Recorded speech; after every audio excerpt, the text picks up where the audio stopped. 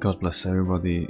Herzlich willkommen. Tonight we're gonna finish The Evil Without Gamasco officially. Ave Christus, everybody. Here we are. The moment came. We got to the end of this journey. I mean, I really hope that I'm gonna be able to finish it. It's not even a question. We're gonna finish it. We're going to finish it tonight. That's the goal. That's what we're gonna do, bro. It's just funny that we got to the end of another playthrough. By the way, this game was amazing.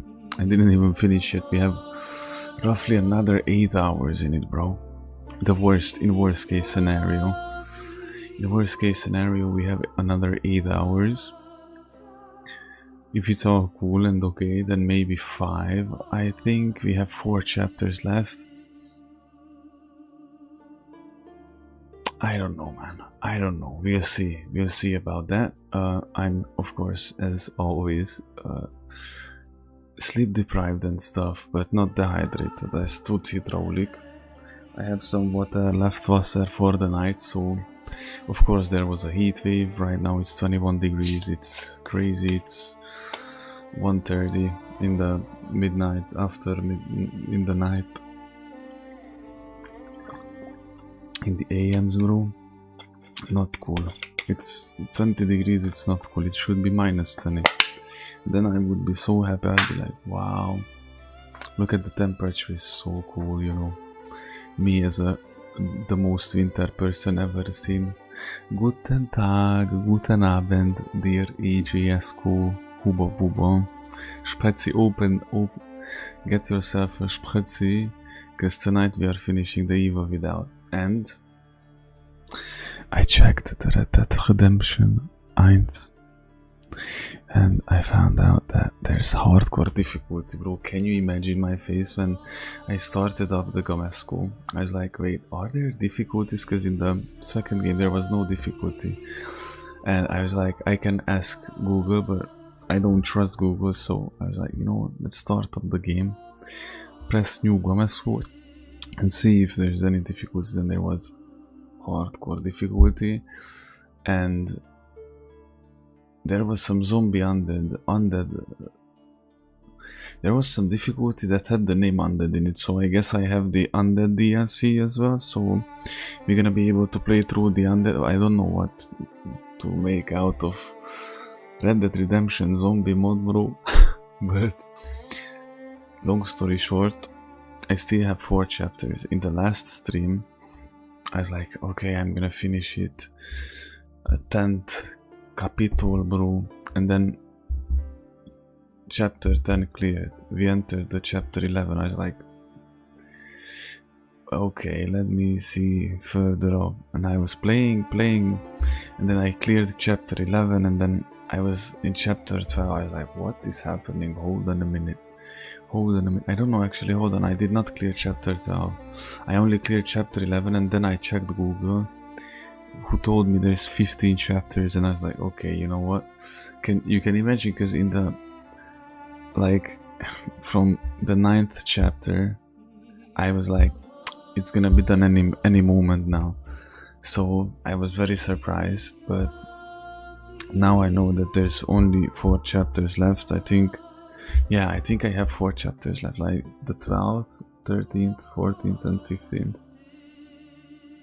Or did I finish? I don't know if I finished chapter 12, whatever, it doesn't matter. Kaputnik music. We're gonna pray. Look how sleep deprived I am. I am fighting with the odds, bro.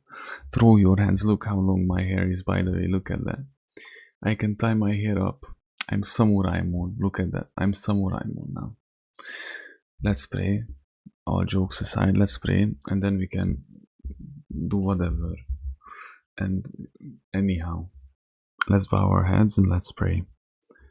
I believe in God, the Father Almighty, creator of heaven and earth, and in Jesus Christ, his only Son, our Lord, who was conceived by the Holy Spirit, born of the Virgin Mary, suffered under Pontius Pilate, was crucified, died, and was buried. He descended into hell. On the 3rd day he rose again from the dead. He ascended into heaven and is seated at the right hand of God the Father Almighty. From there he will come to judge the living and the dead. I believe in the Holy Spirit, the Holy Catholic Church, the communion of saints, the forgiveness of sins, the resurrection of the body, and life everlasting. Amen. God bless you, my dear brother. I'm happy to see you. I hope Michael is okay, and God bless your beautiful souls, by the way. Before we move on, we're gonna say another short prayer. You know, we put in our hearts and we put in our minds Johnny and Not Bravo Boy, who is probably having a pretty tough week as far as we know, you know, in the slave system. But you know, let's say our short prayer and put him in our hearts, and then we can finish off the Gamesco. Blessed is the name of the Lord our God, Jesus Christ, the King of the universe. Amen. Amen, brother. Ave Christus Deus vult. Let me see real quick, bruh. Open the Spazi. It's game time. By the way, it's funny. I'm telling you, we are in the middle of July. I love how loud this game is doing. It's just beautiful. Amen, Moxie. I'm telling you, man. God is great. I don't even hear what's happening, man. What? Was this loud before? I think it was. I'm just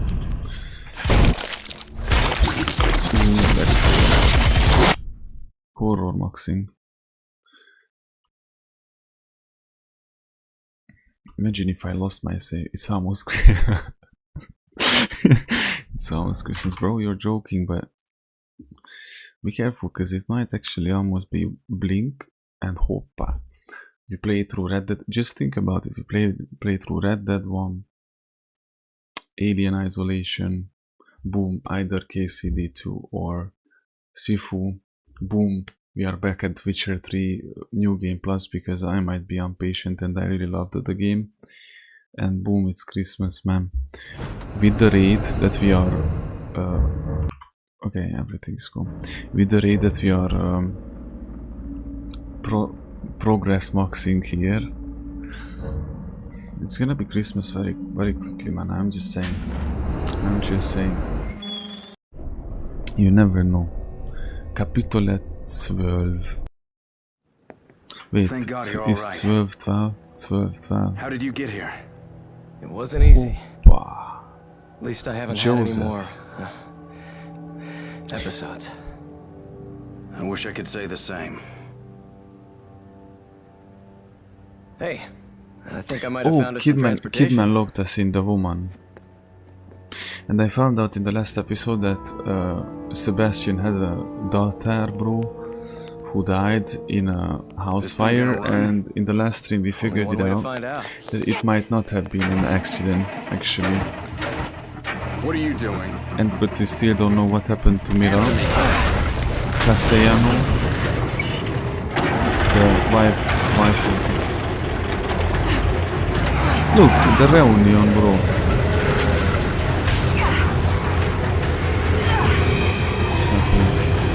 By the way, I'm just saying before I forget, bro, I had a beautiful abs day today. Look at that.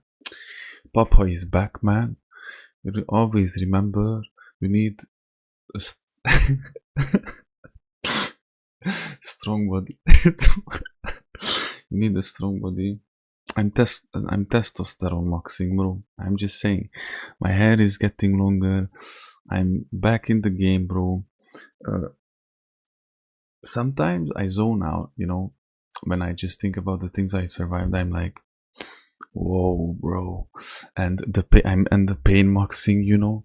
But I'm trying to cope the best way you can possibly cope with these things. I pray a lot, read the Bible, and work out, and then just hope for the best. My whole body is how you say that? Sore. Sour is when the food is sour. Sore. Is that how you say that? My whole body is aching, man. By the way, yesterday I wanted to stream. It was hilarious. Before, okay, I tell this story and then we move on. Let's stay hydraulic. So yesterday, of course, I wanted to stream. I mean, whatever. Because yesterday was actually the day before. Because it was midnight. Actually, it was yesterday. Then never mind. I wanted to stream.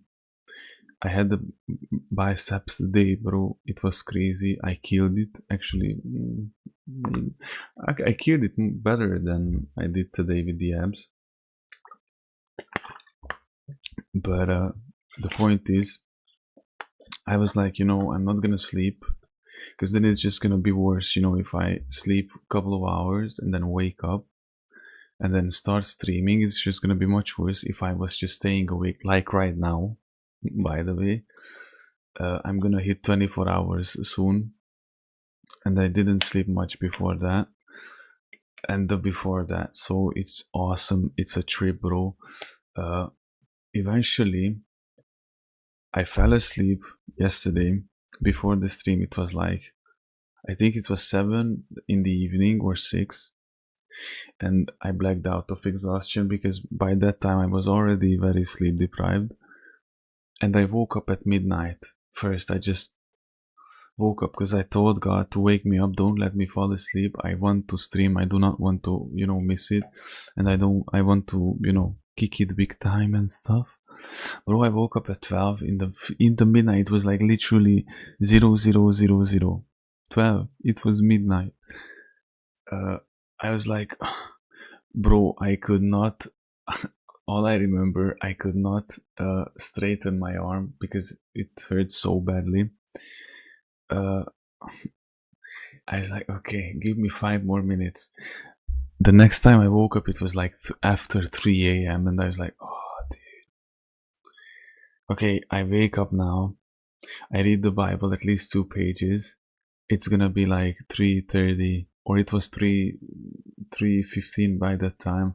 It's gonna be 3:30 or more by the time I finish with the 2, and there's ain't no way I'm not gonna read at least 2 pages after I wake up. That's the first thing I do. I wake up, whatever happens, 2 pages of the Bible at least, and then I can start my day.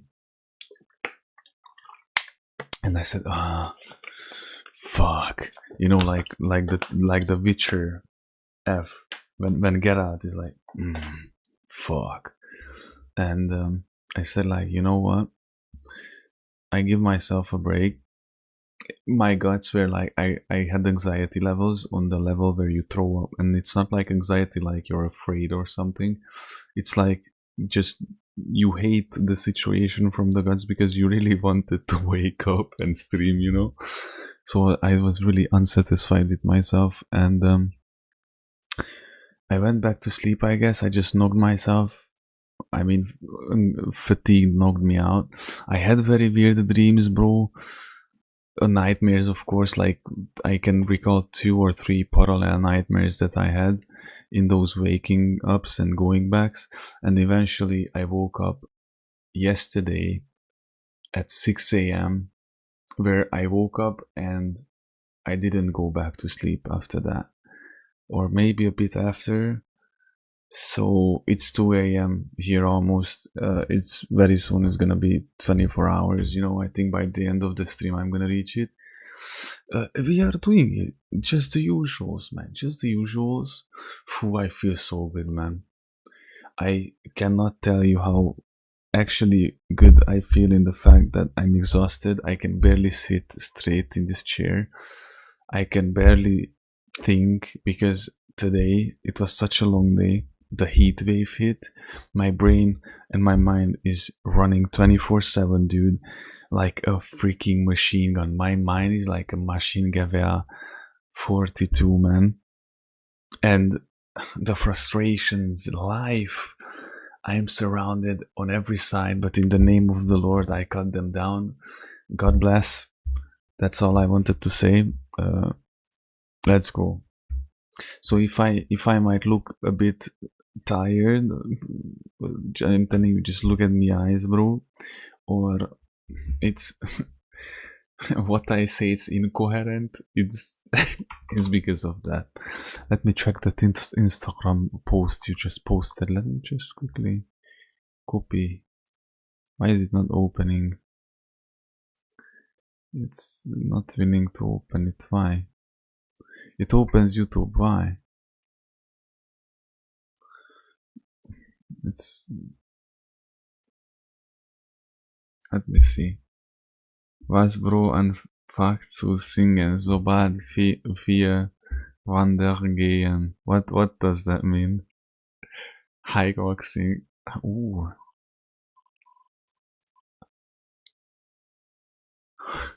So, ooh, I love this song. I listen to this song so much, man. You have no idea. I was literally sitting in class, packing up, going home in my teenage years from high school, and I was listening to this song, man. Like, I used to imagine I'm getting ready for a date, and this song is on maximum volume, bro. Banger.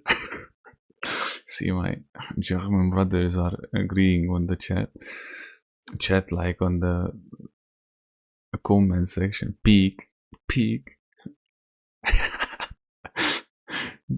banger, aber. What does verboten means, by the way? I wanted to ask you this.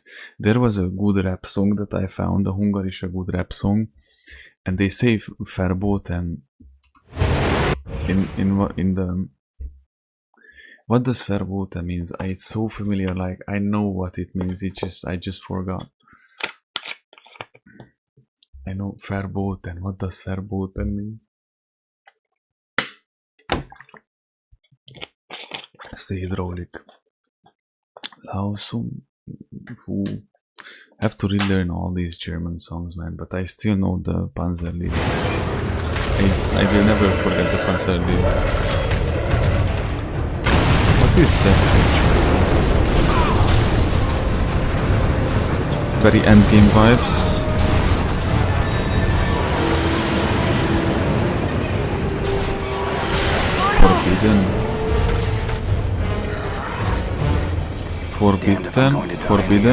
Forbidden. Bro, what?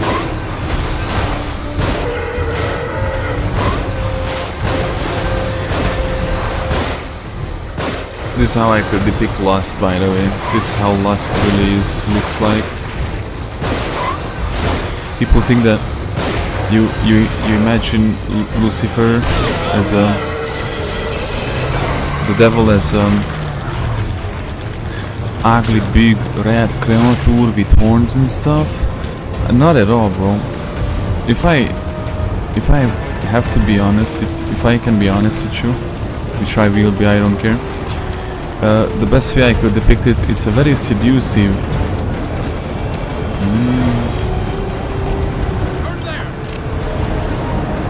Bro, what is that thing? Forbidden. You will verboten.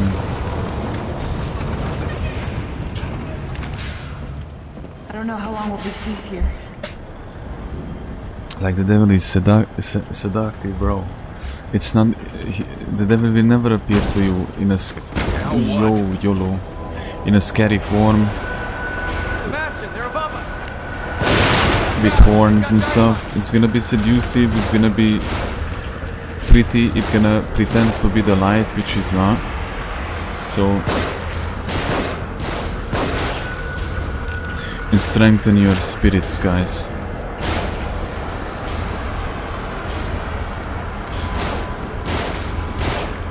Stay in the Word, read the Bible every day, no excuses. Pray to the Lord, have a personal relationship with Him. No matter what happens, don't lose faith. Cry, scream, hit the wall. Right now, I'm in the mental state of, like, after all of these years and life and months, I would just hit the wall, keep punching the wall until both of my hands are broken, and then start elbowing it until my elbows are broken, and then I would start hitting it with my head until my head is broken. But that's okay. Remember Job.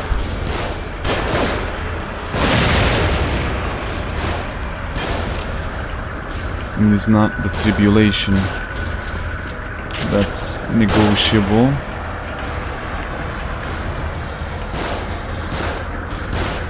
It is your fate that matters. Those who endure More of them on the move. and resist will be saved and rescued. Orange or pity there. My problem is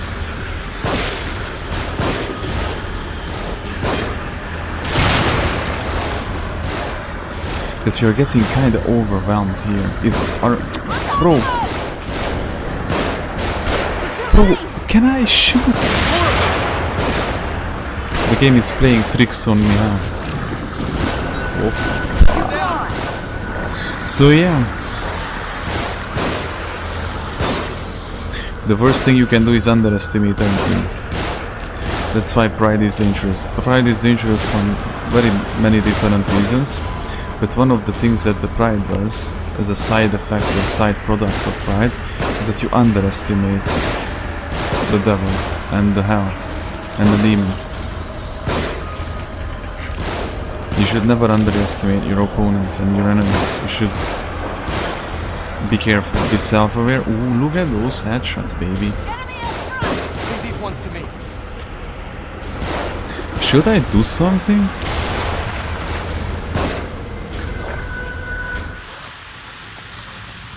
I didn't even hit him, but okay. Lol.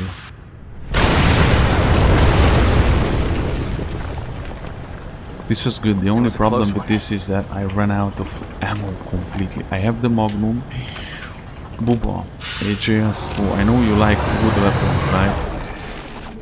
Look at this Magnum, baby. Resident Evil would be jealous. I have a revolver, simple, and I have a Magnum. I'm saving up the Magnum ammo for the boss fight. This section is pretty fire, I ain't gonna lie. I like this section. What's up? Keep us to the left up here. Was noch? Ich machen.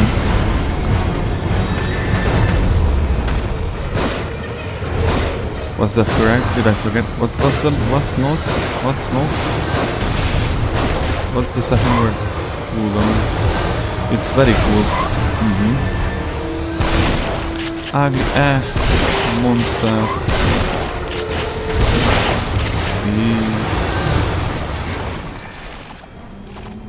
No more medicine. And we can't craft anything either. Go, keep shooting, keep shooting. I'm gonna die, I'm gonna die. Okay, maybe not, maybe not. Oh.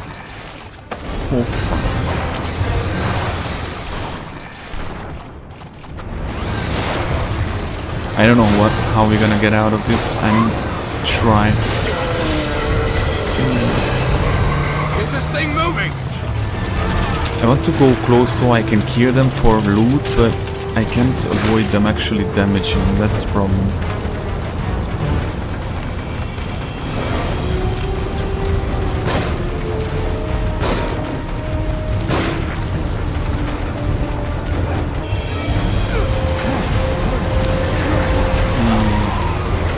I have a medipack.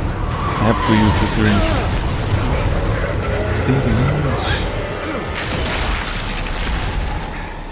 Bro, this was peak game design. What's up, man?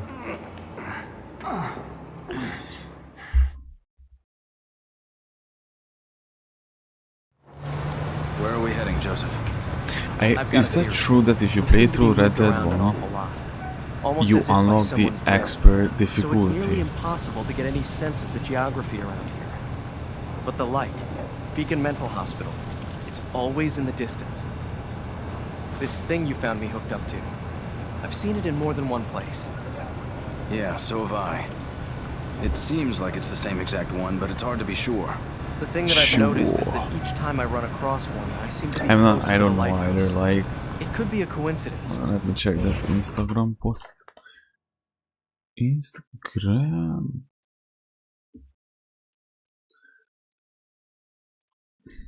Wait, is that the same?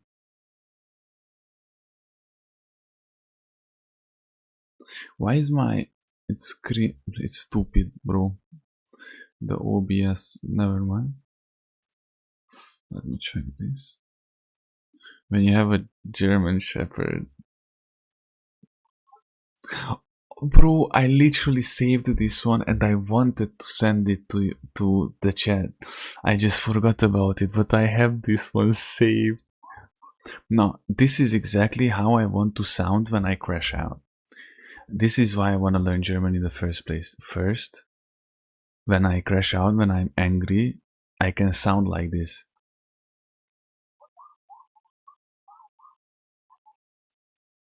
This is how I want to sound when I'm angry, guys. No cap. No joke, bro. That's my main goal. It's so beautiful, man. I love German so much, and I'm not even ironic right now. Like it's for real, straight up, bro. Like I said, it seems as if there is some intelligence behind it. So you figure we ought to cut to the chase and just head straight for the hospital? Exactly. This game Nice is so work, detective. interesting that it's so long and it was never right side monoton looked like it or led more actually directly toward the boring, hospital. lol. If it seemed like that, it wasn't the game, it was me being T-Red, bro. Ooh, that Just was get the us out of liver. here. Yeah, it's There's an okay, ambulance walk it there. off. You can just walk There it might be off. some kind of first aid. I'll go. No, I'll do it. Don't let any of them on board. What sniper shots not the driver? That sniper was retarded. You always shoot the driver, bro. That was a lame ass sniper. How you say sniper on German? I wanna know what's happening. Yo, it has a bro. The heck you mean you have a sauna shotgun, bro? Throw hands with me, bro. Did you see that?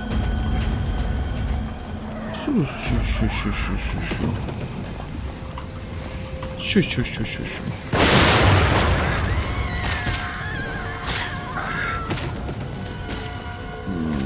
I need ammo, bro.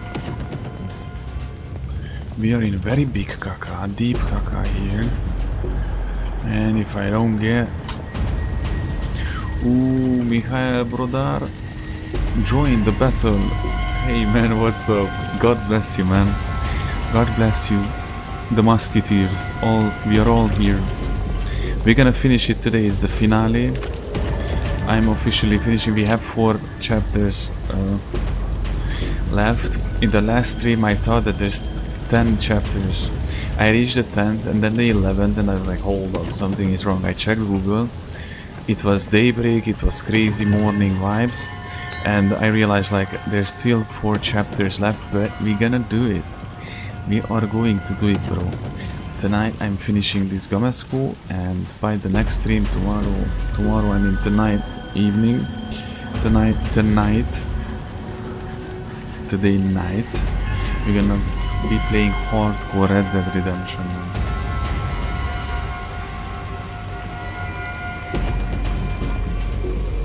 He's saying I fed them from bro. AJ just sent in a clip. That's such a beautiful Instagram reel. That's how I wanna sound when I'm gonna be angry. That's why I wanna learn German, to be angry at German, and when I say that, that's exactly what I mean. But since Mikhail entered the stream as cool, we're gonna pray again. The Apostles' Creed, we cannot pray too much. God bless. Let's pray the Apostles' Creed all together, the 3 of us. Matthew 18:20. Just keep that in your mind. Okay, yeah, sure. Let's pray, guys. Bow our heads, and then we're gonna continue. I believe in God, the Father Almighty, creator of heaven and earth, and in Jesus Christ, his only Son, our Lord, who was conceived by the Holy Spirit, born of the Virgin Mary, suffered under Pontius Pilate, was crucified, died, and was buried. He descended into hell. On the 3rd day he rose again from the dead. He ascended into heaven, and is seated at the right hand of God the Father Almighty. From there he will come to judge the living and the dead.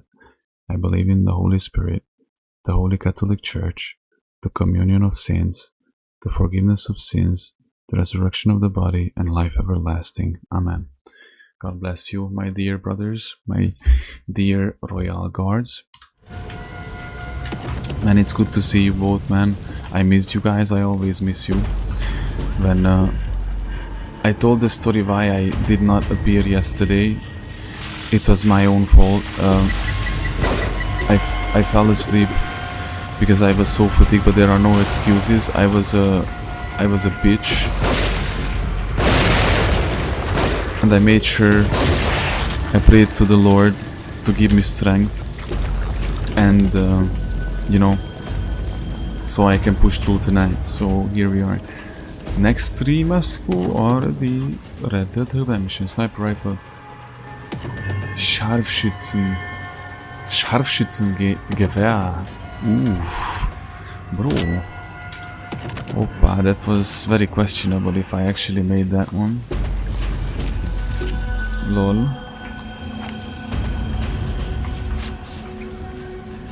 And the best part, I'm telling you that we're gonna play it on hardcore.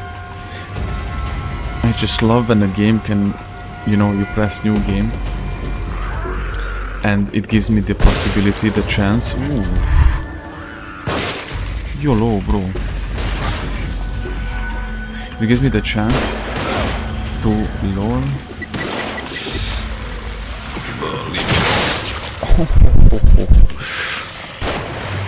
Bro, no.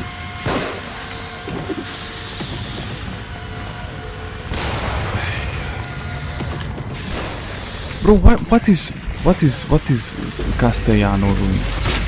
I'm cringing heavy.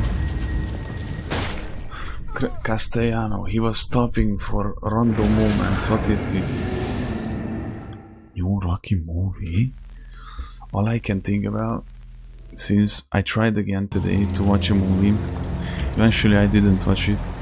Then I actually opened up the From season 4, because that season 4 is still waiting for me, it's still waiting for me to watch it. Eventually I didn't. Then all I can think of is the season 3 of House of David, bro. It's just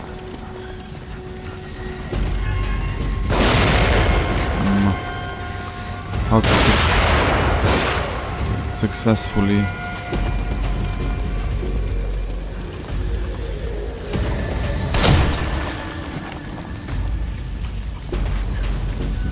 waste your ammo.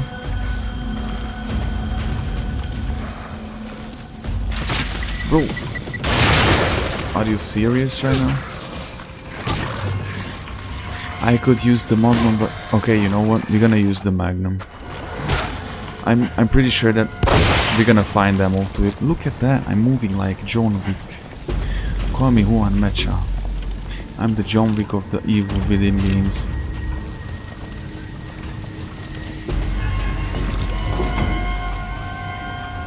Even the zombies use the arrows, that's right, man. That House of David, it's gonna be fire, dude. The way season 2 ends, it's crazy in general, and I remember the parts where when I read the Bible.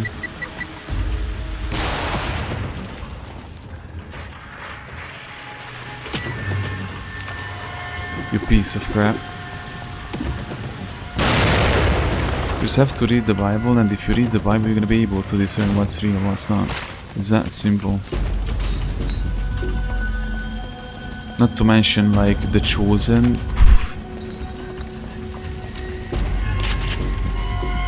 Just read the Bible and you're gonna be able to discern the difference between what's real and what's not. And I don't think that you're gonna be... Bro, they are using guns and stuff.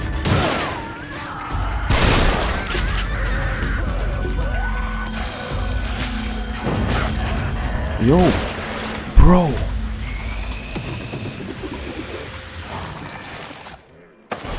I have a HP Moxie.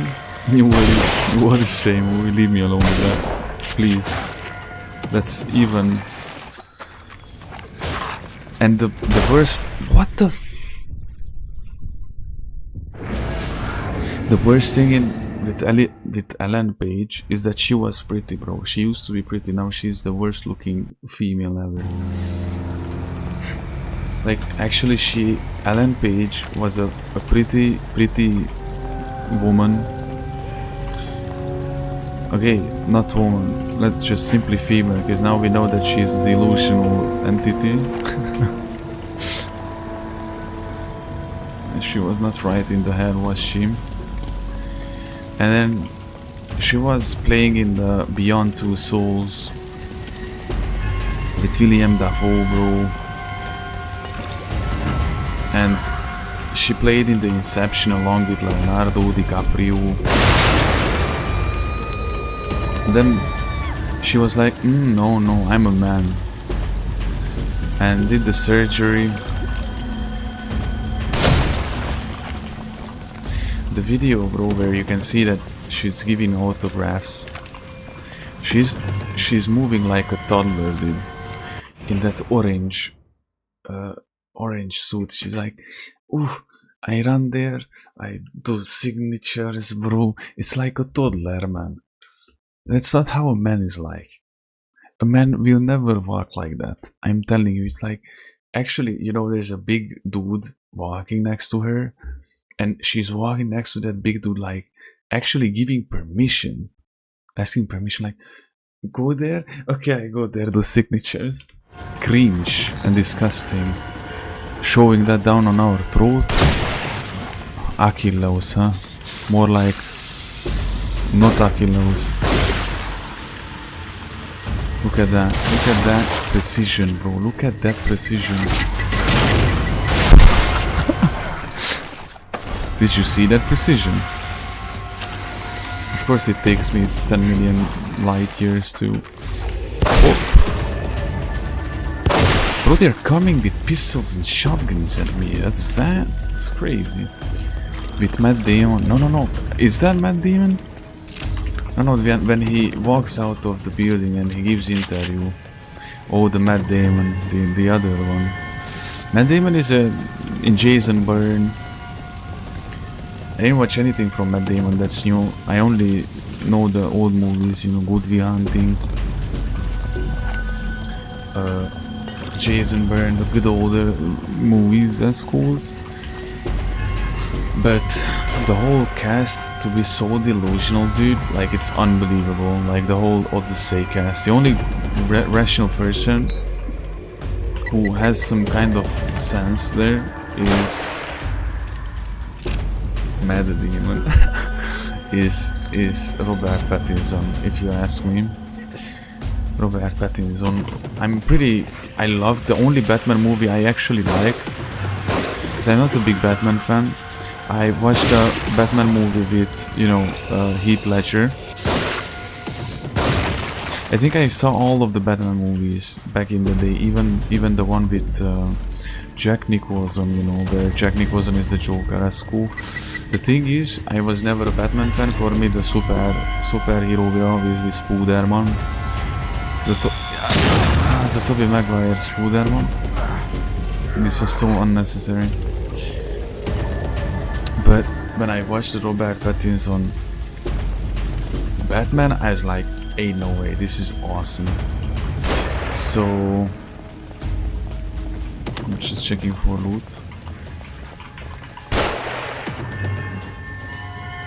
And I saw that there will be part 2. I love that it was a long movie and I did not feel bored at all watching it, you know. I think it's a pretty long movie. Team America? Let me check it. It's familiar. It sounds familiar. Let me check it. Team America. Why is it? America. World Police. Bro, I think you asked me this once. I didn't see it, but I know about it, or I saw clips, or, you know, but I never saw the movie. Team America. Been watching Yellowstone, nice. I only saw clips of it, and it looks very decent. You know, the legendary. Oh, worst timing. with what's his name? You know, the if you wanna fight somebody, you fight me, you come to me. Or a man told you you either leave or you're gonna be buried in this land, so you can't leave now. Map fragment. Absolutely, completely out of context things. Emergency blood clotting agent for treating wounds. The bandage contains medication for easy to use. Oh, that's like for me. Maybe. Let's not forget to upgrade my health, HP. Bro, we are like absolutely obliterated ammo wise. I'm gonna need ammo. Bongo music. What the frick?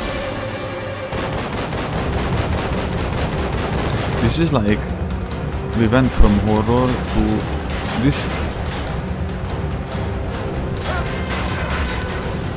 Oh, I needed that first aid patches for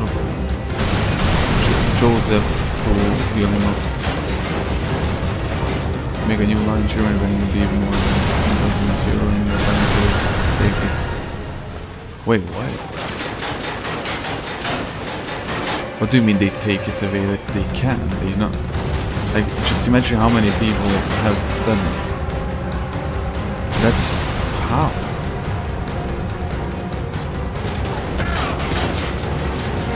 Scheiße.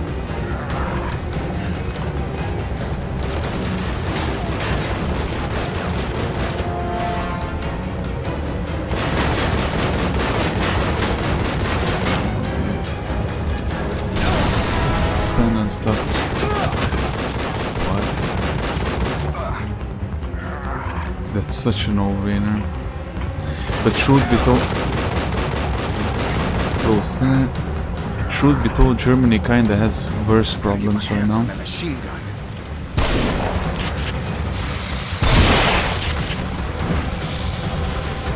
Oh God.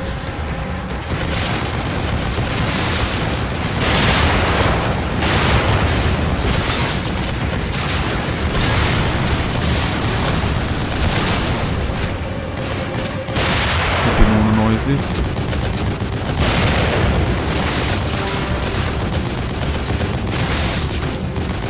You know, but and there's so many people. Just think about it. So many people or savings. What if you have? That can't be. It's not possible. What if your family has like 30k euros in savings? Here, if you want to buy an apartment, it's like from 50k. From 50k you can buy an apartment, a decent one, where you can live alone, or maybe two person, like a freshly married couple. But dude, the more, if you want to buy a house, what is? If you want to buy a house, then 100 plus K. But how could you not? That can't be, dude. Are you sure? I mean, you said legit. Jerry getting this right from the side. That figures. That's really good. Because imagine like you have a wife, you have 2 children. It's completely normal to have like you saved up, I don't know, like 15k euros in the last 5 years or something, you know what I mean? And they just take it away. What if with those people who already have money? It's not even that they're gonna make money. Those who already have money. And I'm telling you, like having 50k, it's not nothing brutal crazy. I mean, it's a lot. That's a lot of money, but you know what I mean. Like talking about specifically this given example right now, it's horrible. bastards. Joseph.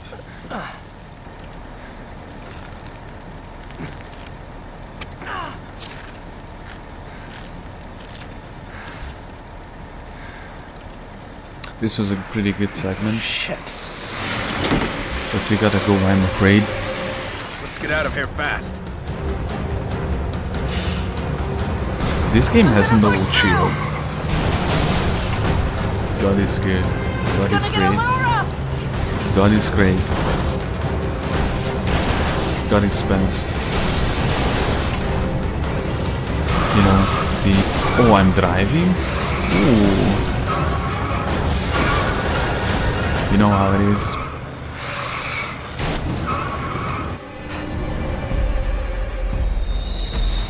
Oh, this guy. In the last episode we found out what happened to him. That he got burned in a barn fire. And his sister died. And then he was consumed by hate. And feel with revenge. You know, like there's for revenge. And the rich people, somehow they will never be poorer, they're gonna be richer. That's the problem. Like 15 years ago you still had like capitol at 12 clear. The problem is like nowadays you either are rich or poor. Like the middle class, it's almost completely disappeared. Here actually not, you still have it. But like in the more western you go, like in the western countries, or even not just the western countries, you have the very poor people and you have the very rich people. That's why the USA was a very good place to live in maybe 20 years ago, bro. But nowadays it's almost impossible to not become actually a slave. Like in the USA, if you don't have 2 jobs and you know, like you will own nothing and be happy. Lol, what about generational wealth? You know, what I earn in my whole entire life, I pass it down to my children. Like it's supposed to be. It belongs to God, just to share. Yeah, but what God gives you, nobody can take away, not the government. If God blesses you with a house or with wealth or money or whatever, nobody can stop that, and nobody will stop that. What is from the Lord, what door the Lord opens, no man can shut. Just keep that in mind. So when you hear news like this, just remember that you hear these, but don't let take heart, don't let it consume you. You know, the bad news and what's happening in the world. Of course I understand that it's not that easy, especially when it happens in your country, that it's not that easy to just dust it off and it's all gonna be good, it's alles good, bro. It's easy to say sometimes, I know, but just keep that in mind, that God has the last say. And if you're protected and you're, because that's the thing with obedience, if you're walking in obedience, then you're accepting and embracing God's protection, God's guidance, and His will for you, and the designated life that was made and designed for you. You know, when it comes, you know, to blessings and stuff, for example, the things that were meant for you.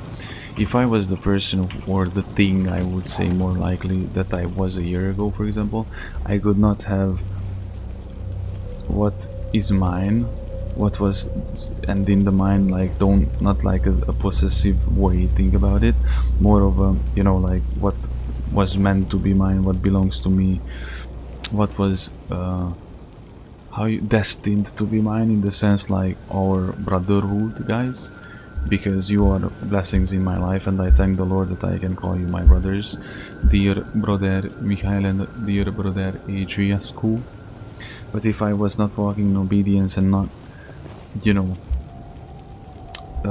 because obedience is key. It's not just, oh look, discipline, I work out every day, I don't lust, and I read the Bible, yippee. It's, you know, if you're lusting, or if you're disobedient to God, if you're like, nah, I know better, I know, you don't cut off those people who are not meant for you, then those who were meant for you cannot arrive.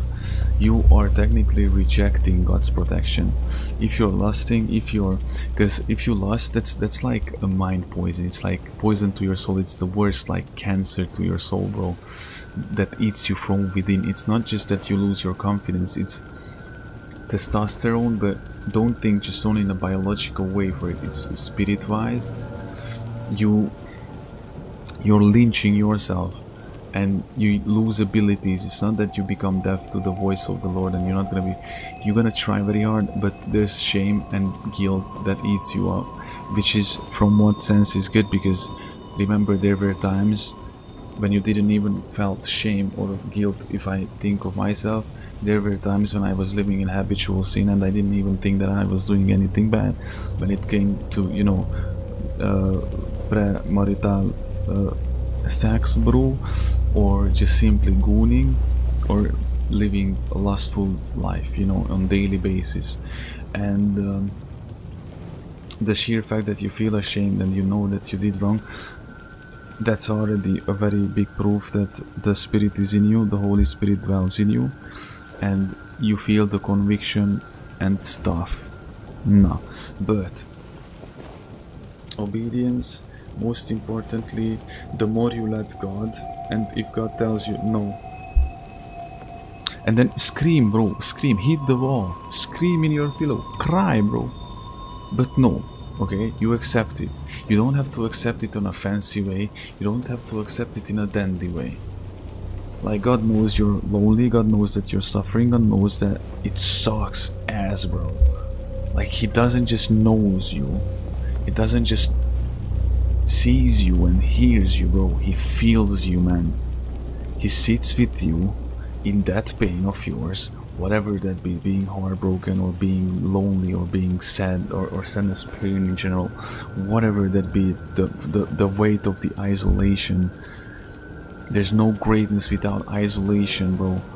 And He feels you, and He understands you, but most importantly, He feels you.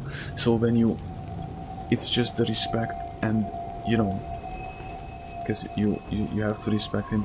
The thing is, most people turn on God as soon as the tribulations get, you know, tough. But if you're with Him, crying, being angry at the world, angry at life, you know, you can wave your fist, just not in His face, like, look, you, Lord, it's, why are you not helping me? He's helping you. Like, literally, me, for example, not dying so many times on my so many unaliving attempts is one of the proof that He was with me. Every single day He carries me through. Every single day, it's like an infinite, impossible, bro, day, but He carries me through every single day. Just think of it, guys, of how many playthroughs we've been through now, and those are all stories. Those gonna be all testimonies. When I'm gonna be able to tell you the background, you know, and the behind the scenes. So wave your fist, be angry, scream, cry, dude, whatever. Just know that He is with you, and you stay on His side. It's hard, bro, to resist lust and temptation. It's hard, bro. If I think of my, I'm hypersexual, dude. I was always like that. It's hard, bro, but it's worth it. And I just always remind myself that there's somebody out there for me, and not just when it comes to sexuality, you know, that of course it's completely normal, man, that you crave a company of a female, to put it the least, you know, vulgar. But just resist. If you fill your mind with the good things, what you have to focus on actually, then it's gonna be like this, and at some point you're just gonna catch yourself, hey, wait, I'm actually have somebody, you know, meeting somebody, and then you blink again, wait, man, I just propose to her, and boom, you're married, and then you know,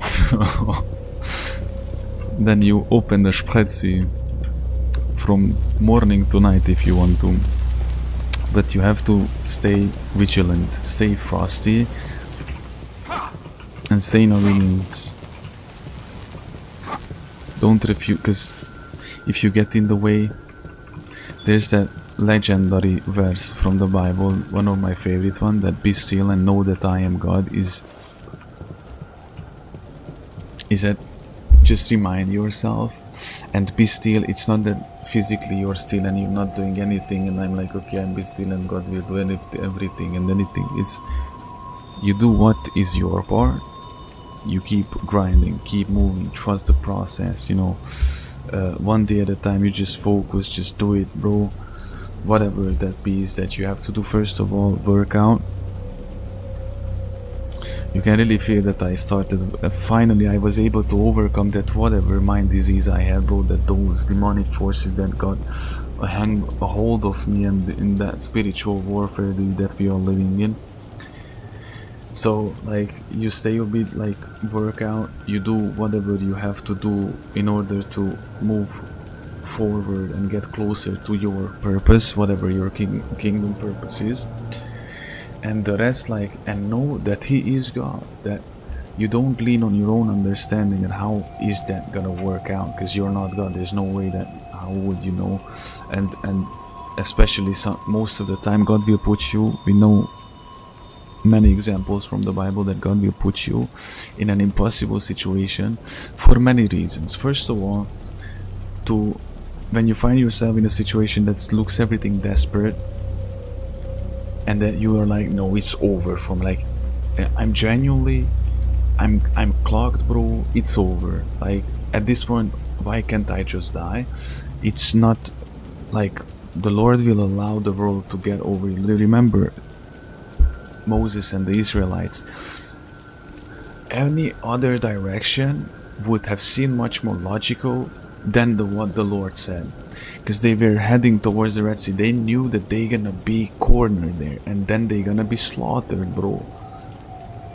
But no, the Lord already knew by the time, of course, when He led the Israelites there, that He knew He gonna separate the waters, you know. So when you find yourself surrounded in many sides, whatever, look at the Psalms. When you find yourself surrounded or so overwhelmed and the situation seems impossible, one of the reasons that the Lord, you have, the only option of yours is your faith. The only thing you can hold on to is faith. And there's the thing, like, you're gonna turn to the world, give up on your faith, turn away from the Lord, get angry with Him and abandon Him? You know, remember the 40 days in the desert, where every single day the only thing you can do is just to lean on the Lord, and that's it. There's no any other way how you could possibly make through every single day. Faith moxing, because in these times, seasons, tribulation moxing, in these very tribulation full times, seasons and chapters where there's nothing but pain, there's nothing but fear, there's nothing but only anxiety and despair, bro, that you still choose faith. And when, despite all of these things, you still choose to believe in God, you know, like in His, you stay faithful and believe that He is faithful, and that you have faith in Him, that He will rescue you and He will actually come through and deliver you from whatever that is. That proves the genuineness of your faith, dude. That's you literally walking on water, bro, towards Him, you know. So that's why there could be many reasons why the enemy can be there. There are times when the Lord allows people to play on you, it's not just, it gives you a chance to be loving and forgiving and all that, because you forgive the people, first of all, for yourself, to not be a captive of your own anger and hatred, I used to be a very angry person, I used to be full with hate and stuff. But it gives a chance to those people to actually treat you right. So when the pattern just repeats itself and you get betrayed, you get abandoned, you get stepped on, you get spitted on, you get, you know, utterly humiliated by those people or whatever, then God gave them a chance as well. And then he reveals, so whatever happens to you, know that God will always gonna be able to use it for the good, you know. It's not true that everything happens for a reason. God, it's not every heartbreak of yours, not every humiliation and attack on you was authored by God, by the way. But the rescues were actually, you know what I mean. So yeah, just God is great, guys. Always put him first. Read your Bibles. By the way, I'm gonna just read Joshua. I have 2 pages. In 2 pages, I'm gonna read Joshua. I finished all the 5 books of Moses, page 200. I'm at page 200, I guess. And it's just brutal because remember, the 2 of you were the very witnesses of the. We all together grew here with us, the 3 musketeers. Just think about it, guys. Because 7-8 months ago, I was just at the beginning of the Bible, reading it first time, and we were rookie cops in Raccoon City, bro. And now we are like Resident Evil 4, we are like Leon in El Pueblo. Yeah, all the what spiritual warfare can do to an MF, bro. Mira is gone. I haven't heard from her in days. Went to report. I was just saying, we don't know what. Mira is the wife of Sebastian, the main character we are playing with as. Crazy, her car, her computer, some of her belongings are gone. There's no sign of foul play. Everyone thinks that she left me. They keep talking about my drinking as if it has something to do with Mira's disappearance, except that they are not treating it as disappearance. They look at me like I'm to blame for her leaving, but I know she didn't leave. Someone took her. She was getting too close to something big, huh? Bro, how does all of this connect? That's the very thing I can think of right now. Like, genuinely.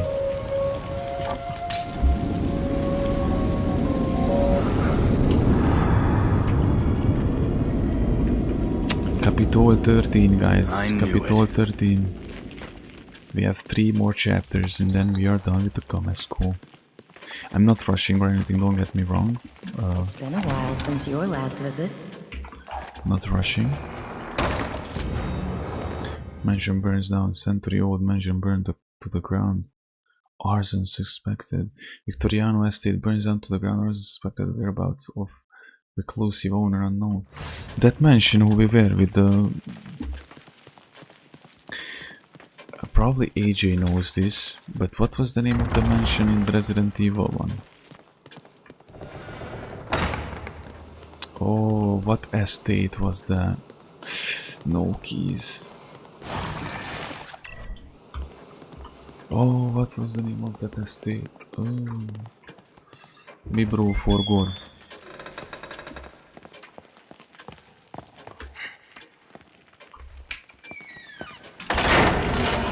Very badly. We are so bad with the ammunition, and the problem is that my melee damage is so poo-poo.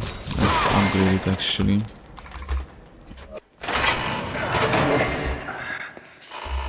Isn't that the name of a family, by the way? A set of a known family in the Resi universe.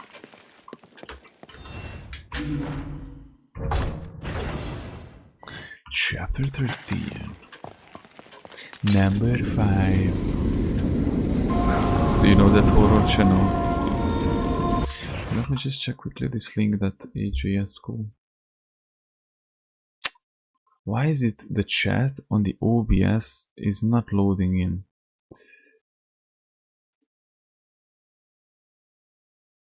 Wesker. Is that the Wesker Villa? Wesker Manor. What is this? Prince William visits Western Israel.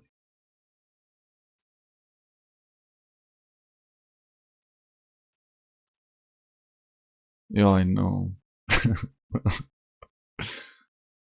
No. This is just gonna trigger me. I'm gonna start singing Panzerlied. I'm sorry, guys. That was enough. I watched like 5 seconds of it. It was too many seconds. The pulling on strings of enter government. It's not like one person. It might be a big club, mostly powerful people, like grand companies. By the way, very powerful people,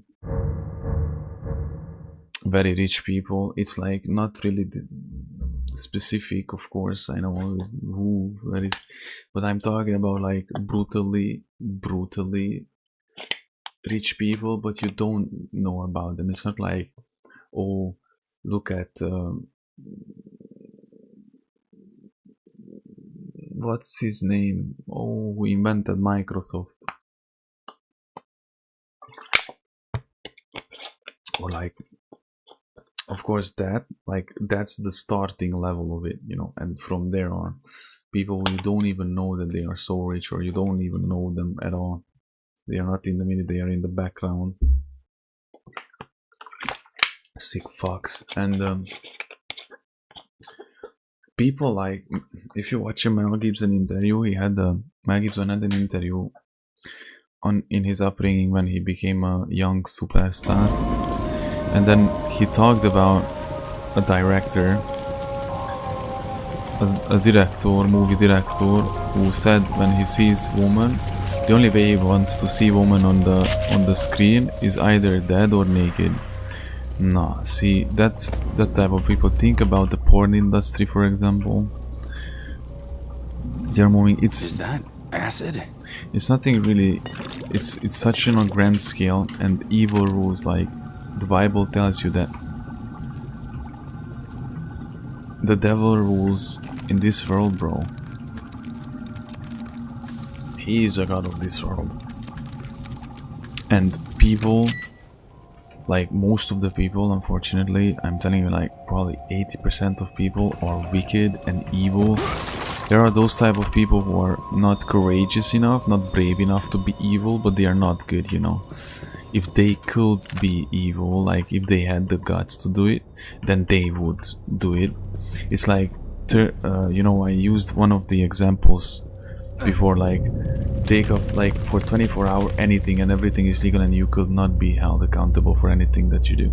Like imagine all these office buildings where, you know, they are working in those cubes in any company, Samsung, any companies, and imagine like what would happen to the female workers there, like randomly. No, nothing. You could not be held accountable for what would happen with people in 24 hours. And most of the people are evil and wicked anyway. There's no point in getting surprised and shocked like how bad and evil the world is. You have to be aware of that, and as a Christian you have to understand that the world is disgustingly wicked. But look how it's positioned. If we can get over there, we might be able to use it to get across. Supposed to be the good shepherd who protects the weak, who cannot protect themselves. So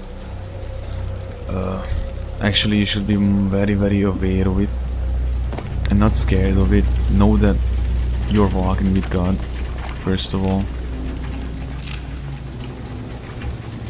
and then at some point God will be back, and then all of these people will be held accountable, will be, you know, paying for everything. Remember the verse, God, the Lord laughs in the face of the wicked, or how is that verse? The Lord laughs at the wicked because he sees that their day is coming, or something like that. I don't know verbatim how is the verse.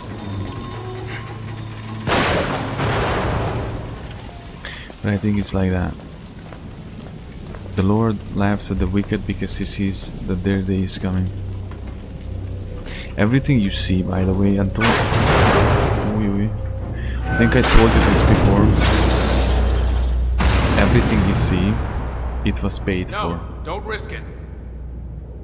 Everything you see. Hold on. one way or another I it think I was see another paid way for. down. I'll meet you on a lower level. So be it. It can be both ways. It can be good.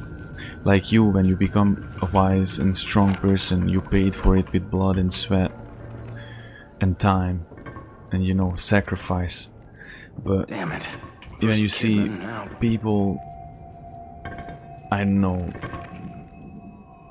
rich people, like not rich, we are talking about the elite, like generally rich people who are like BMW and all bitches and money and drugs and yo-yo and YOLO, everything, for everything there was paid for. Look at Lady Gaga, bro. You think, phew, yeah, look, she's successful, this and that, how rich she is and blah blah blah. She paid for that with something. In this very case, look at the pyramid head, which is not pyramid, this is box head, bro. Boo boo. Box boo boo. With her soul. You know. So. Don't be afraid, my dear brothers.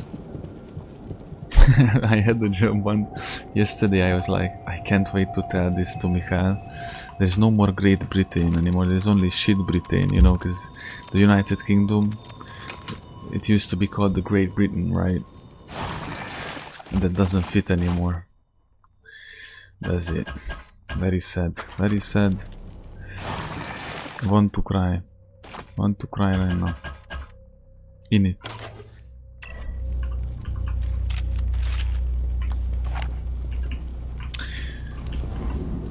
All that you have to pay, all that you have to focus on is that we're gonna go one day, the three of us, in the presence of the Holy Trinity on that beautiful hike moxing, and we're gonna be laughing, bro. Of course, till then we have to be strong, stay strong, and fight our way through. Just keep marching forward and not give up. Because if you give up, I'm gonna personally search for you guys and I'm gonna kick your ass. Do you hear me? You can't afford the luxury of giving up. Just think of the people who were tied to your name. The very thing that you survive now, those very things, the very person who God created you to be, AJ and Mihail, I'm talking to you, the two of you, personally, specifically. You have a kingdom purpose and people has been assigned to you. I don't know what that is, even you don't know what that is, but you have no idea where you can be or where you will be in like 2 years time. I don't know. What the frick is that, bro? Very natural.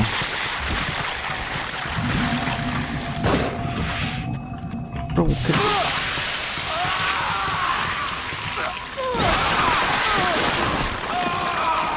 what's happening?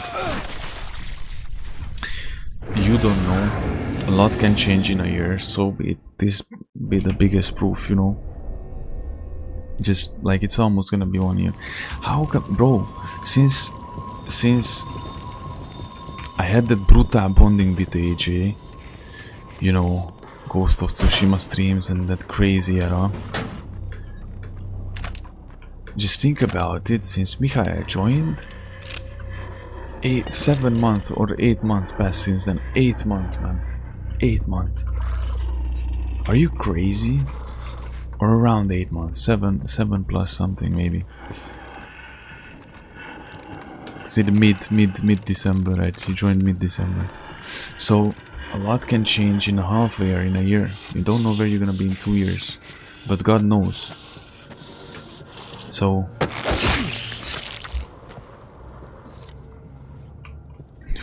how should I say this without you getting in details? To be very careful what I say here. So you have a kingdom purpose that you have to fulfill.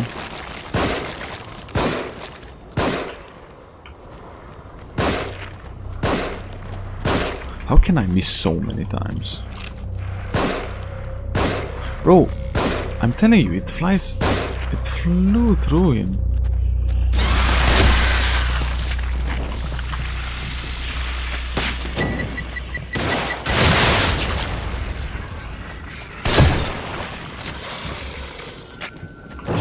ultimate strategy. When you wanna give up, just think of those people who God gonna save through you. Who God gonna inspire through you, bro. Think of those people who gonna see God in you and gonna choose to believe in Him because they saw your faith. So you can't afford the luxury of giving up. I'm telling you. I'm gonna turn, like, you know, the full... What's the name of that movie on English? I know the Hungarian name of it, translated one. I'm gonna find you and I'm gonna kill you. Now imagine that I'm just gonna, with the slapping version, if you dare to give up me personally, the Kuman, the Kuman from Grossvardine, gonna personally search for you guys, and I'm gonna hunt you down and then slap you in the face. You don't want that. So that's how it is, man. Believe me, God knows how to lead you. God knows how to provide for you. He knows exactly what you need. He knows exactly how much you can bear. And it's not about the temptation necessarily, because lust is tricky. You're gonna be tempted with more than you can bear when it comes to lust, for example. That's the whole point. You're gonna have to walk with the Lord. Ask Him to deliver you from lust. Make a personal relationship with God so strong that you lose the desire, that God can change the desire of your heart, and that lust no longer can get you. Can I? Oh, this is unbelievable. The potato smasher, bro.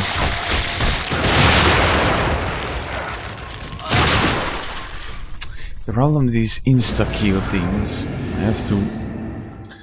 Oh, that body, I wanted to burn up that body and I could not burn up that body, dude. So, because you're gonna lose the desire. Physically, you're gonna be still tempted. Anything can trigger you. That's why, for example, if you cut lust and you successfully got rid of it, in the sense that you have a good kill streak, you didn't lust for a week now, or a month, or whatever, then watching Game of Thrones might not be the best idea for you, for example. Not saying that you're not gonna be able to completely avoid it, but if there's a sex scene in a movie, skip it. Doesn't matter. You're better than that. Second of all, physically you're still gonna feel tempted, and the devil works overtime because he sees your purpose, he sees that you were chosen. Gonna work tirelessly, dude, to end you off that path. Bro, this is getting very, very boring of you. So you might be scrolling chill at some point, and in the next moment you see something that reminds you of something, and boom, you're already in trouble, you know what I mean? This is retarded, dude, like, you literally retarded. What the f...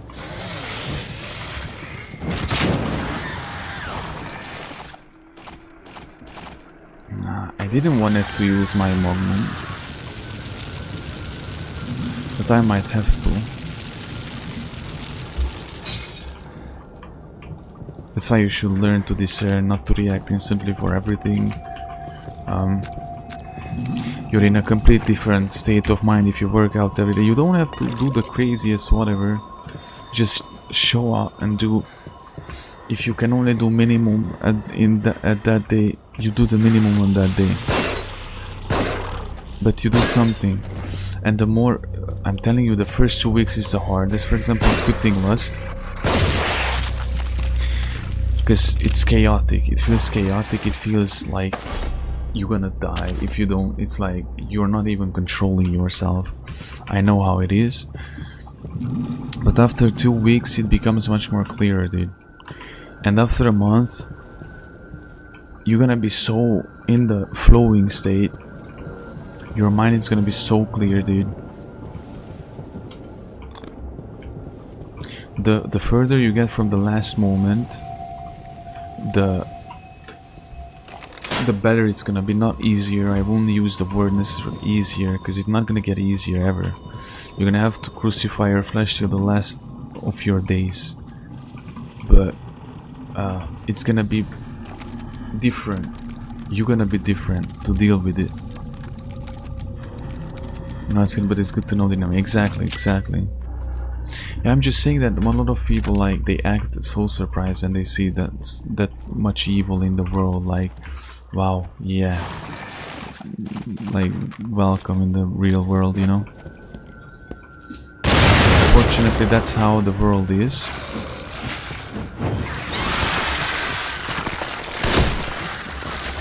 Run. Actually, that's how the world is. No. Bro, that guy had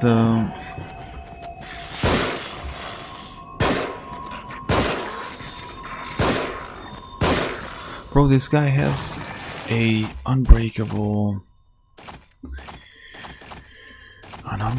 mask. Okay, I can burn it. Okay, cool.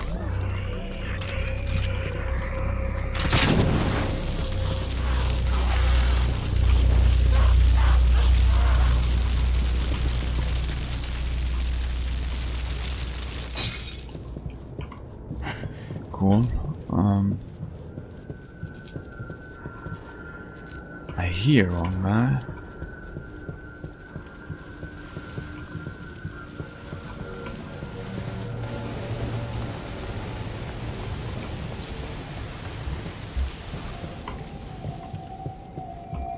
I just want to get through this section because it's kicking me ass.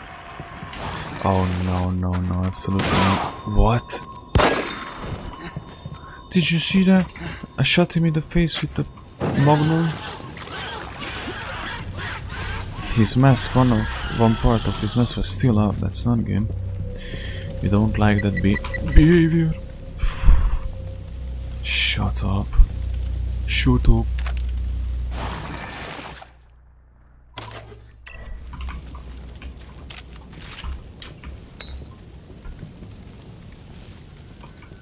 That's the trick. If you just sit around and you do nothing, like you don't move forward, like in the sense, I realize it's necessary. If you're a man, dude, or a woman, doesn't matter, you have to work out, dude, in whatever capacity. If you prefer to go to the gym, so be it. If that's your choice, go to the gym.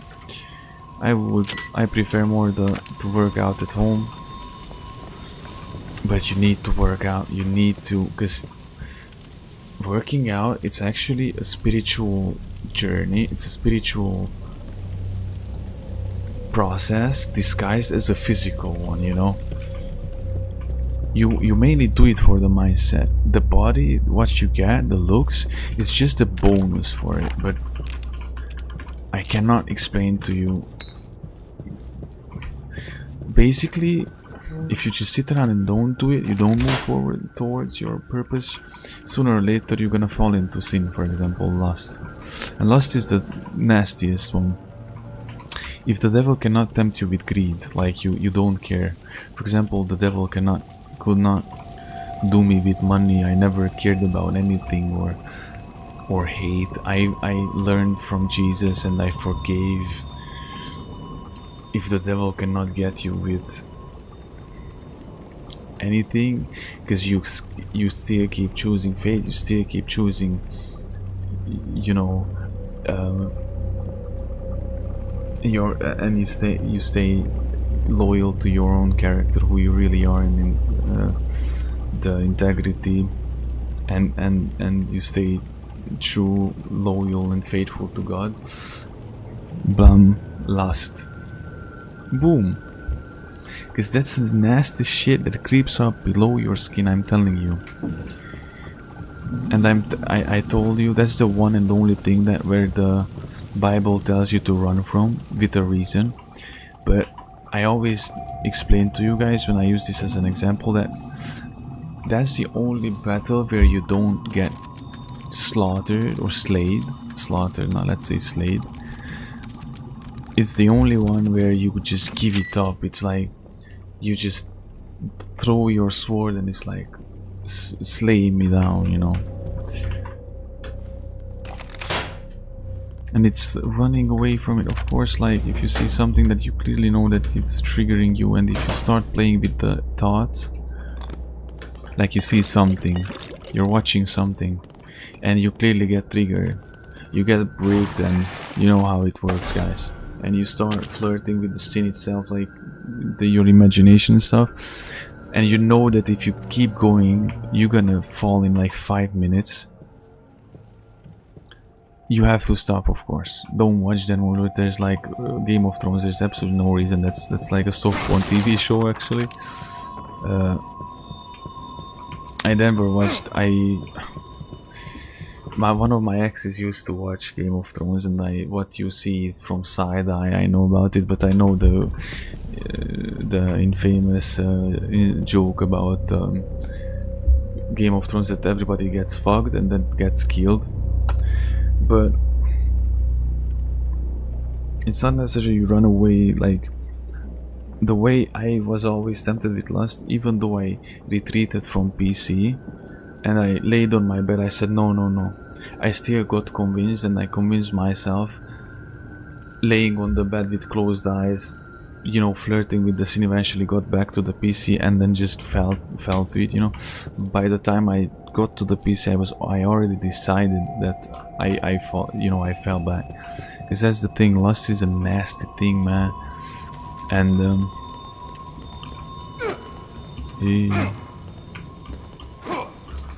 the way you have to run from it, I'd say you decide who you are. You always remind yourself who you are, man, who you are in Christ, and you say fuck lust, dude, you're better than that.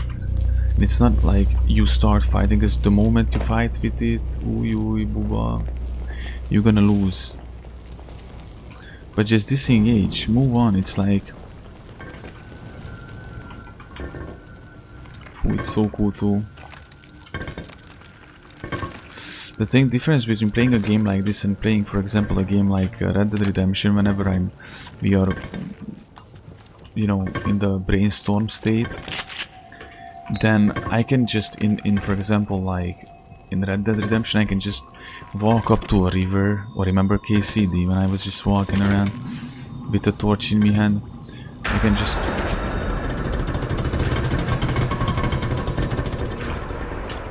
walk up to a river and then be preaching. In this game, it's a bit more linear. Bro, no!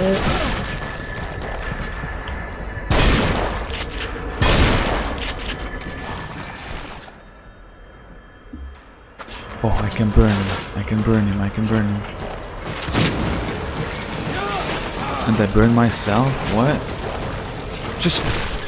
Why is my character intentionally running anywhere but where I command him to? I'm gonna have to use the magnum. I hate so much that I don't have ammo or anything at all. I tried to not run this way. I wanted to run back. My character decided that he gonna run towards there. Oh, no way. Can I? Okay.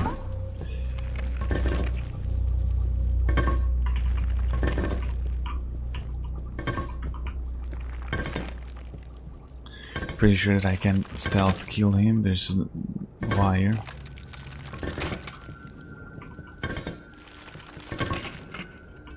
Sneaky booba. It said that I could pick up something. What? Pick it up what? Anyway.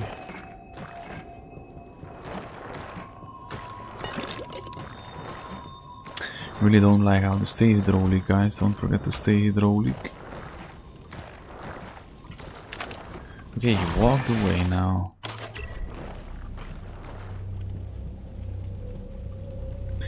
Maybe stealth is my best option here, probably.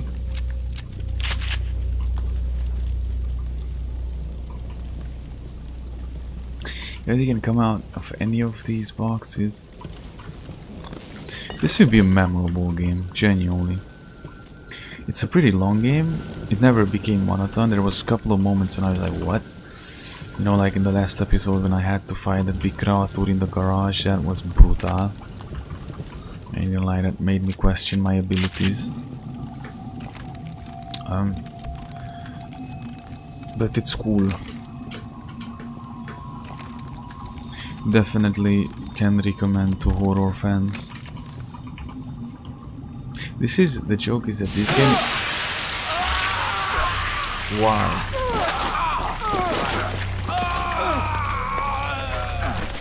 Oh man. This is the first time we encountered the chemical trap. Okay, never mind, it's not that bad. It's not that bad actually. But this is really my type of game.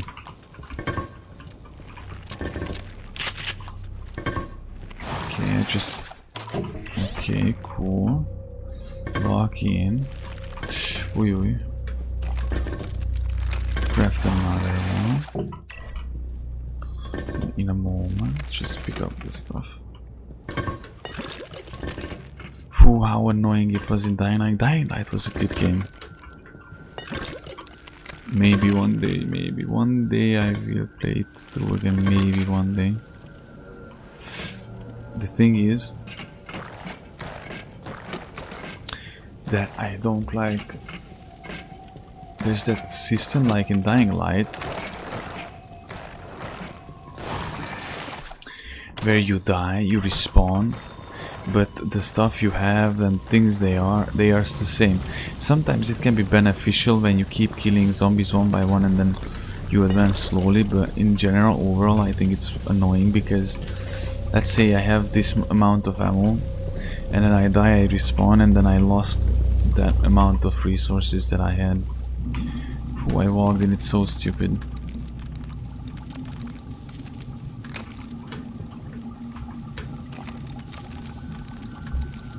Spritzy.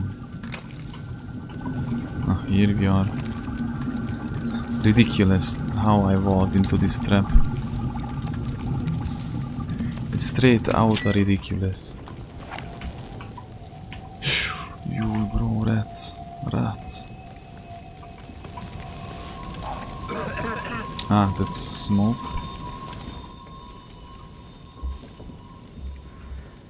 Alright. I hear crows.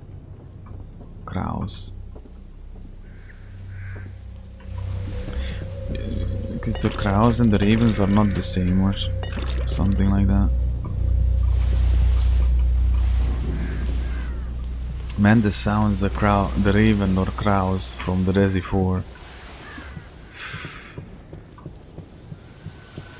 Imagine me hearing it when I'm gonna be 75 years old and I'm gonna be tripped. Are you in there? I'm gonna attempt to do a backflip like Leon S. Kennedy. Leon, we need you. Leon, only you can help us.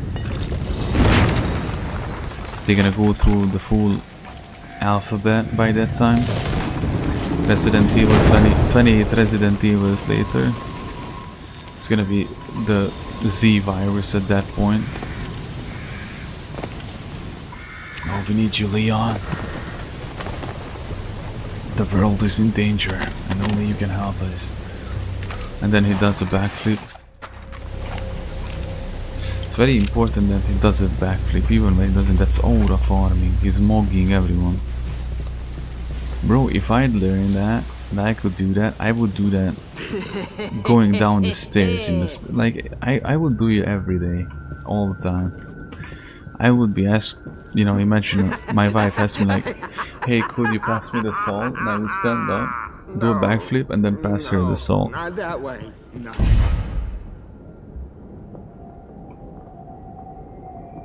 Haven't you figured it out yet? No, man, He but loves tormenting others. Has to let them know. what's the he has connection? upper hand. What's the connection between Bait, the wife of Gets his victim Sebastian, all worked up. death of his their child, When it was happening to me, I could see what was going on. And I is could everything. see it. What's But the I connection couldn't turn between back. them? I had to know. I had to know the truth, and he knew it. Detective Castellanos. Lady, Castellanos. level with me. Am I going crazy? You, One wishes to you're not going survive. crazy, you are already One would do crazy. well to consider who they trust. You are already crazy, bro. Crazy, very crazy feller. What's that? Missing Krim Kaputnik City Police Detective Joseph Oda. Disappeared while returning home. Several eyewitnesses claim to have seen him searching criminal. Then sooner or later it's gonna be a post about us as well, right? It's very brutal. Feller. Next stream, guys, we're gonna be cowboys again. Which is pretty crazy, knowing the fact that range. I kinda don't care.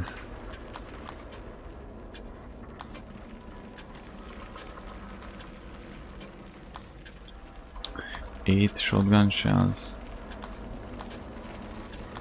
Basically, you know what?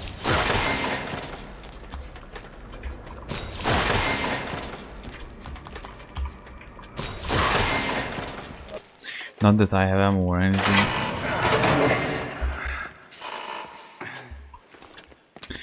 Tonight we're gonna be riding the horses.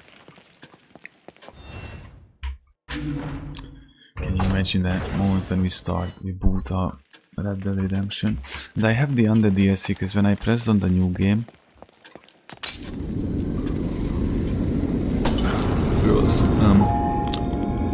easy, normal, or how was it? Normal, hardcore, and undead.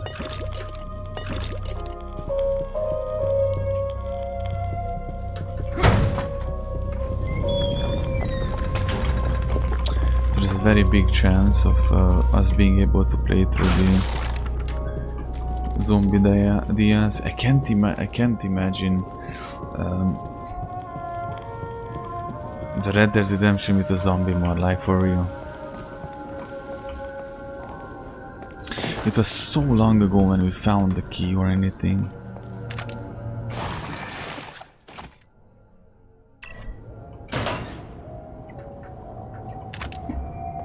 You know, for those who it would be very handy actually. If you think about it, sometimes those hold a lot of ammo. What is that?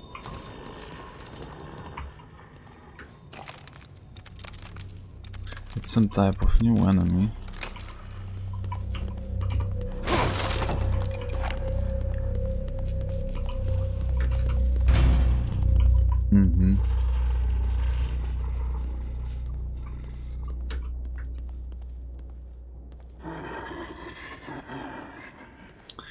I don't think that I wanna go close to that creature.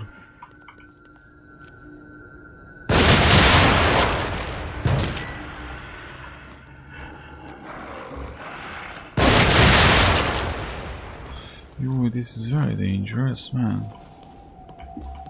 If they sneak up on me like that and I don't see them in time, I'm kaputnik.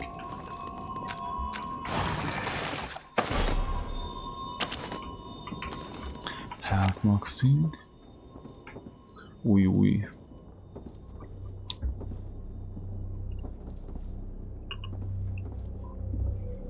And of course we wish the best for Johnny, man, because at least as probably as long as he works there, since he has to wake up early, he's gonna attend our streams. But we wish him the best, man. God bless him, man. Very, very strong, brave fellow. With a strong desire to follow Christ. I mean, at least when it comes to the beginning, when you're a rookie Christian or like new to the school for it. When you get tested, bro, and then you go through all that spiritual warfare and stuff. But since the beginning, I remember Johnny's first time when he was here, he was so confused. And he was like, I wanna know Christ, but I don't really believe in him. It's like, I think he said he was an atheist or something. Or something like that. And then he was respectful. That was the one thing that's very noticeable, that you could notice first. And that he was like, I wanna know God, Joseph? you know. And then he fucked around and found out. That's crazy. Now he's in the process of, you know, we're all in the process of becoming and stay a faithful servant of the Lord, and fulfilling his will for us and his purpose that he gave us, really. Yeah, and we miss Johnny, dude. Johnny and not Bravo. He's probably sleeping because he's probably tired. But he's a strong dude, that's cool. If I was that smart at 19 years of age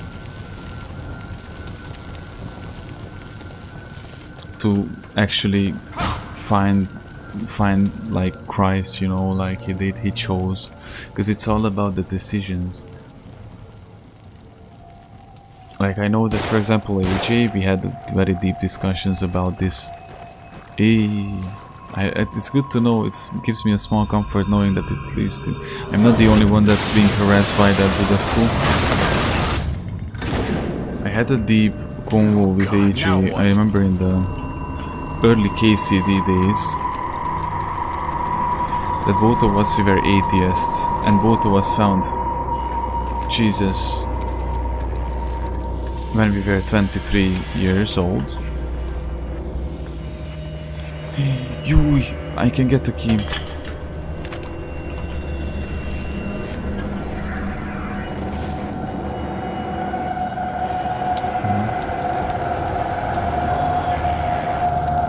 Because the things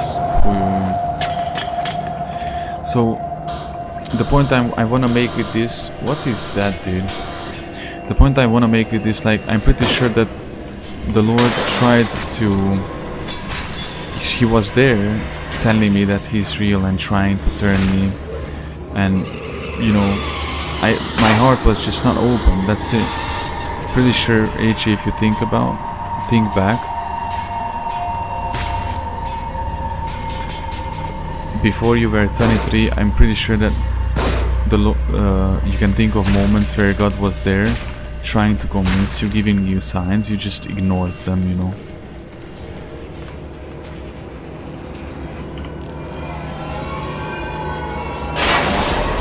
What is this?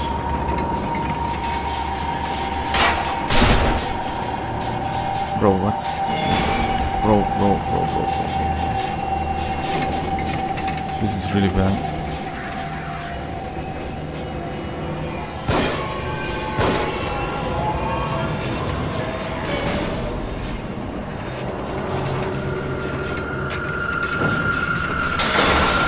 Bro, what's...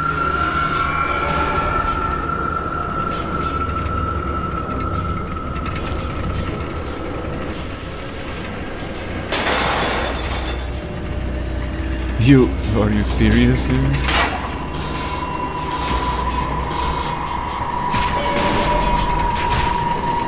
Leave me alone, leave me alone, leave me alone, leave me alone. At least they don't take away that much health.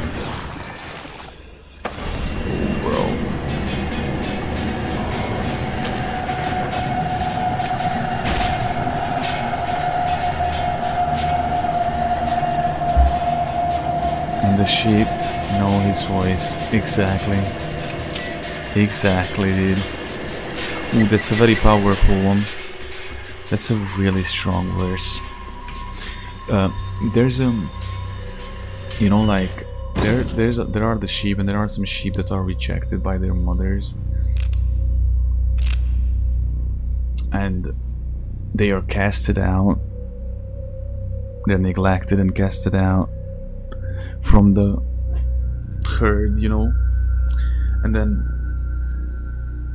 he actually picks up those abandoned sheep and comforts them, you know. The Lord helps them, guides them, feeds them, provides, protects them. And then when he calls, these sheep recognize his voice. Us, we are the broken people who he helped and saved, who he forgave and redeemed, bro. Redemption, hoppa, wuva. Because most of the sheep will ignore his voice. I'm telling you, most of the people actually, I don't think that they gonna even... I'm gonna be full unfiltered. I'm always like that, guys, you know me. But I think most of the people not gonna get to heaven. And it's not like I specifically phrase it like they're not gonna go to heaven, and I intention not say they gonna go to hell, because it's just simply like that, dude. He calls the sheep. Most of the sheep gonna be like, oh yeah, and those who know his voice, they gonna answer, and that's it. It doesn't just simply believing in him. That's okay. Okay, whatever. Knowing that he is, and having faith in him, and believing in his promises, it's two different things. Like, knowing that's how I started. Like, of course I got terrified. Like, I literally got terrified of him. Like, the start of wisdom is the fear of the Lord. I was terrified. I was like literally Peter in the Chosen. Like, depart from me, Lord, you don't know who I am and how filthy I am. All that, just I was utterly terrified of, oh dude, you know, like who I am, what have I done all my life. And it's not even that it hurt so much. Is that how I spoke about him and about those people who followed, believed in, you know, like I was Paul. Like, I literally was. I hated Christians, and Christianity, and how I blasphemed, dude, and stuff like that. But I knew that he is. And then around a year ago, and I know the exact. I had the revelation. I know the exact moment where everything that we are doing right now has begun. Of course, the anointing. Okay, I can't get in details. Damn. Remember the KCD stream? That started when I was born, of course.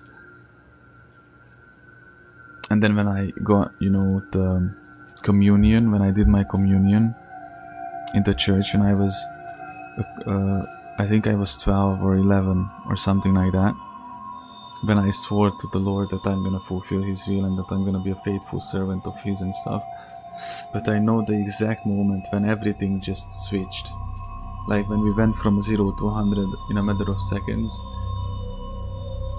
And the December and October, November, December last year, you know, all that brutal and not, you know, without me getting into details, that was just already the result and the side product of the shift of the things.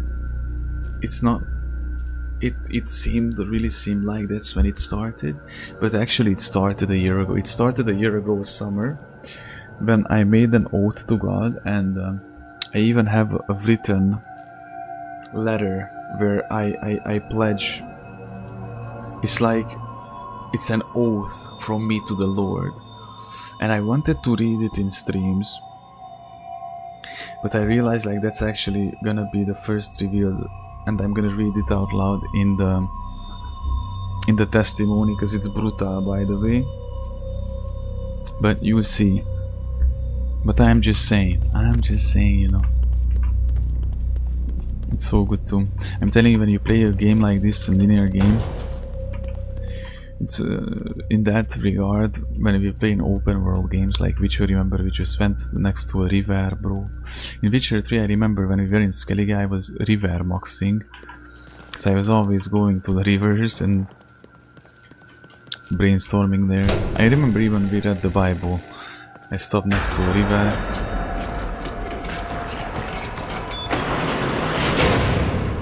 That was close. And now I'm stuck with this fella. Oh, just great. You again? How did I kill him, man?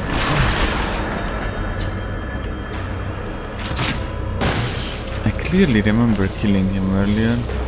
Oh, he glitched, look at that. Oh.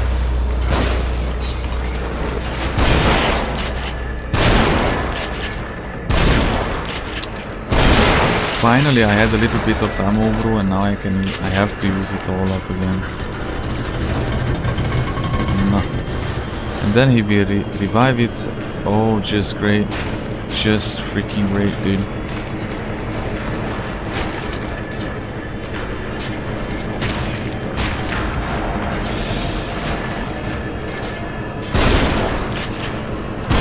It will revive itself 10 million trillion times. Hop.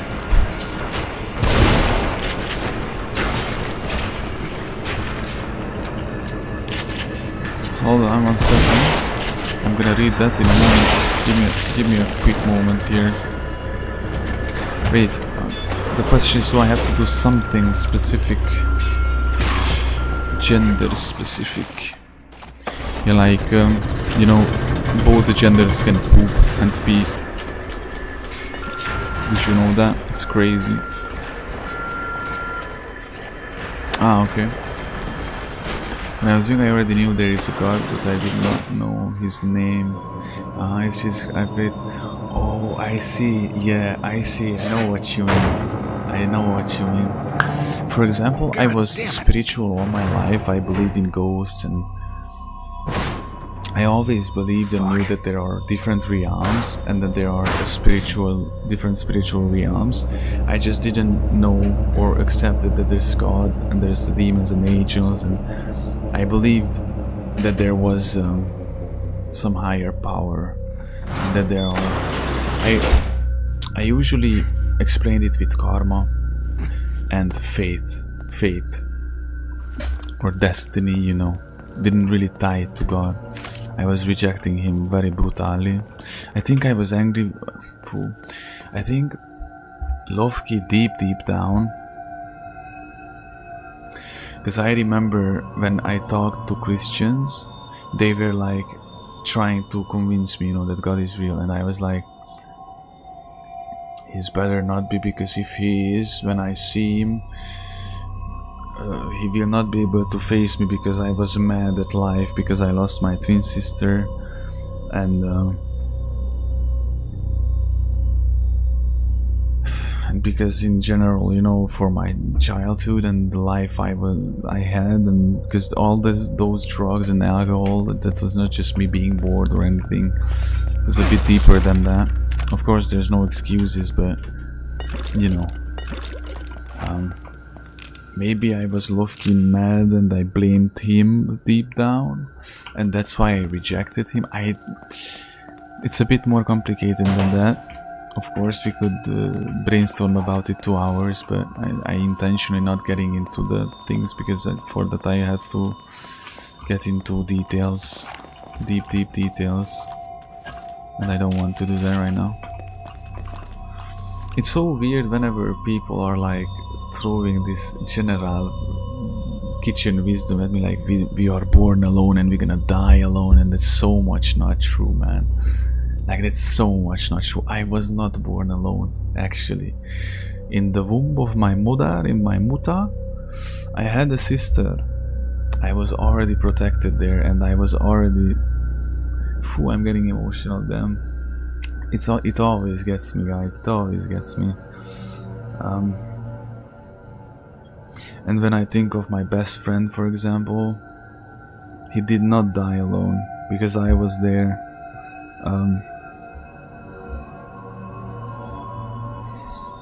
So these kitchen philosophies, and before I crash out, Better find Kidman. and we're just gonna roll back, lift up the mood a little bit. He did not die alone, and God is always with you.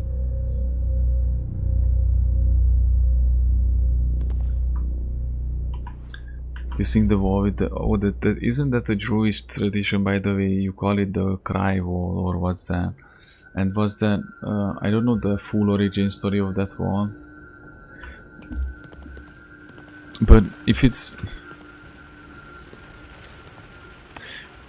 I'd say that you can have customs. For example, like look at Easter.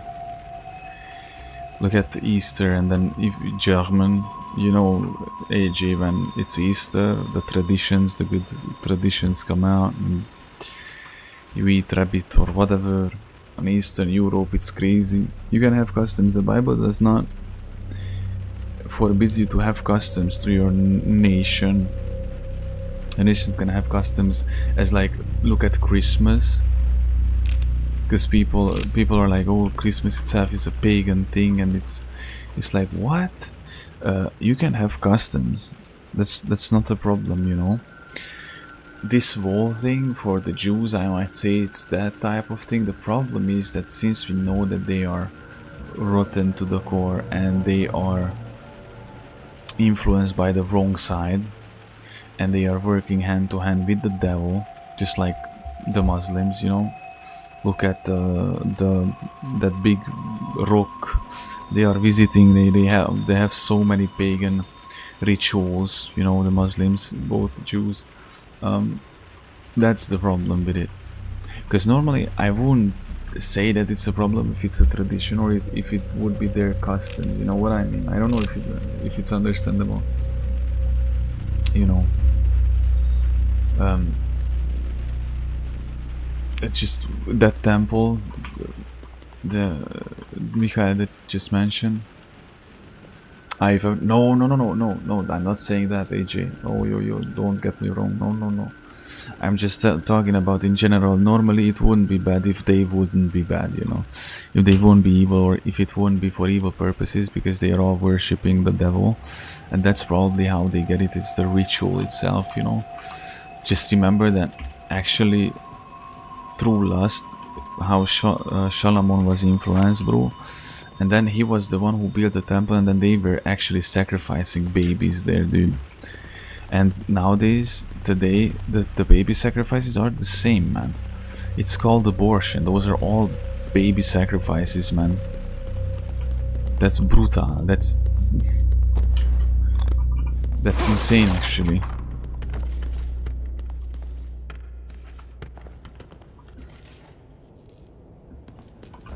I see. Just always keep that in mind when you hear of these very horrible and terrible things. That don't let it consume you. Don't let yourself be consumed by it, you know.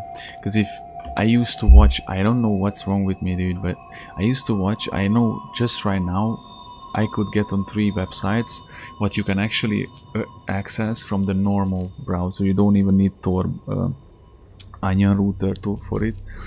3, and I intentionally not gonna say the website's name because I don't want you guys, not even from curiosity, to check it. That's demonic people. I saw videos where pregnant women were beaten with sticks, or accidents, all kinds of shit, dude. Like people being thrown off roofs, burned, stoned, people, you know, like random videos like that. Like a thief got caught, you see a video where they cut off his hand, or anything that you can imagine and you cannot. Like literally the most, like, normal people would throw up. And I was watching that, surfing on those sites just for fun at night time for hours, dude. And what you consume, what you watch, that's goes to your heart, bro. So be very careful with these very boo boo cuckoo caca things. I catch myself watching, you know, like so much videos and stuff about these illegal aliens in the UK, and at some point I just feel that my blood is boiling, dude. And I should not do that, because I keep myself in this constant state of almost rage or you know, like anger.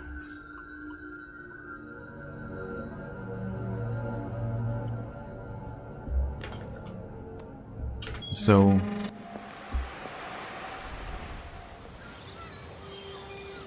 why is Kidman walking with what's his name? Leslie. Leslie can go home. Leslie too. Can take the train all the way home. Why is Kidman walking with No, Leslie too like that? Leslie too. You'll protect me? Yes, that's my job. Good.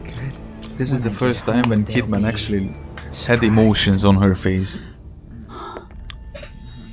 And that's suspicious to me. We know that Kidman is not a cool character.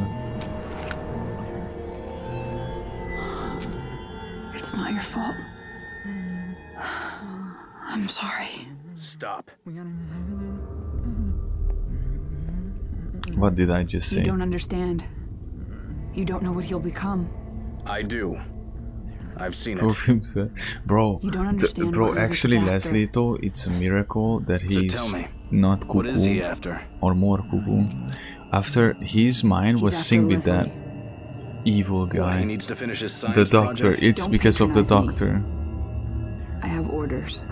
The doctor I can't died let him though. have this boy. In the previous, he has orders. Leslie is the only one he can.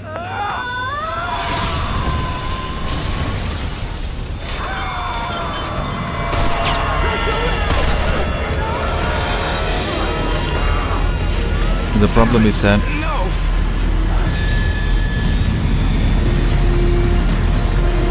Joseph, that this is the second time he gets shown. The thing is that they are waiting for the Messiah. Capitole.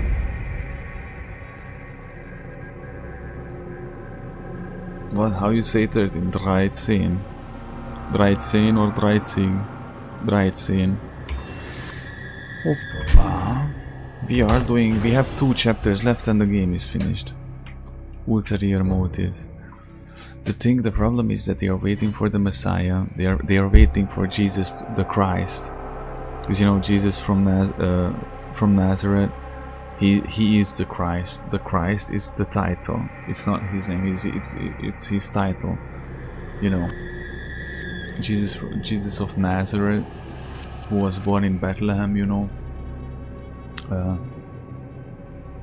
They are still waiting for the Messiah, aka Jesus, to come, because they don't believe that 2000 years ago, even though they were the one who crucified, because you can blame the Romans, bro, but we know that it wasn't, technically it was the Romans who crucified Jesus Christ, but it was the Israelites who really made it happen, because they didn't wanted to do it themselves, you know, to wash their hands of the guilt. So first they went to, what's his name? He was after the Romans. He was the biggest most influential. He ordered John the Baptizer to be beheaded. What's his name? Oh, bro. What's his name? Guys, help me with this actually. Not Caesar.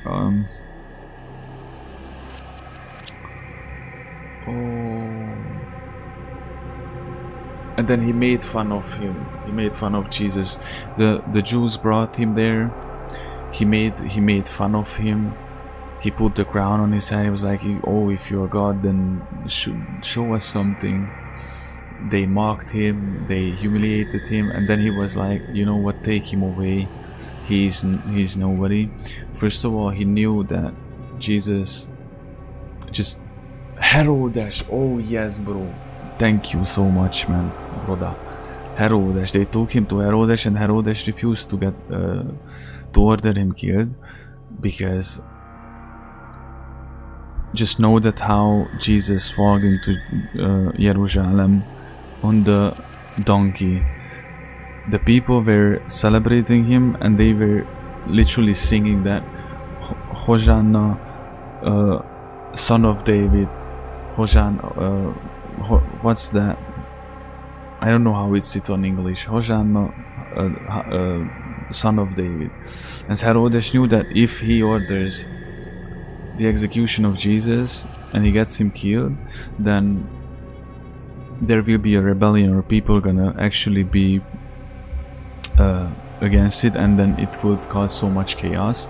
So he just refused it. He was like, not me, bro. So the Jews eventually took Jesus to the Romans, to Pontius Pilate, who actually tried to save him, and Jesus just straight up did not defend himself. He did not speak, you know. Then Pontius tried to, you know, there was Barabbas. He was like, okay, you can either free Jesus or Barabbas, you know, that murderer. And then the Jews freed Barabbas, and then eventually the Romans were pressured into actually having to crucify Jesus Christ. But technically it was the Israelites who did it all, you know, all behind the thing. They still, even though at that moment they realized, because the I don't know how you say that in English, in the church, in that big church in Jerusalem, it split in two, you know, how you say that, whatever, how you say that, not the carpet, you know, that big thing that's hanging down in the main church that split in two, and that was the symbol of, you know, the Israelites, you know, the alliance is split. Oh, I hate so much when my language barrier hits so bad. And you know that it was dark for 3 days, I think, on the earth and stuff like that. They realized that it was, they killed the Messiah, but then straight up, like, just like forgot it, you know. Oh, anyways, curtain, yes, the curtain was split into in the main church, symbolizing, you know, their rejection, and that they are separated from God, you know. Like, I mean, the Israelites and God,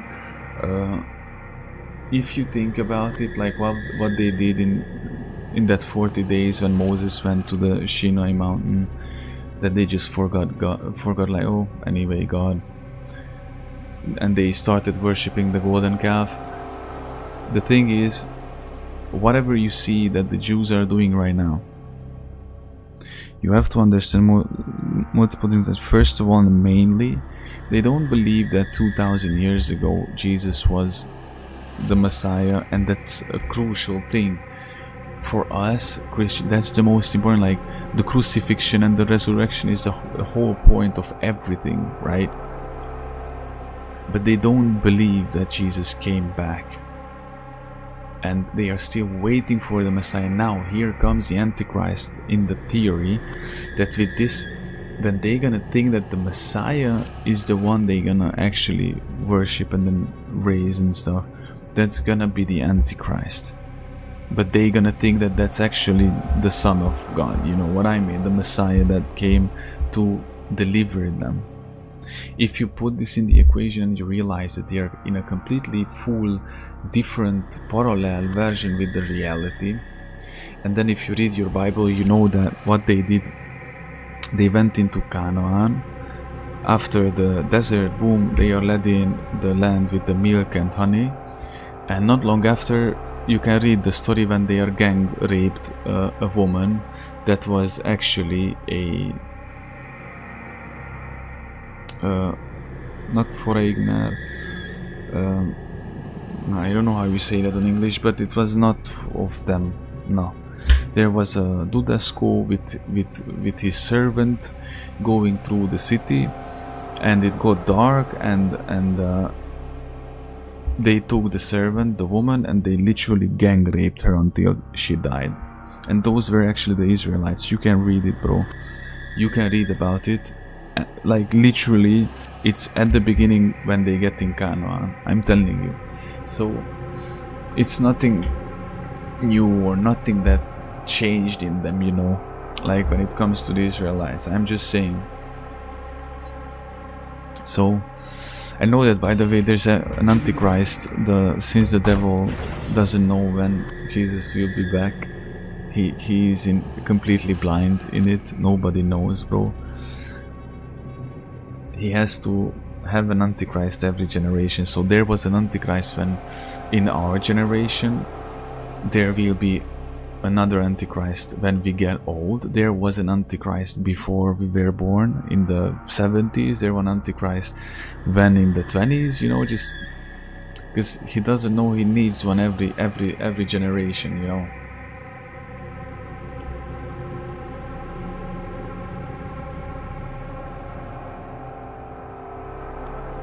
The Muslim thing and Islam, it's a bullshit. They don't think that Jesus was a prophet. They're completely against it. All that matters for the Muslims is to rape children, to rape young, you know, like teens, sex, rape, murder, all these things. That's all that matters. There's no coherence, or there's no lot. There's no proper structure, anything behind it. Muhammad was a rapist, pedophile, murderer, psychopathic, schizophrenic, unhinged idiot who literally was like, hey man, I like my son's wife, bro. I have a revelation. I actually have to fuck my son's wife. That's how he was doing things, man. Don't even try to find logic. Everything that's Islam is based on, it's the most primitive, animalistic, instinctual. It's not even like behaviors. Like it's based on destruction. It's based on sex, bro. It's based on sex and violence. And there's no limits to that. Look at, bro. Just imagine that.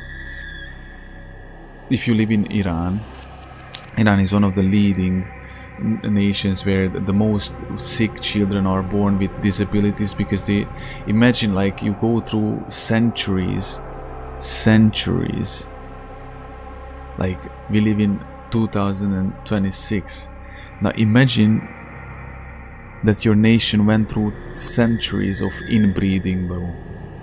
Like, how much inbreeding is there? Like cousin marriages, brother marriages, child marriages.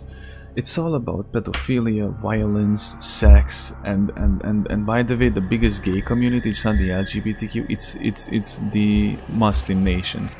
They lock up the woman, bro, in the houses. And women are not allowed in the park, and there's this big gay bratwurst party when 50 men go together in the park, and they enjoy each other's company so much, you know. And then they hire men, boys, to act like and dress like and look like women and dance for them. It's all the perversion of God. You know, children are sacred and are the most pure and innocent thing in the world. Why is Islam the most pedophilic? Actually, they are in Muslim countries. It's legal to be pedophile. It's completely normal. I'm a 50-year-old man. I'm gonna buy from a family a 7-year-old child, and then I'm gonna marry her. Everything is a perversion of the creation of God. Just always keep that in mind when you see something. That's not coincidence that they are fucking the goats either. It is said in the books of Moses that you should not make love to animals, dude. Boom. Look at how much homosexuality is there actually in the Muslim countries because of these things. Women are sacred as well and pure, and there's no religion that would honor more women than Christianity. Christianity honors women so much, like no any other religion. Jesus revealed himself as the Messiah first to a woman, actually, by the way. I'm just saying, by the way. Why is Islam treating women as animals, and they are actually saying and declaring that women are nothing more than just animals that Allah created for men to do whatever they want with them. See, everything is a specific attack. The devil specifically turns and attacks and perverts and destroys and steals specific things, you know. It's not random just like that.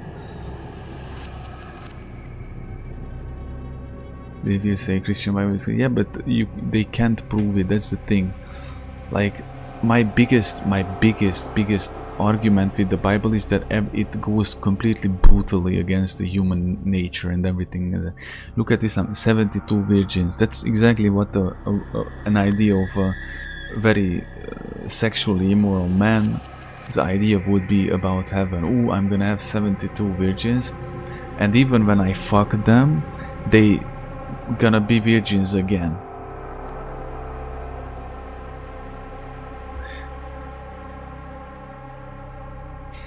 Excuse me, man? Excuse me, what? That's disgusting, first of all. Second of all, the unvirgining somebody, it's more like a symbolic thing. Technically, it's not cool. That's all I'm gonna say with, and I don't wanna get into that talk because it's not very moral to talk about that. But when a virgin woman, you know, when you do it for the first time, it's gonna be everything but fun, or I don't know how to explain it. It's more about the symbolism of it. Look at there are people, rich people, who are like, I'm gonna pay $50,000 for a virgin girl if she lets me take away her virginity. That's all wickedness, sexual immorality, and corrupt minds and sick and wicked, fucking evil people to the core, man.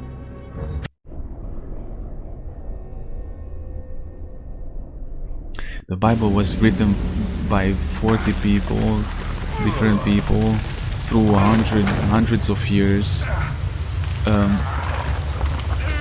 Not 40, maybe more people. Through hundreds of years, there's more than 70,000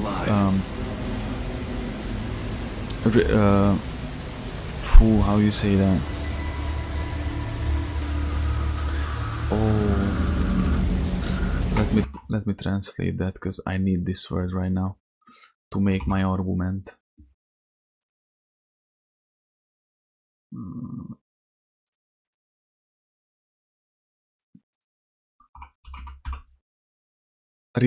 Reference. There's like more than 70,000 references that connects back. There's no way, like, the Bible is literally perfect, and it cannot be man-made. That's the thing.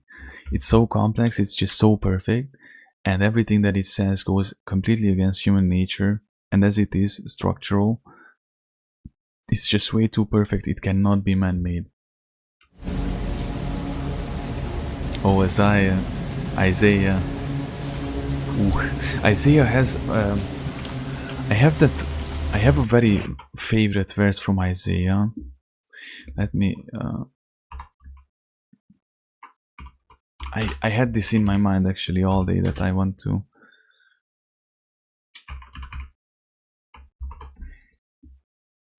Which one was it? Let me just quickly. Isaiah, there's one. This is one of my favorite one from Isaiah. Do not fear, for I am with you. Do not be dismayed, for I am your God. I will strengthen you and help you. I will uphold you with my righteous right hand. This is brutal, like goosebumps, like one of my favorite verses ever. Or there's Isaiah 41:10. There's the Isaiah 43 verse 2. When you pass through the waters, I will be with you, and when you pass through the rivers, they will not sweep over you. When you walk through the fire, you will not be burned. The flames will not set you ablaze. It's my favorite ones, man.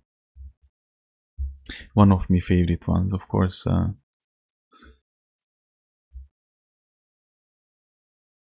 They can't explain they can't explain shit. They can't explain shit.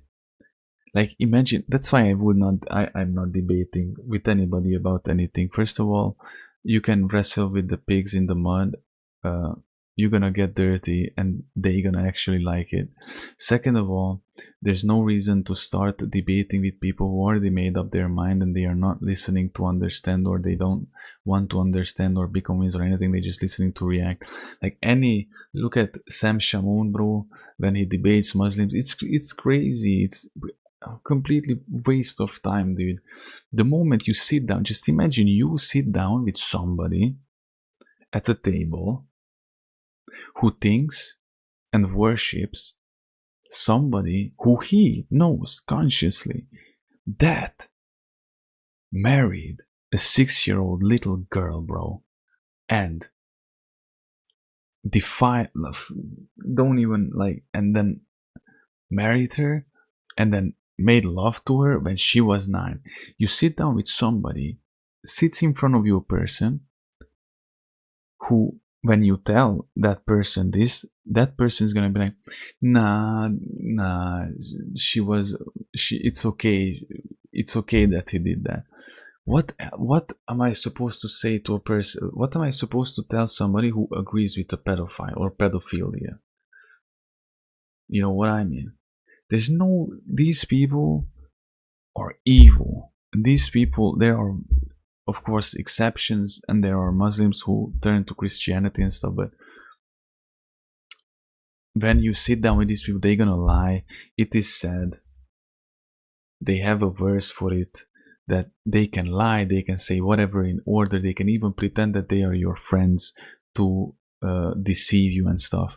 So at this point, I don't understand why we are Christians are like this pacifist. But pacifism, Christianity should not be pacifist.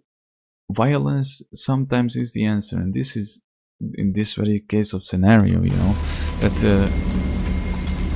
we are in Europe, and England, Germany, Spain, France, Italy, bro. Violence is the only answer, because that's the only thing that they would understand.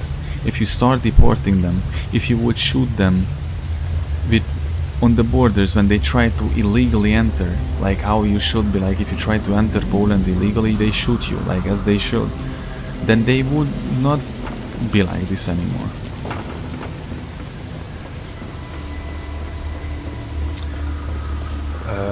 The second of all, like any third worlders come, they're just gonna make your country a third world country. Look at England, it looks like a third world country at this point. Look at Italy, France, like a third world country, dude. And from the other hand, look at India, they have Hinduism. Look at any of the Islamic states. The only actually proper countries and nations that are civilized and built and proper are the ones that are Christian countries. Those are the only actually proper and normal societies, by the way. The Christian countries. Wonder why. Oh, black hair, circle.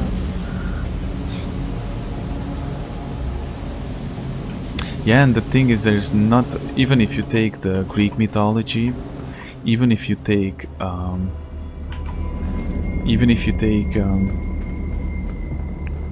like Viking mythology, you know, Nordic mythology, Thor, Odin, they all died and that's it. That was it for them, you know. Look at Greek mythology or you know, like the Romans, what the Romans believed in. But like when you take Zeus, for example, or Hades, all these, they died and it's over, you know. Jesus is the only one who actually came back from the dead. You don't read that anywhere else. Nobody came back from the dead. Only Jesus Christ of Nazareth, our one and only true living God. Period. And that's not random either. I'm proud of you guys. I love how we all learned to not use specific words as karma or luck or, for example, coincidence. We are actually being faithful to our beliefs, and I'm proud of you guys. Keep it up, the good work, you know. You're doing so great. Matty Puck. That's gonna be useful, I have a feeling. Tomato smasher.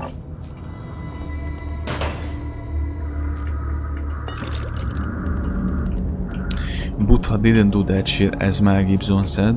That was so badass. And they know there's no religion or mythology where our God came down to us and died, and only the Christian and the one and only true religion, which is Christianity, and Jesus Christ is the one and only true living God. But anywhere else is like the worshipping and everything is for the God, and there's no any other religion where your God died for you to purchase you with his blood and free you from your sins and have the, it's only actually the other religions are for oppression, like oppress people and control them and deceive them and keep them in fear and stuff. Christianity is actually to free you, bro. Free you from your sins, a moral compass. People don't understand that.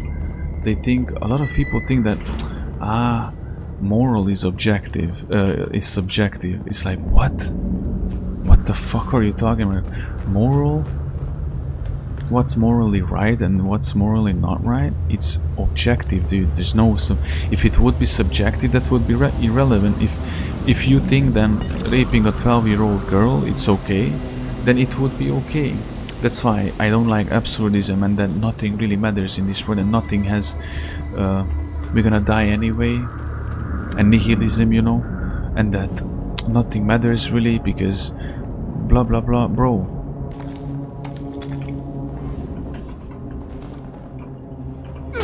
Moral is objective. We know that taking a human life is a bad thing, that it's wrong. You should not do that. We know objectively that raping and murdering and stealing and killing, these things are not okay. And how do we know that? How do we know that?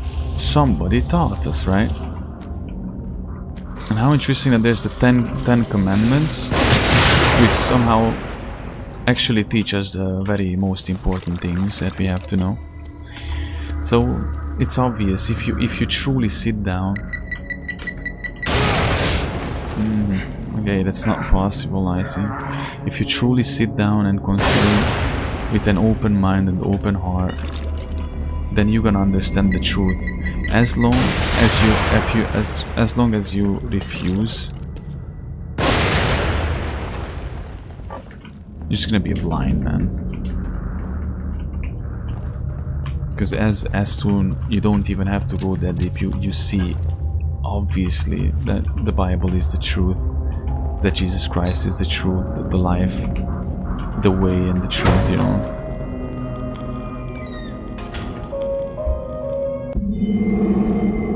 Everything else is just, for example, by the way, just think of, you can say everybody respects and tolerates everyone, right?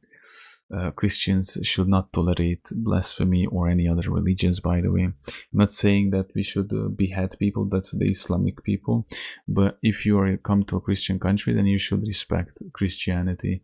But how interesting that you go to these liberals or the feminists or anybody in this world, even atheists, and you say, oh, I'm a Hinduism, oh, I'm a Muslim, oh, I'm this, oh, I'm that, and they're gonna be like, oh, cool, I don't have any problem. And as soon as you mention Jesus Christ, you know, it's obvious that that's the real religion, because that's the most attacked, that's the only one that's always mocked and attacked, you know. Prophets say God will be, bro, it's like literally there are prophecies hundreds of years before Jesus that actually told about him. Many different prophets, Isaiah, I think even Moses, there are many different prophets who were describing him, you know. Psalms, remember when Jesus Christ, you know, was crucified and then he died on the cross, what did he say? Oh Lord, why did you forsake me? That was a psalm. He was reciting a psalm, by the way, from David. Buba. Hoppa, Buba. He did not refer that, oh, why are you forsaken me? Like you left me now. He was actually referring to the psalm of what David wrote. David. My dearest Sebastian, note from Mira. If you've received this letter, then I fear the worst has come to pass. It means that my investigation got too close to the truth.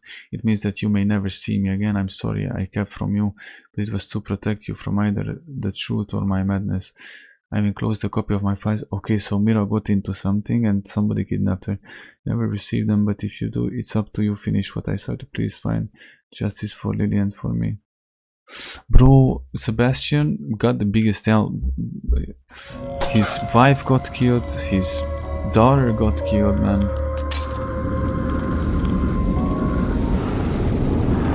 $3,000 things. I think you should use your... That's what I'm saying, like you can't contradict the Bible. That's the thing, it's perfect. It's just perfect.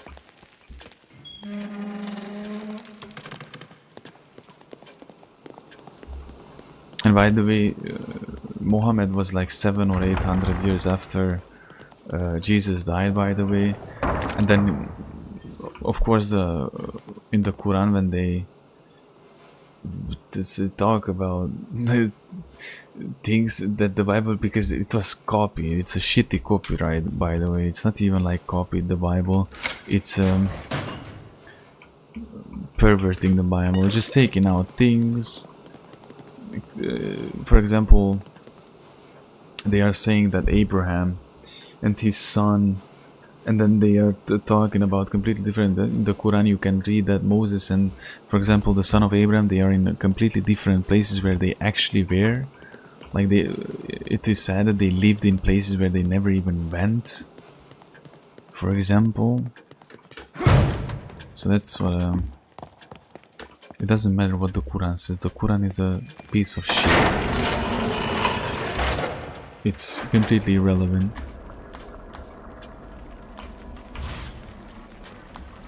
What can we actually... How much I have? 15k. 15k. Now we can max out on the shotgun ammo. But I'm gonna be...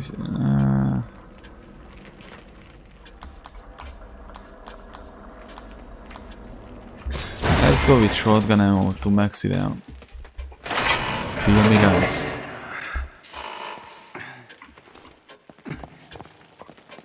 You don't have to be a theologist. I'm pretty sure that if somebody would be very educated in the Bible and stuff could come here and then could flip me. But the thing is, if I ask something from a math teacher or from the history teacher, because just think of it as like that, never be intimidated, because people are gonna try and overwhelm you as a Christian, because they expect you to know everything and anything about the Bible and anything, and like a theologian and stuff.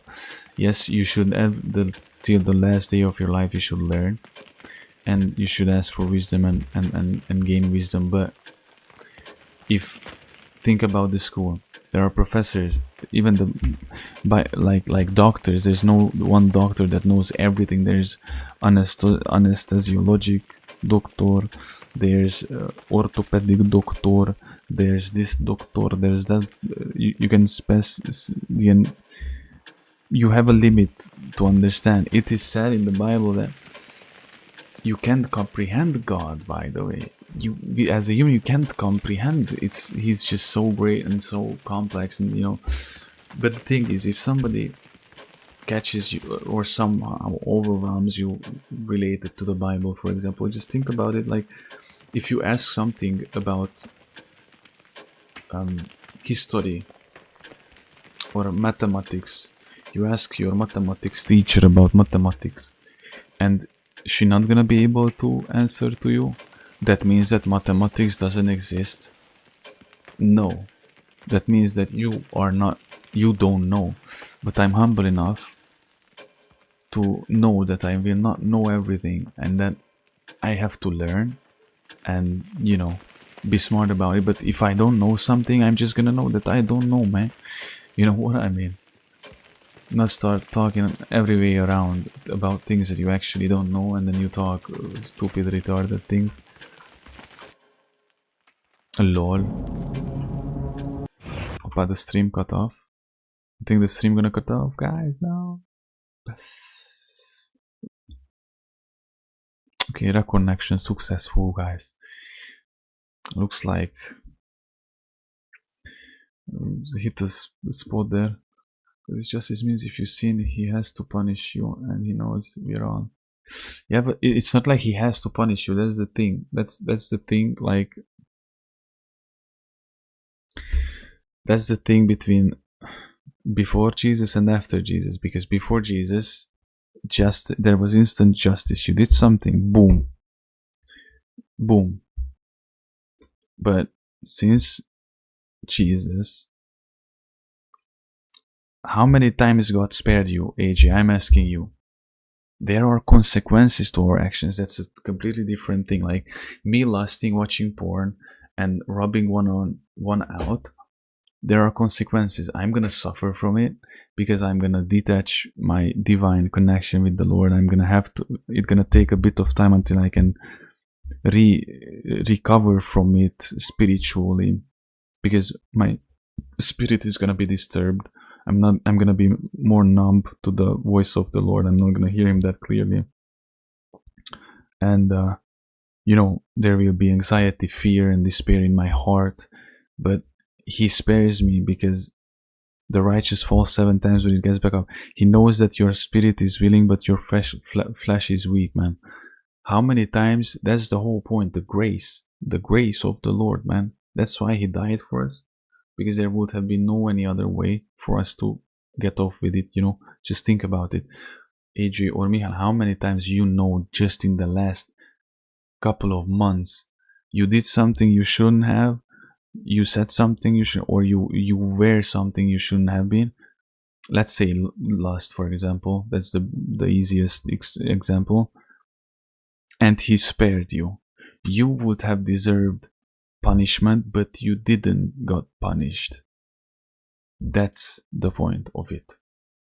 It's not like he has to punish you. That's the whole point. He doesn't have to do anything. He is God. He does whatever he wants. He spares you if you're right, in the sense that if your heart and your intentions are pure and you are willing.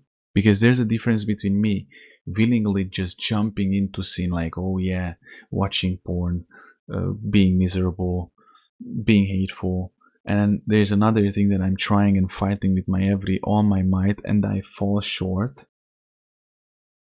And falling short and being it's the difference. Like, just imagine if I'm a Formula 1 pilot and I drive every day, then I'm a Formula 1 driver. If I just try it once, then I'm not, or a basketballer, I'm not a football player if I just once played it, you know, in a week, or you know what I mean. So there's difference between you are falling short and then you are actually actively, willingly sinning and not give a shit about it. Because if he knows that you are, and you feel terrible about it, you feel the conviction, you feel horrible about it, you feel disgusted, you feel you know, he knows that, he sees that. I'm not giving free passes to anyone, don't get me wrong, don't fucking do that, by the way, but by the believing in him.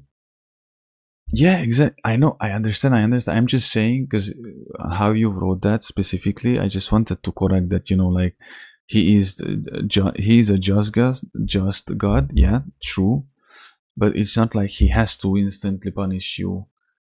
That's at least not anymore, you know what I mean?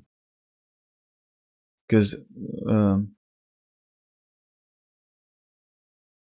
it's a bit complicated. We could get into it,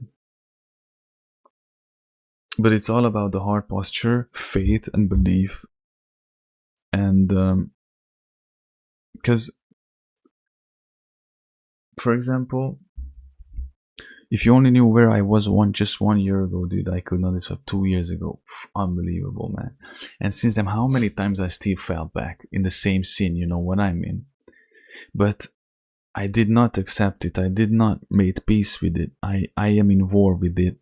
And even though you struggle or you still fall short here and there, you are getting clear each time. You are closer to actually beating that scene, like actually getting completely free of that. Did you not say so? Well, maybe then I read it wrong, but you know, yeah, like the instant one, yeah, but just that sentence was it, you know. And I'm not arguing with you, Adri. You said it well. I'm not saying. I just wanted to add it to correct, like to add plus, you know, because you know that my mania, you know that my obsession is the Old and the New Testament differences, you know, because I always yap about the Old Testament. I'm an Old Testament guy. I'm just saying, man. I'm just saying. Because you know the first time God is justice, that means if you sin, He has to punish you. That He has. That was the part where got me hooked. Alright. Hoppa buba. Today is chest day. After the stream I'm probably gonna black out. Because I'm so... Probably gonna black out. Sleep.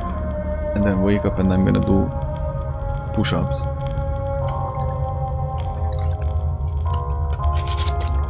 It's so good to be exhausted like this. On Judgment Day, fool. I don't really think about it. That's the joke. Like most of the Christians are all obsessed and all around, flying around the topics of the end of the world, how it's gonna be, about the hell and heaven. I'm just casually love Jesus Christ, and I just want Him, and that's all. I wake up with Him, all that I'm focusing on and what it's happening, because He gonna lead me right where I have to be. And if He knows what He's doing, I don't have to be afraid of that. If I constantly live, and believe me, I'm an overthinker, professional overthinker. Of course I'm thinking always ahead, and I'm getting ahead of myself and stressing myself out, but somehow these main topics, because all these false cultic neo-Protestant churches as well, all they talk about is that the judgment day, and that God will be back tomorrow, and hell and heaven. Okay, cool, but it's bad when you obsess it only about these things and constantly, you know what I mean? It's okay, I'm curious as well, but you know, I'm weird from this point of view, because I'm somewhat a bit quite the opposite of everything I see, I hear. And I'm not because I'm trying to be special or anything, it's somehow is it like that. Innately. Oh no, not you.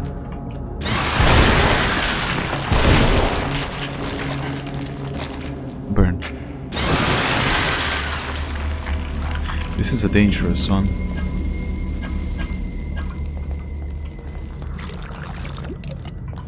We have a little bit of ammo.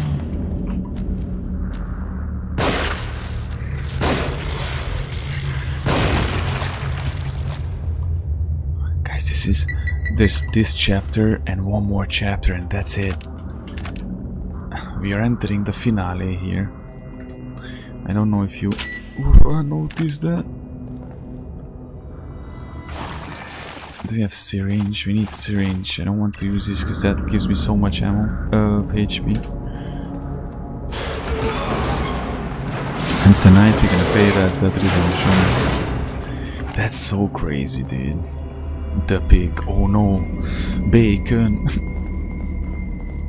White fog. This game is creepy. I love it.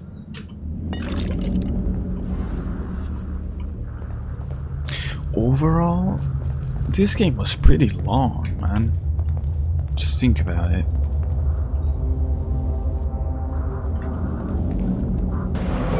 Like how many hours? We already are at 12 hours, right? Compared to a horror game, that's cool. I think I finished Resident Evil 2 Remake in 12 hours. Or something like that. Oh, but it was because I was yapping so much. Ooh, that legendary stream. By the way, Michael, before you joined, not long before, like a couple of months before you joined, or maybe 1 month before you joined, a couple of months, maybe around that, this whole huge big situation started, you know, rolling, and we had playthroughs, which from what I don't think I'm gonna play through everything maybe, but I had this after the last stream, you know, guys, we spoke about that we have to replay certain games, and Days Gone, and we're talking about it, that the KCD as well I'm gonna replay. I had this feeling that I want to replay Tsushima, Ghost of Tsushima, Resident Evil 4 on professional difficulty, and Resident Evil 2 Remake and Resident Evil 4 Remake. It has to happen. It's gonna be symbolic, and not just symbolic, nostalgic. Oh, he has an axe, dude. Burned body.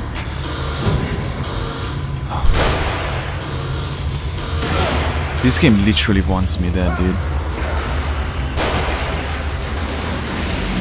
Bro, what? This is unbelievable.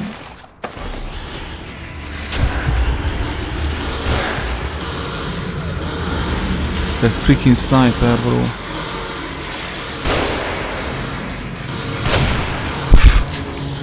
Lol.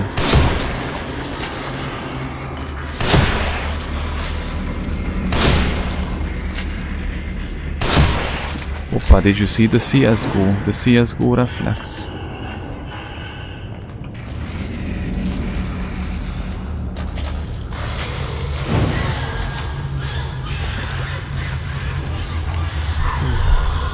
So only take the things they like from the bio. Yeah. That's why I dislike so much the no Protestant churches. Like, they literally form this pacifist bullshit. It's like, look at Baptists. From Baptists, the Baptists invented this. Why could you not wear makeup as a woman? Who said that? Why? Why would you not? It's ridiculous. Jesus never told you not to. I'm not saying that you should necessarily wear makeup or be a clown, you know, like 2 kilogram makeup that females nowadays wear, but it's definitely, there's a normal amount. If a woman feels, you know what I mean. And who told you that? And there's all these rules that they invented, made up. Martin Luther is rolling in his grave, bro, when he sees these no Protestant churches. Because the problem is, because of these churches, Protestantism is judged in general.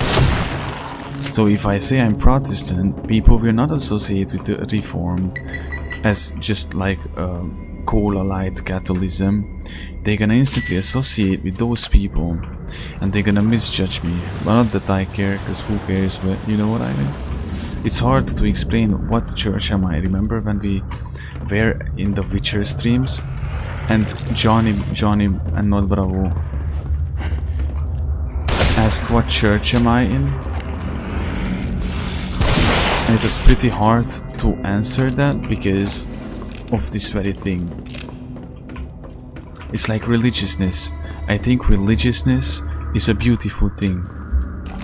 Religiousness is a beautiful thing, but religiousness is not that thing that people think that religiousness is, you know, like what it became. The word itself got overused and misused. We had a Days Gone stream, I guess, where I very much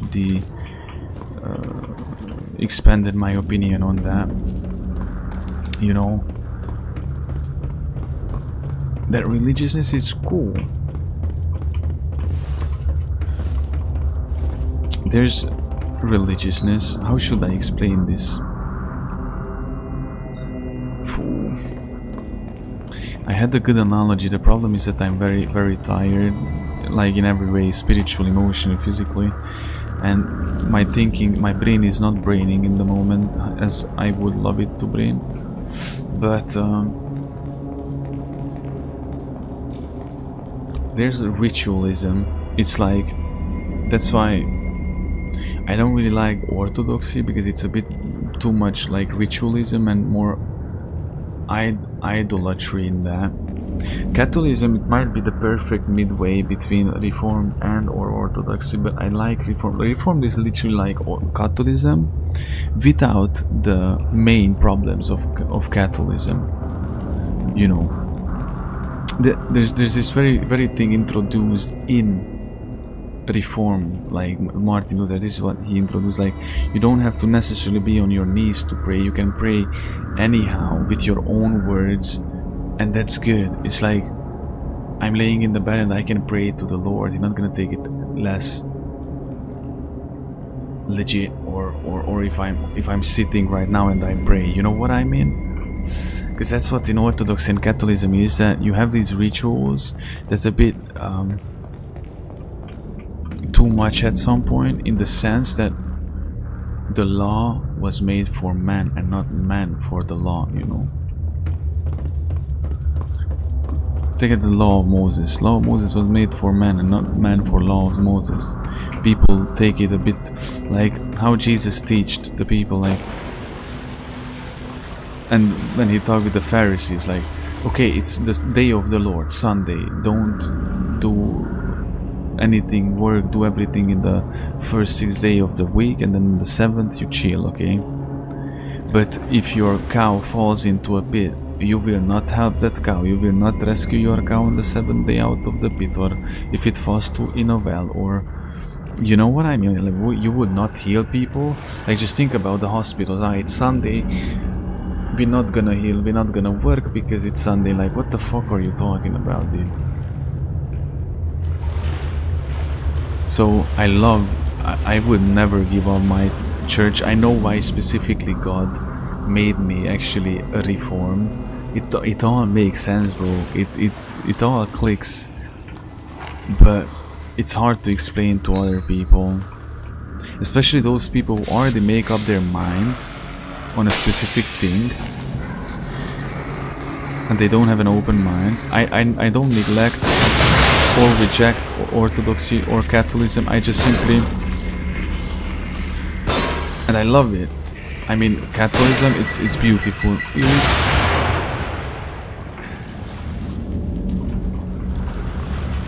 There's a big Catholic basilica close to, what? No, close to me place, and it's just gorgeous. And but it's about the way they teach you the faith, and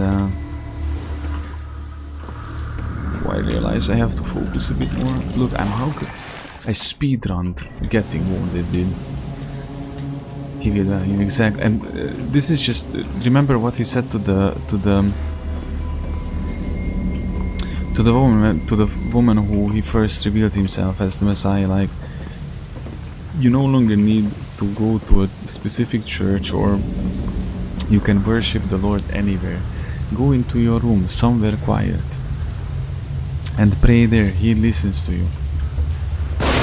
Playing this, as I explained to Johnny, that if you have the desire, the desire, if you feel the desire to go to a church, that's awesome. If you need to go to church, I don't think that we can worship without the church. It's a different thing that knowing. I wouldn't go to a church just to be there. I did that, guys. You know my stories. It's more toxic if you go there just to be there instead of, and you don't feel the fact that you should be there, or you want, you know, it's not, it's pointless. If God leads you to a church where you actually have to be, and that's a community where you belong, and He wants you there, that's a different thing. You go to church just to say that, oh, I was in church, that's pointless. There are how many people there are in the church who are just there to, as an act, as just a deception, and how many people are not in church but have such faith that you know, we could be proud of them.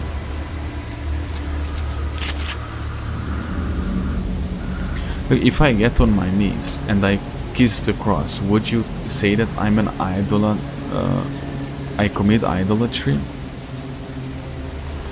I'm telling you guys, it's all about the heart posture. There are certain things that you cannot go past, but my main problem with the Catholicism and Orthodox is that they worship more the cross itself than what it symbolizes. When I kiss, there are times when I take off this bracelet, you know, I'm on my knees, I pray, and when I finish the prayer, I make a cross sign, and then I kiss the cross. But would you consider that idolatry? I don't think so. It would be very poo-poo-head if you would say yes, because then it would mean that you don't understand anything that I was talking about. Yeah, exactly, you don't have to. That's Christianity, you don't have to. It's always a choice. If I would make the cross 3 times and kiss the cross and pray 10 million times because I have to, that's the problem. When I get on my knees, there are prayers where I get on my knees, I make the cross sign because I want to. Nobody told me I have to, it's because I feel like to and I want to. And that's the whole point of it. You show the respect. I told to Johnny that I don't have any problems with icons. I myself actually want to buy to have in my wallet one day. You know, and not about the saints, because not, but about Jesus icon, you know, a small icon, and that's it. Not worshipping it, it's just to have it.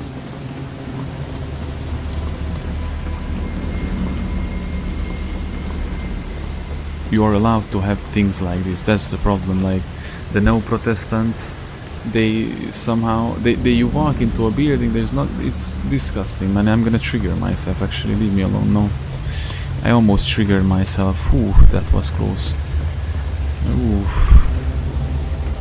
When this topic is Muslims or Neo-Protestants, I'm losing it. Well, I can talk about, yeah, I know, AJ, you're gonna be hinterhalt. You're gonna be ambushed by the German Secret Service if you keep talking. AJ is literally like, if I talk, I'm in trouble. What is that?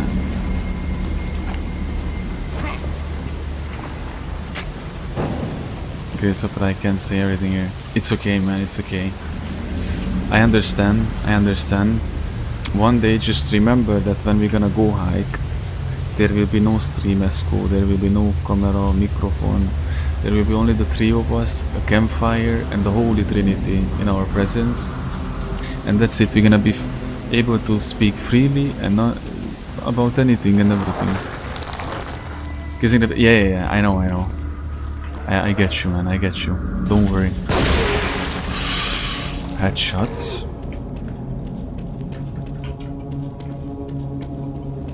It's like the Rockefellers, by the way, not to mention the... I know, man. I get you. I don't want you to get in trouble either. But I just want to know you. I want you to know that I know, I understand.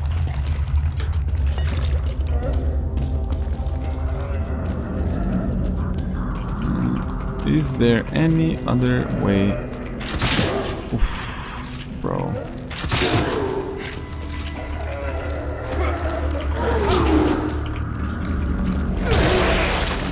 Lore? You can't serve 2 masters. That's the thing. You know, guys, I was yapping a lot about it. Actually, I love the fact that AJ just said that. You know, guys, a lot of people think that I'm not with God, but I'm not with the devil either. I'm just here in the middle. There's no such thing as neutral in the spiritual world. That's the very big thing, that because of this, so many people are gonna go to the not right place, because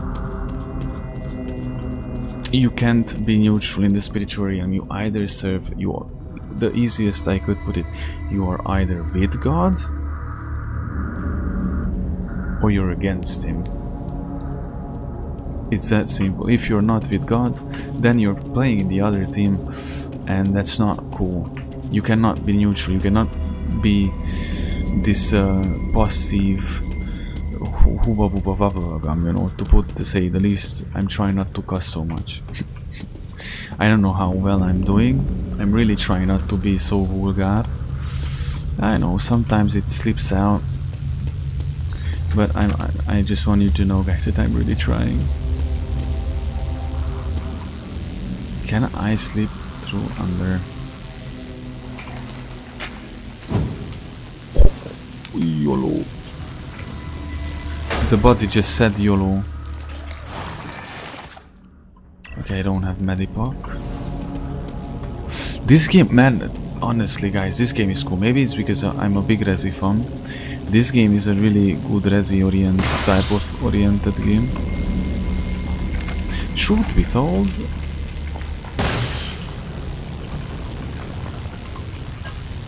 we had good fun with it, that's for sure.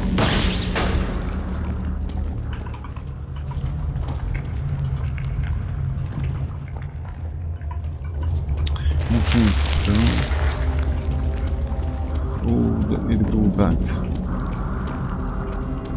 Peter Pettigrew. I hear the save.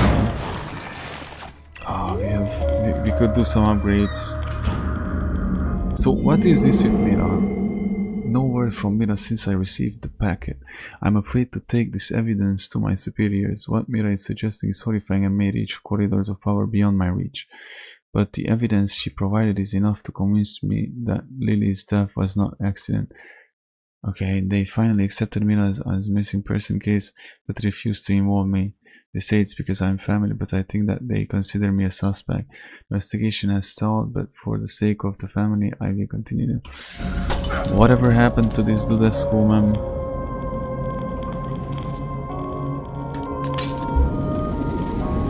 Bro actually found his wife, fell in love, got married, made a child, and then they both got murdered, man. Very, very not cool.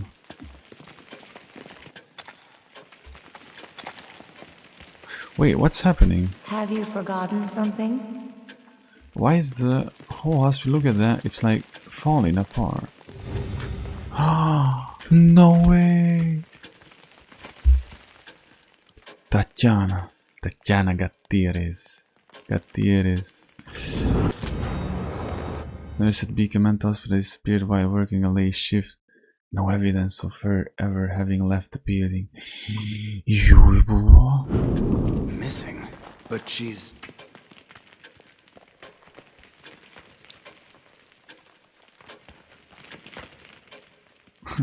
Circus. Bro, if you like, there's so many like pagan, like the Muslims are literally the biggest hypocrites in the whole entire world. Like, they are like pagans and pagan rituals and stuff, dude. They have so many pagan like rituals, like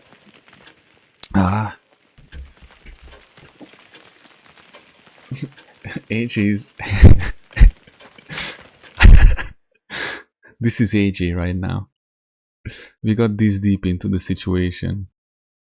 Let me show you. This is AJ right now. I can hear AJ from behind the microphone, from behind the chat.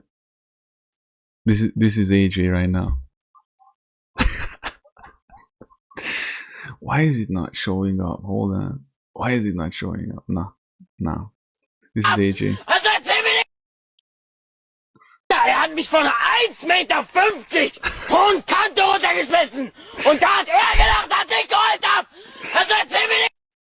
This is AJ. Er hat mich When we start talking about Muslims. von 1,50 Meter hohen Kante runtergeschmissen.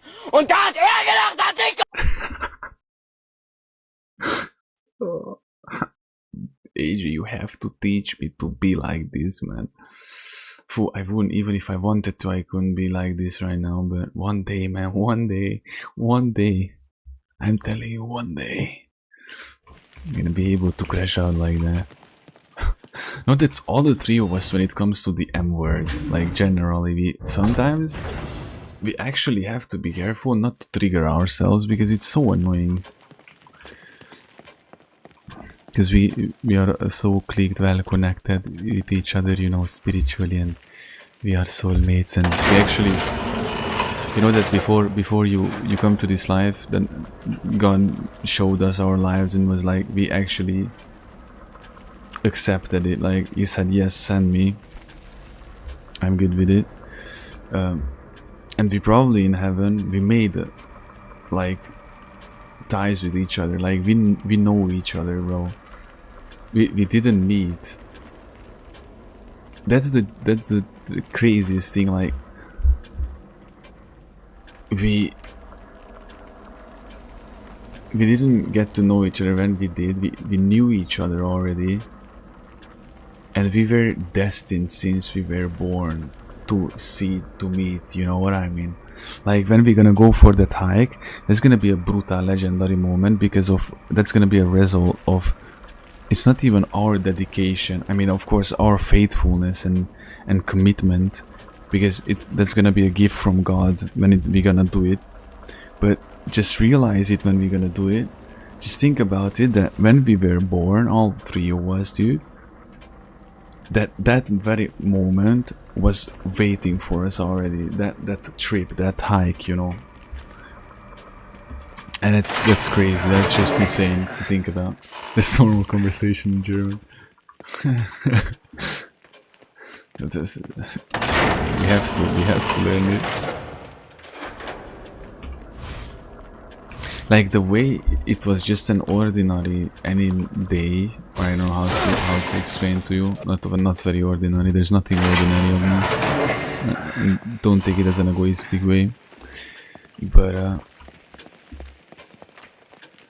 like, I remember clearly how strongly and insanely I bonded with AJ, and it was insane because there were this, I was starving, and then on the top of that, I didn't have cigarettes anymore, and I ran out of everything, and I didn't have coffee, man.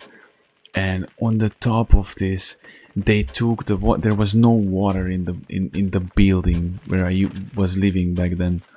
I was starving, I was thirsty, I was brutally being slaughtered by life, bro. You know, those Tsushima streams when I literally had to stand up, go out, cry, then splash my face with cold water, and then come back and act like everything is good, and I didn't just want to take my own life 5 minutes ago. And I remember how strong I bonded with AJ in those, like, Metro Tsushima. And then somehow we got to this, and then there was a Resident Evil, that's brutal. And I remember when we got to the KCD stream at school, and then Mikhail joined, and I remember, are you a follower of Christ? Like, just remember all the two of you, and that very moment, like how. And it was just, it seemed like just any other ordinary day, and how strongly we bonded together, how strongly I bonded with Mikhail, for example, in those Days Gone streams. Those were, and the Stalker streams. I think the Stalker streams were as well some sort of already a preparation and getting there, you know. And now the three of us just stand here, look around, and it's like, bro. And we are already like 8 months deep into this. I'm just saying, guys. I'm just saying. So yeah, Musketeers. Ooh, Royal Guards. Nobody will ever know and understand the depth and the weight of this when I call you Royal Guards. Nobody. It's only you, the two of you, and me and God. And that's the most beautiful thing in it. In it. It's just something that I cannot, because I would any day, I would never give up these for anything. There's no money or there's no wealth. These are something that cannot be taken from us. But this. Ui. There's something bigger there.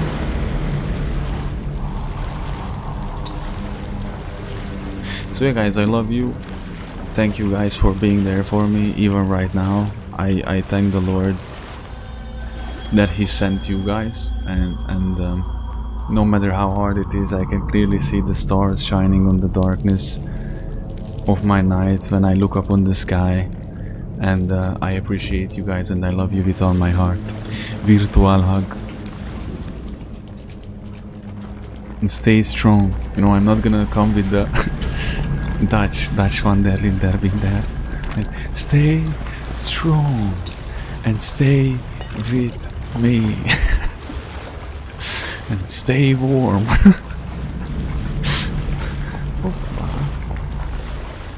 You know how it is. I could recite the legendary, what I recite lately a lot, Matthew 18:20, and then, ooh, that's key.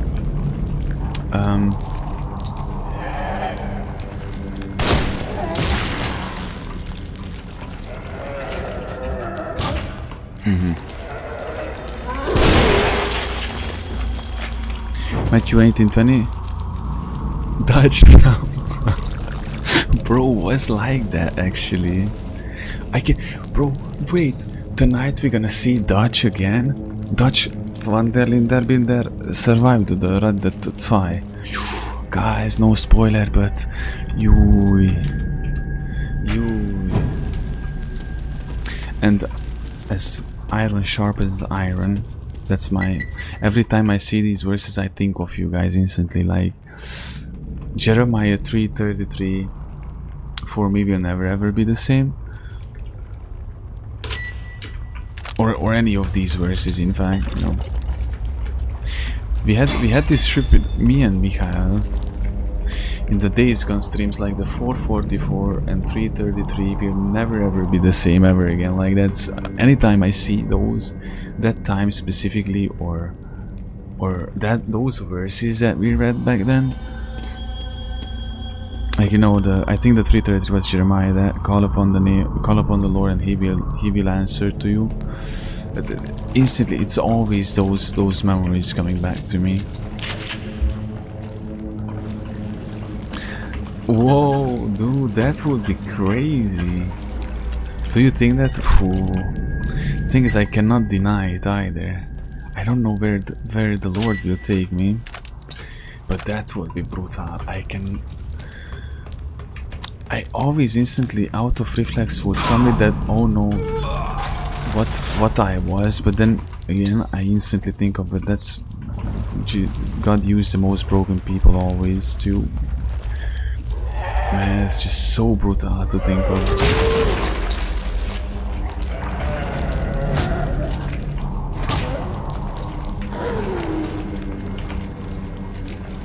All or nothing, that's right. That's true, we go big time, as always. One day, I'm pretty sure that one day you could come here, I could show you, there's a cool place, we could go hiking. Pretty sure you will love it, by the way.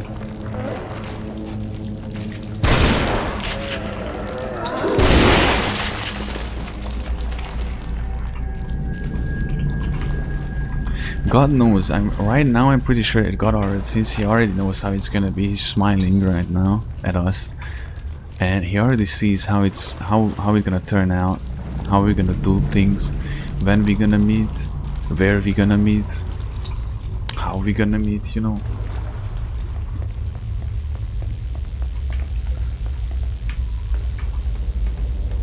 I don't think I will never be, you know, that your usual general understanding of a pastor where I'm in the priest uniform in a church going giving sermons, but I can clearly see, and I understood, like, it was you guys, through you God gave me the next instruction to, you know, it's not Christian gaming no more, it's Moonlight Ministry, and that was an instruction given by God to me through you. So since that, many things changed, by the way, like in my mindset,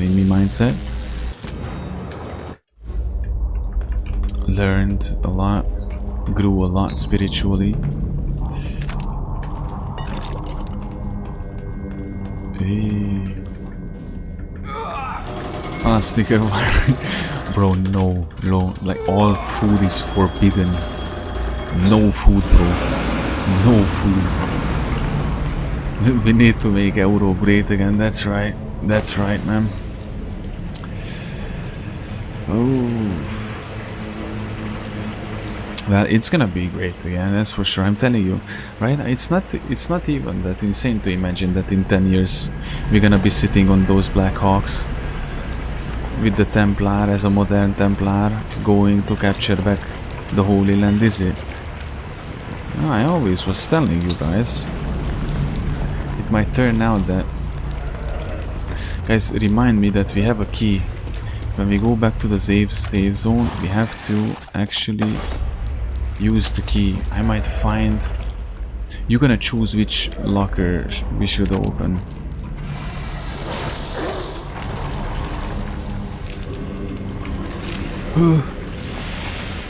YOLO Silver system. That monster just said YOLO. We hit the Haribo. Oh man, that hike. Well, we're gonna stack up on Haribo. We're gonna go hiking in Germany. AJ will tell us the place. We're gonna see where is the closest airport. Boom. Fly there. I'm probably gonna go with bus. Mikhail gonna fly. Boom, we meet in the city. Hoppa, booba. The how, the rest, I don't even want to think of anything because I know that there's absolute pointless to think about. I don't even try to discern, but I know it's just gonna happen. Like this, I know for sure that that's how it's gonna be. Since Mikhail told me he's not afraid of flying with plane. I was flying, I did 3 tours, like 6 times I flew 6 times. Because I was 3 times in London, so that 6th time I was flying. But since Mikhail told me that he's not afraid of actually going with the plane, I'm so chill, you have no idea. And here you have these buses that in like... I embark it in the morning today, and tomorrow night I'm in Germany. So I don't know how, where, when, but I know that these are the given perimeters already so far.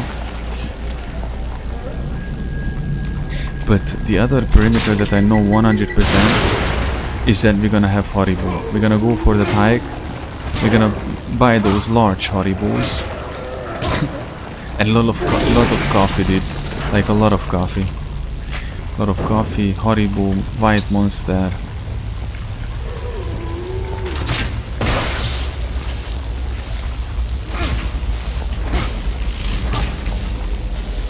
And then the hike and burger.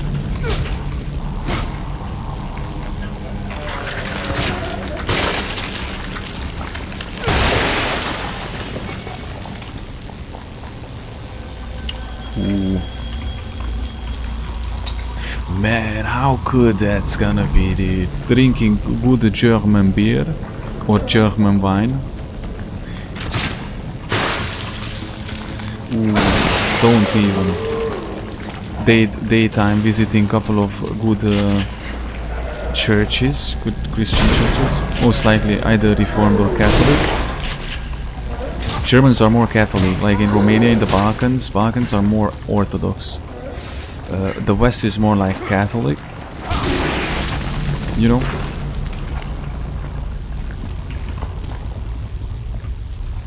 unbelievable. It's gonna be unbelievable. It's gonna be the triple night. That's gonna be a trip that I'm gonna be telling to my children and like literally to my grandchildren, like legends. I'm gonna be telling legends to them, like, you have no idea. Kiddo, sit down. Oh, you have no idea. I met these folks on the internet. You're in the East Germany, but I'm in the East Europe. You're in West Europe. Mikhail is the most west as he can be, basically. Black Annie and Sir Hansen. Rapid hunting trip. Oh yeah. Just let's hope that in this case we're not gonna be actually be ambushed by Kumans who beat up Hans Capone. And then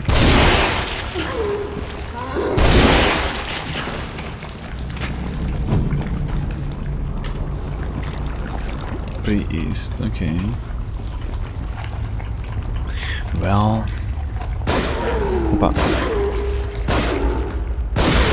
and it was worth it to upgrade the pistol so much. I love it. But where am I supposed to go? I should go back, but how much? How is the much? Ah, here is the much. Did you see that? He tried to sneak up on me. Sir, that's gay. Don't do that. Okay. People is really in the west at some point. That's true. I just have to cross the globe, you know.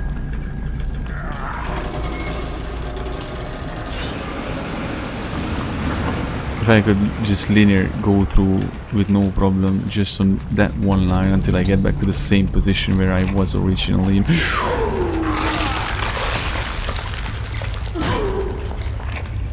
How dare you?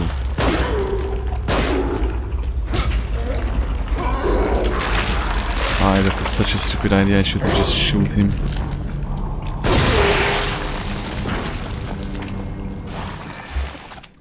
Ah, you're not good. That's the truth. You're not good. But how am I supposed to go? Ah, I see now.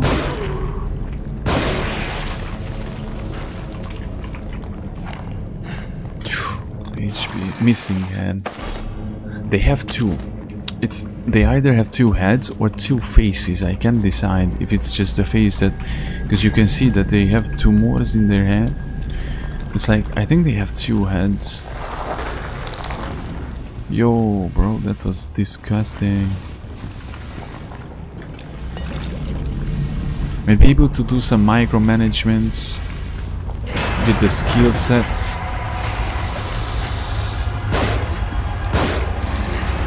I love that the game at least gives me ammo when there's a cutscene like this.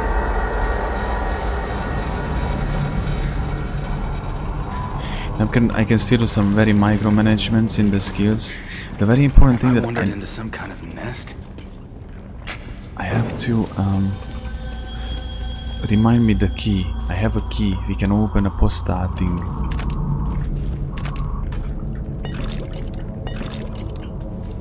That's all that matters now. I might find some ammunition. You can decide, guys, which postal storage we open. Man, isn't it like over 10 years? And graphics wise, bro, actually, truth be told, the graphics are very good.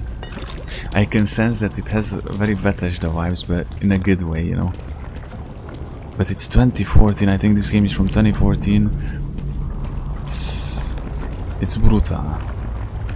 I'm so surprised at this game, how good this game actually is. Because I knew this game already, about this game when it came out, but my PC was never strong enough to play, and then I just forgot about it, and then eventually I never played. I wanted to,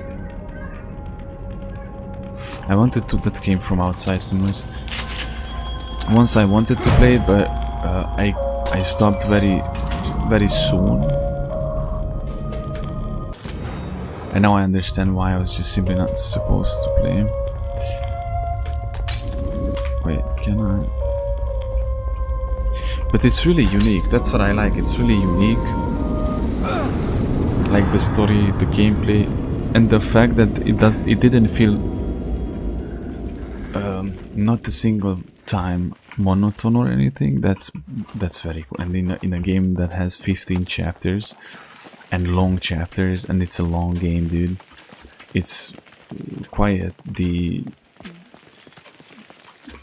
success that it didn't became boring, you know, and stuff like that. It was action-packed, horror, very horror. You know me, guys, like, it is horror, it just doesn't scare me, not always. KCD1 2018, that's gonna be almost in. Now which one? Which one do we open, guys? Right, this is the right or left? Right or left? Which one? Because I do bullcaca. It's awesome and never ends. That would be quite something. Right, okay. Okay. You say right, this is the one. Top, mid or bottom. Like a League of Legends game. Let's select the row. Top, mid and bottom. Which one which one you choose? Top, okay. Okay, we're gonna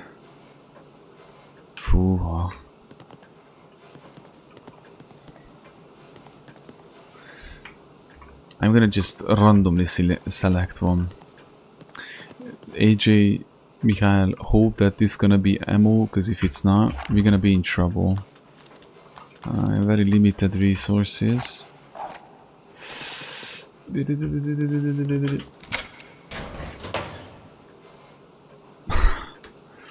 It's medicine. Oh, damn. Actually, it's cool. You know what? It's good. It's good. It's better than having liquid, brain liquid. The brain caca liquid.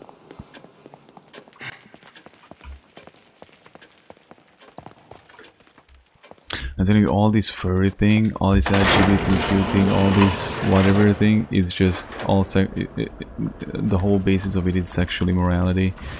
Because if I have a kink, if I want to, for example, I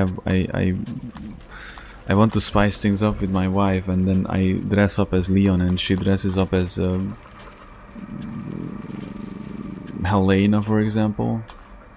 That's one thing, but that's our own private thing, and it's nobody's business, man. And it's completely okay, you know. But I don't know how to explain it, because all of them has at some, if you go dive deep in it, it comes down to sexuality, like your sexual kinks and distortions, bro.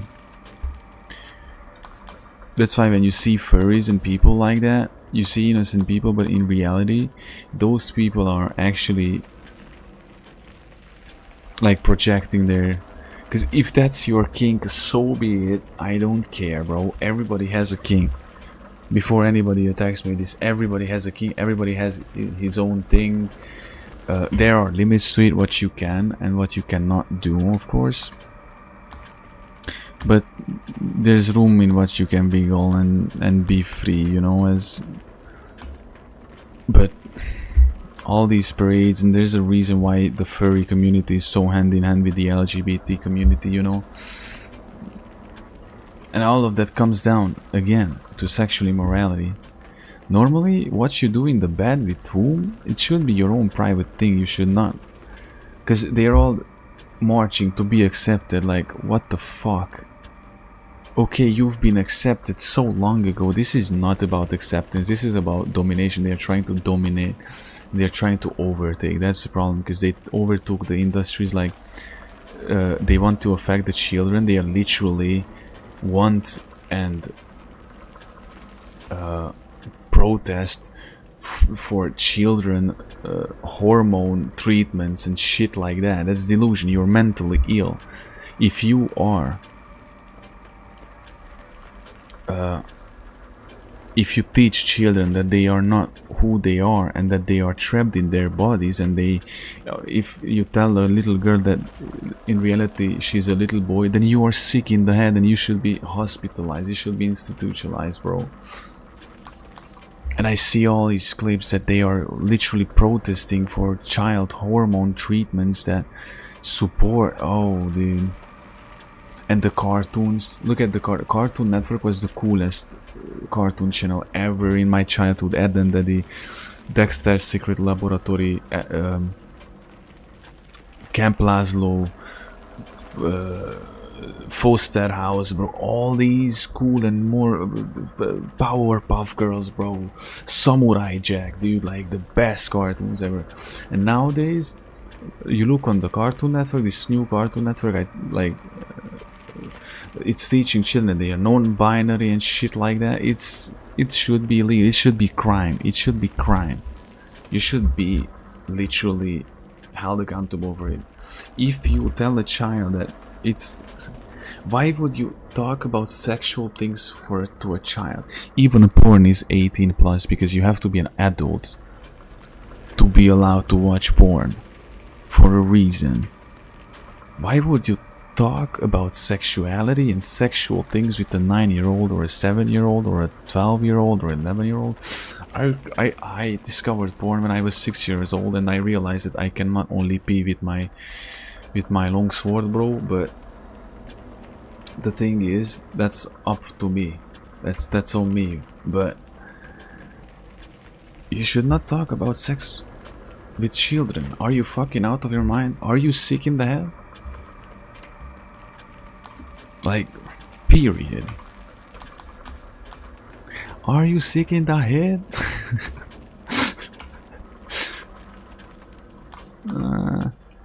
What am I supposed to do here? Not clip capacity, why not? I really wanna upgrade everything at this point that I can.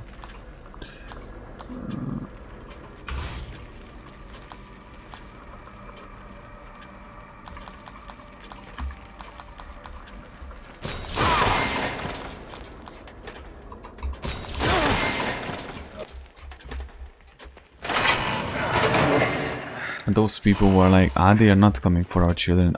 All they are targeting is the children, by the way.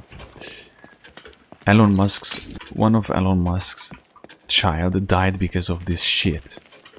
By the way, I'm just saying, I don't know how many of you know about it, but Elon Musk was convinced that his child needs this hormone, that hormone treatment. They took a completely healthy child and brutalized it, and the child died.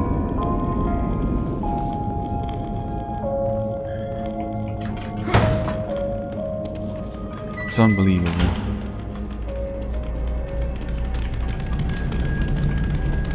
Phew, for a second I thought I'm hearing a chainsaw. Chainsaw massacre. Shit, this is dead. Ooh, puzzle.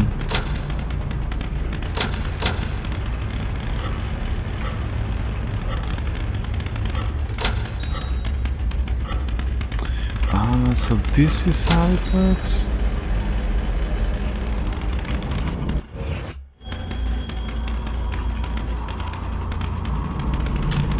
Okay, I need one more part. I think I need one more part. Woke my verse, yeah. Damn it. What am I, an electrician? Those are diseases like spiritual cancer, spiritual diseases.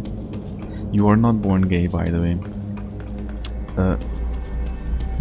That desire comes after that. If you're really into that, whatever. They always use the example of the animals, like in Animal World there are gay animals and stuff. That's about dominance. It's like you see dogs doing that. It's about I fuck you because I can fuck you. It's about dominance. It's not about who they want to be kinky, by the way. Second of all, it's the same as if I never watch animes, I will never want to watch hentais either.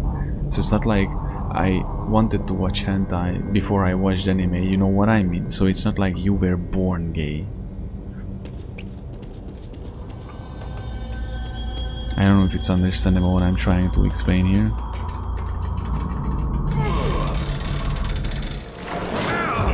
Baphomet's translation. Yeah. Baphomet is a creature that is both has dick and pussy and tits. It's a complete perversion of it.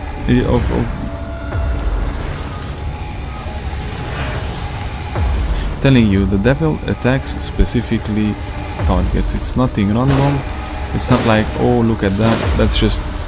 It sounds so evil. Everything is targeting and perverts something. To the very last. Everything. The very last bit. What is this creature? This is lust. If I could depict lust, this is how I would depict it.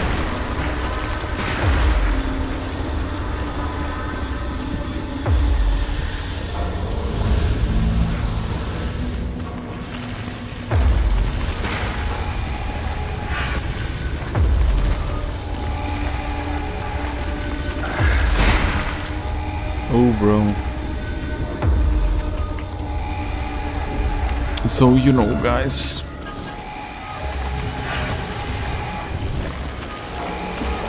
Bro, this creature said YOLO.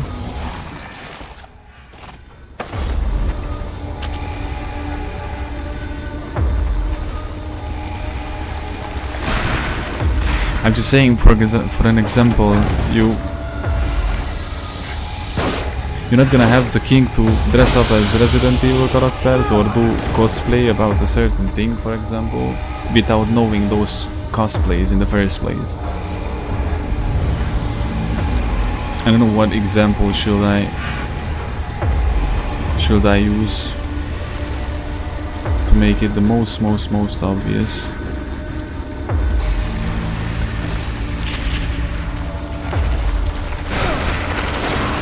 Oh, bro, no, he insta-kills me.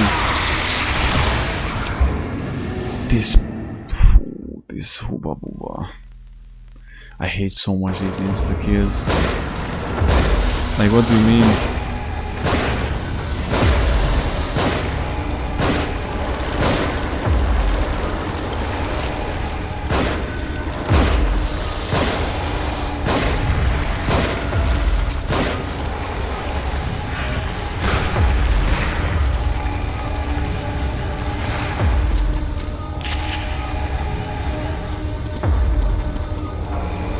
But where is he?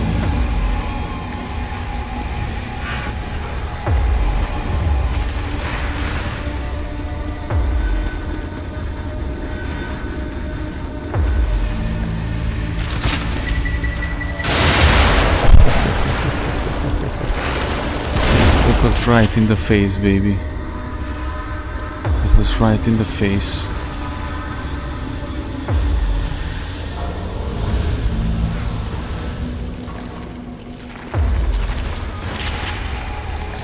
Yep, that's why lust is the dangerous, because you surrender to it. Any other thing that can overwhelm and defeat you, but when it comes to lust, you make the conscious decision that now I'm gonna open a website, I'm gonna watch people having sex, and I'm gonna masturbate. Not to mention that porn itself is a demonic ritual. Like, imagine like there are 10 bratwursts.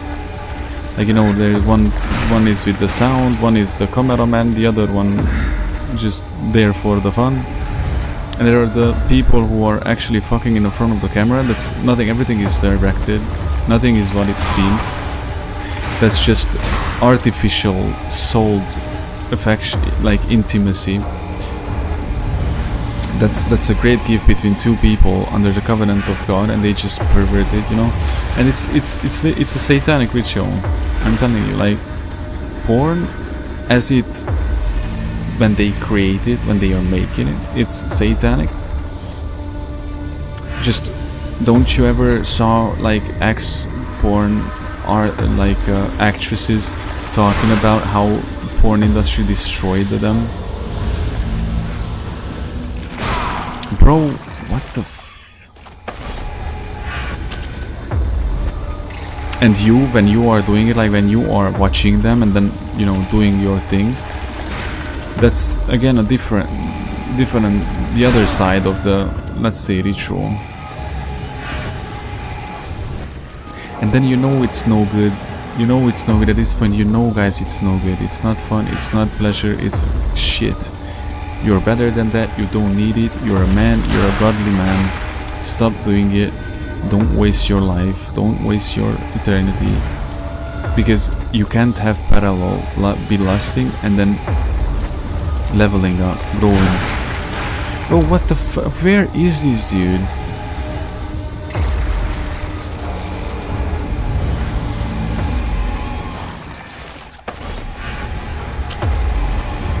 Destroy the family and the humiliate woman, of course. One of the interesting things I have to tell you that made sense to me only after I became a, like, not just a believer but a follower of Christ. I always, you know, without getting into details, but you know, at the end of the porn they always finish on the face of the women, on the face of the females. That's the ultimate brutal ultra domination and humiliation of a woman. Like, that's the how you dominate and humiliate a woman to the max. There's no beyond point that, like, when you finish on their face. And how disgusting it is in porns, and how even just the jokes of, or there are actually women out there who are proud of the fact that they can swallow your cum and shit like that. The weird thing is, which I never understood where this comes from for me, or now I understand that why it was the way it was. All my exes, with all the women who I had intercourse with, all of them from the first till the very last, I never felt the desire ever in my life at all, not even once, period, to finish on the face of a woman. I always went for the tits, bro. I always finished on them tits. And as vulgar and bad it sounds like right now, we are talking about something very ethical. It all makes sense now. You know what I mean? Now that I'm a follower of God and I know that I was chosen for a certain path and I was always who I am, you know what I mean? It makes sense that why I was never... It all makes sense why I was always an empath, that I carry certain qualities that God gave me, that there are things that are in me that clearly represent God, you know. For example, that I was wicked, very wicked person, but I never was evil, you know. And this is one of the biggest examples I can tell you. It was, I had once a revelation, I was just thinking about it, and then I was like, Lord.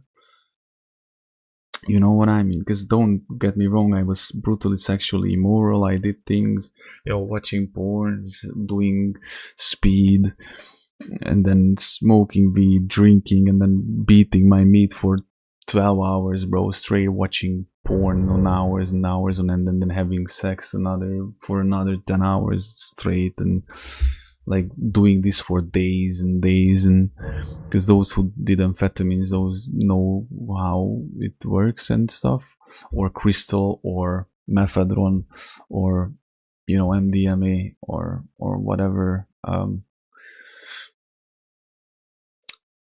So it's not like, oh look, I didn't do that, so I'm a little innocent little boo-boo. No, not at all. But there was this one specific thing that it's a must in every porn, for example, and in general. Like, I heard, you know, like from homies, like, oh, I finished on her face, like, yeah, bitch, get it. Like, this is one of them things that I never felt desire to do and never did it. The second one, I never felt desire to send pics, you know, like dick pics, or ask girls, any of my exes, I never asked them for pictures.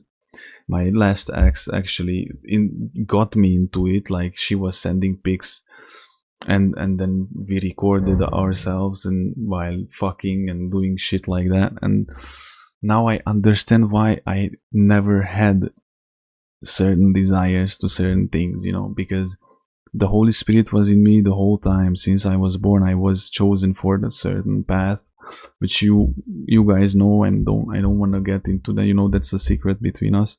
But just remember that legendary KCD stream where I told you who I truly am, and you know, anointing and stuff like that. So, you know, this might help you maybe now that after the stream, if you think about back or reflect of all your life, and knowing that you're a royal guard and that you're a certain, you know, it's so hard to tiptoe around, you know, such major and robust things, bro. But after the stream, you might be thinking and find some similarities. Bro, where is this cuckoo face?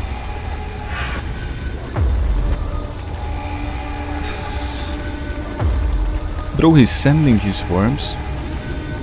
Yeah, old moon is gone. The real moon is here.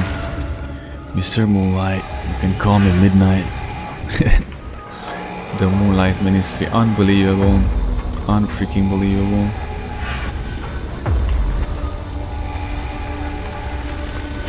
But for example, money I never cared about money ever, like, if you only knew.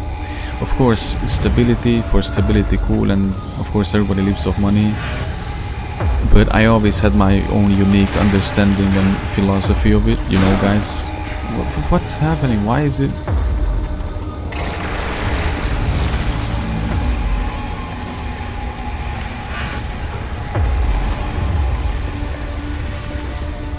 They are chasing me. So now it all makes sense, you know, since I became a follower and God gave me wisdom and gave me revelations and more understanding of what's the point of it all. To grasp it better, with better views and understanding why I did not like or did like certain things. More like didn't, but you know.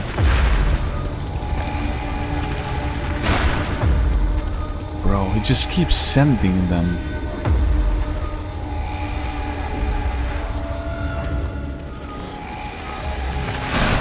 Yo, what am I supposed to do?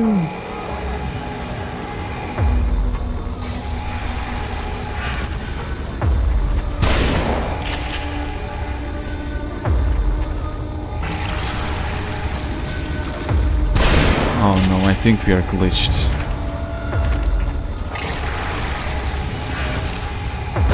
We are probably glitched, bro. No.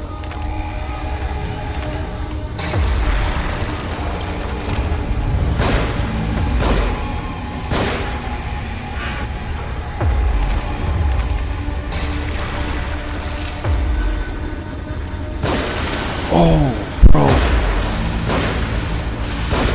Biggest plot twist.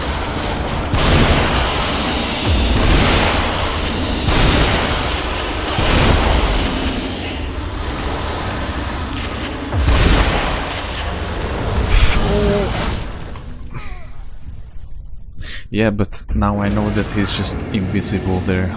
Boo-boo. We must be close, brother. This is the end of the Capital 14. Because this is a stage boss fight. I think this is where we finish this guy off. And then we officially... Because the story is that we are on the way in this... Because we got back to the... Like where we were at the beginning of the game. To that chaos city situation.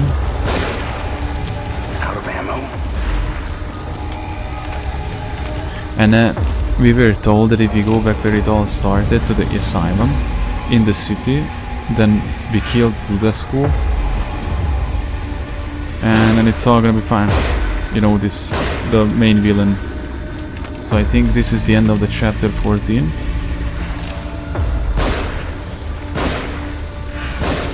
Oh, look at that. Hop cookie.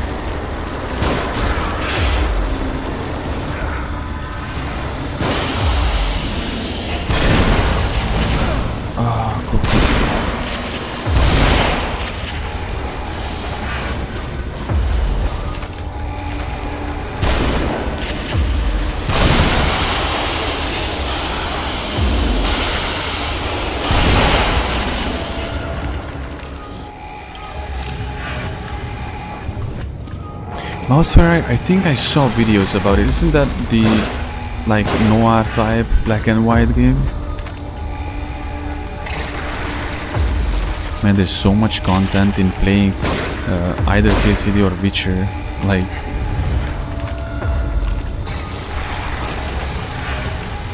oh, so that's what you do. You're invisible.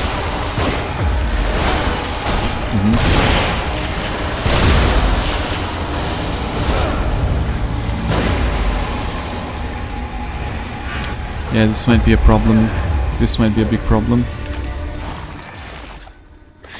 Oh, I have to be careful not to be insta-killed by the Dudesco. That's gonna be very bad if he does that.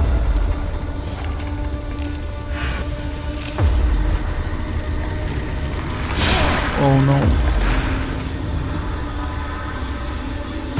Cookie.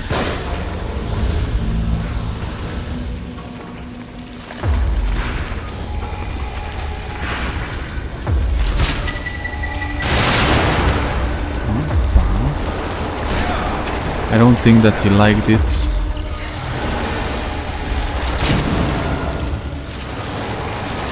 Whoa, bro, what? How is it even possible that he insta-killed me? Bro, he almost insta-killed me.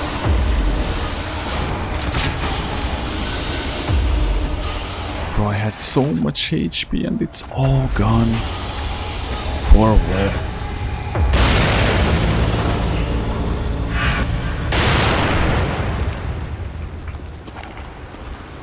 Okay, verrückt.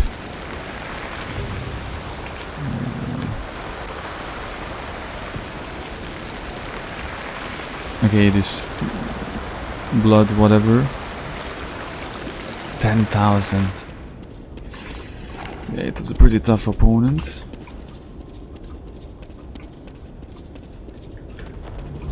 Oh yeah. Wait, did I just... Oh, I was about to, and eventually this interrupted me, and now I can. Bro, just imagine actually when we're gonna play through Last of Us permadeath. Imagine me dying at that snowy mission. I'm gonna have a trick. I'm gonna try. What if you alt tab out and alt F, you know, like from the task manager, you stop the game. Will that the game consider it actually as I quit the game? Because it says that if you quit the game during an action sequence, then the game takes it as serious as like you died.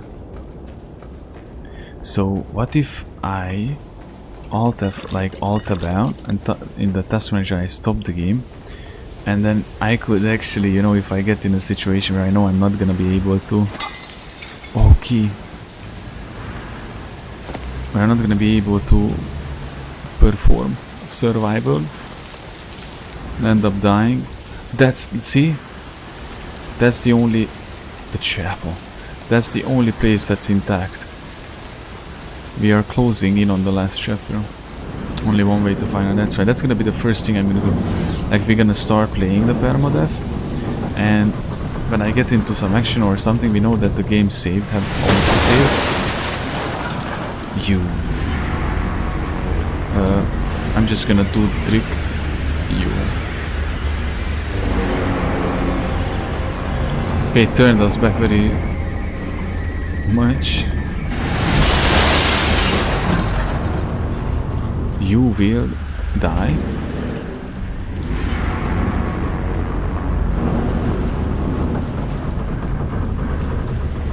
I guess. One day. Suffer. I'm really good at that.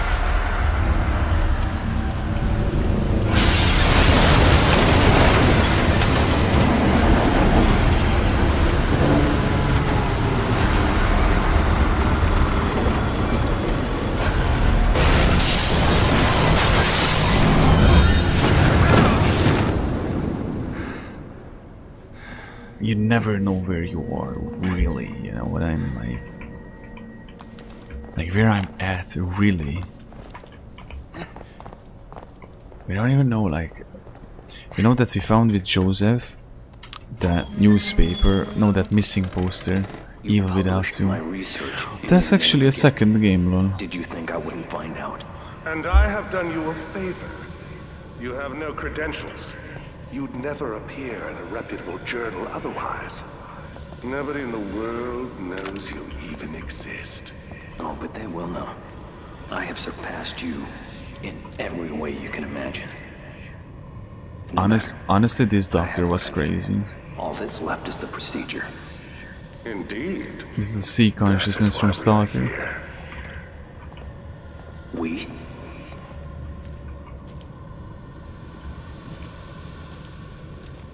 You wouldn't dare. You couldn't complete it without me. Precisely. Actually, we could play it through, man, Evil Without You. Of course, Red Dead Redemption. That's the next, no. Pooba Pooba. But you're right. Actually, I didn't even think about it for some reason. Trying to make me feel sorry for you?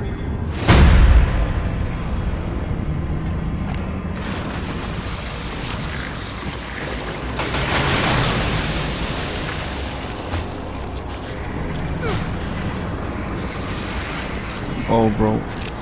Forgot to load.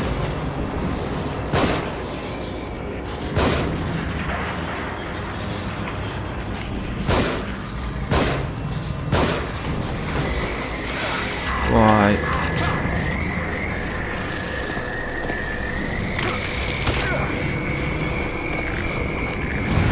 This is really not good.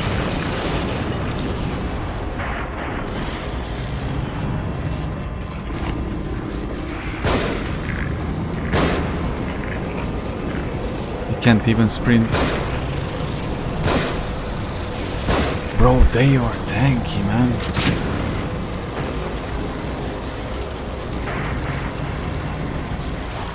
Bro, they are tanky, so. Don't you wanna go down, bro? I get hit once and I'm done.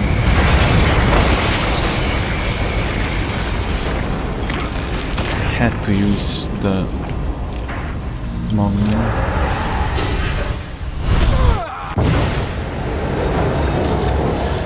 If you played this as a kid. If I would have played it in 2014, I think I would have been more scared of it. But the thing is, Kapitolen 14 done. The thing is, I grew up, when I was 6 years old, I remember, or actually 7, I was 7, when I watched Who Won the Grudge, bro, not normal, very not normal from me, The Circle, and that's why I'm a horror fanatic, because I watched very horror stuff from a very young age. I remember I was 8 years old when I watched the Texas Chainsaw Massacre. Not a normal kid.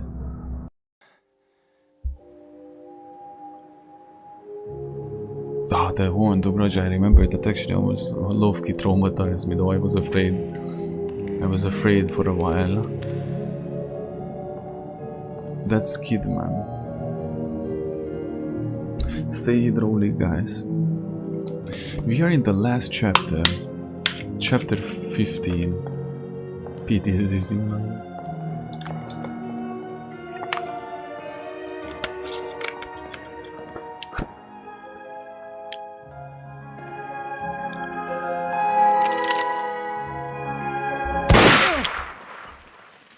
That was me, by the way. Wasn't that Castellano?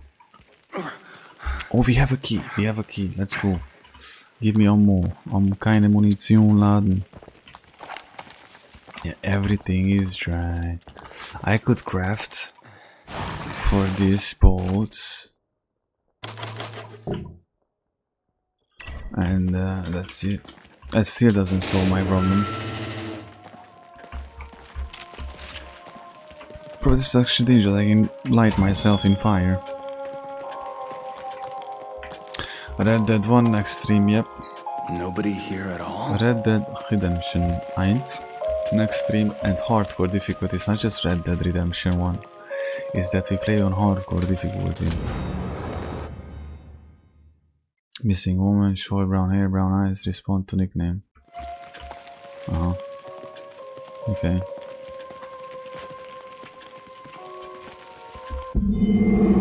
Cigator P, you know why you're here? Because you people aren't doing your job. You've been pursuing an unauthorized investigation using Kaputnik City Police Department resources to do so. In addition, there are reports of threats, intimidation, and physical violence. Castellanos, if you had any proof of those allegations, you'd be taking my badge and gun right now. You've obviously been careful, otherwise we would have, but we're watching you. Since you're not the only ones, what's supposed to mean? Keep following me, you'll find out soon enough. You keep drinking like you do, we won't have to. I've got work to do. Are we finished here? For now, but you're on thin ice, Castellanos. If I get even one more report, you're through. I'll be through when it's over. He was trying to Ruvik? Get to the end of his... But by the way, I'm just saying, compared to Max Payne or... You know... He should be in a much worse mental state than he is. I never opened anything from him. Let's open this, please. More. Most useless. The most useless.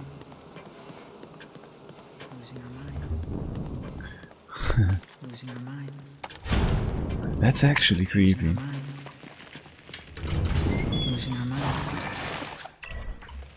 12k, let's upgrade mine.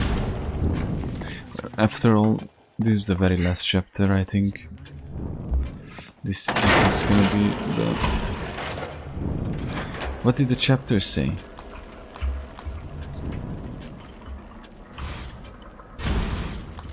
That's... I'll read the board then, bro. No.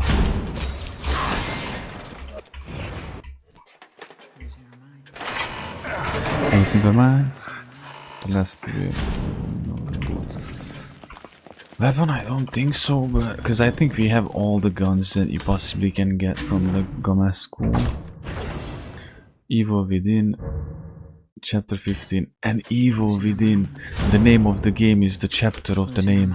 Ooh, then you know that it's losing our minds. Losing our minds. Losing our minds. This is how it feels to resist lust, by the way.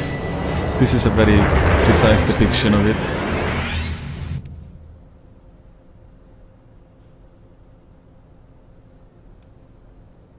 This way. Bro, poor Dudesco. I can't be mad at Leslito. I know that he was used. That's the thing. He was used and... Look at these graphics, actually. That's the main character as kid. Hey, wait! Like Castellanos. Bro, for real? I think. Bro. Then why is his name Leslito? Why isn't he just a... I'm trying to put together what is this universe, and we know that there was some experiments with the serum injector. They said at the beginning of the game we found out.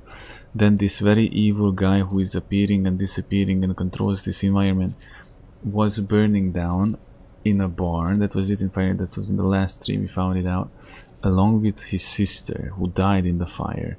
And the barn was set on fire from the people who hated their family, like this family, because they are rich.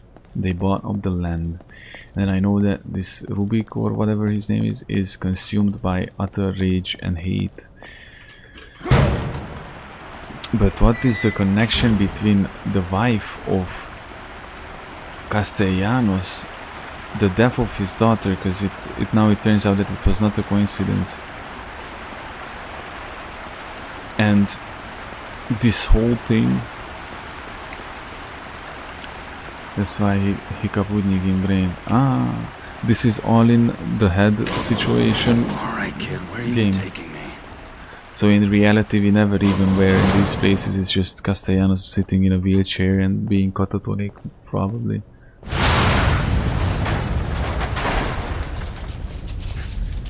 In that case, but what? His wife lost and child, the daughter of him, maybe he could not process that he lost his child and the wife left him, or what? bro got brain eating bacteria. Oh no.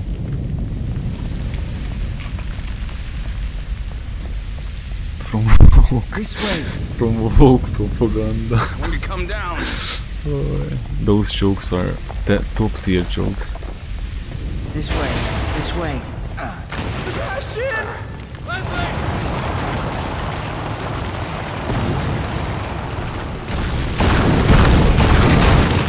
I would say, isn't it weird then he tries to kill himself, but I know that I tried it with myself too, so it's not that surprising. It's a thing, you know.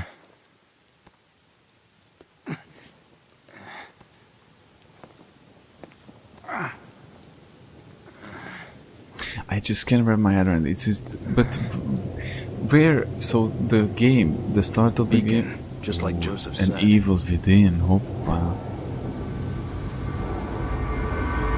Yeah, but my problem is that at the beginning of the game, we were called to an investigation, and there was all of us in the car, going towards the hospital and then entering the hospital.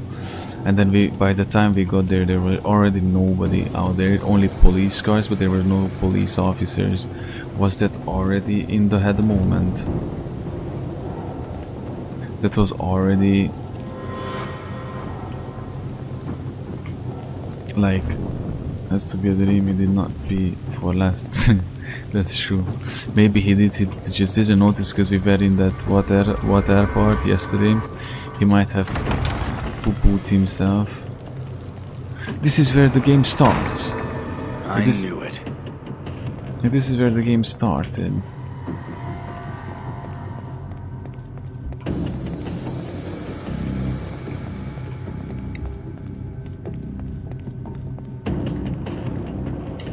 So far this is the most real looking environment.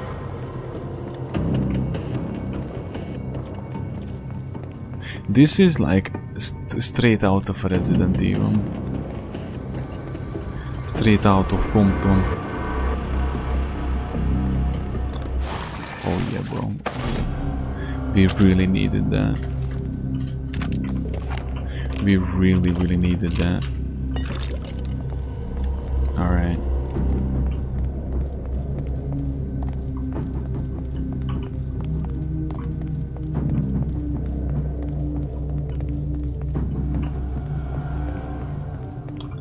Okay. More medipack. Oh, yeah, I'm using them instantly up. I cannot. Ah, you know that's in a horror game when you play and then you're out of ammo and you're low HP, then you know you messed up somewhere along the way. And you did not do something in the right order. Yeah, I don't have anything. I need ammo. Yeah, this cannot be real. Yeah, you're right, this cannot be real. I mean, it was pretty obvious, but all those creatures and monsters were the depiction of his anxieties, and like in the Cry of Fear.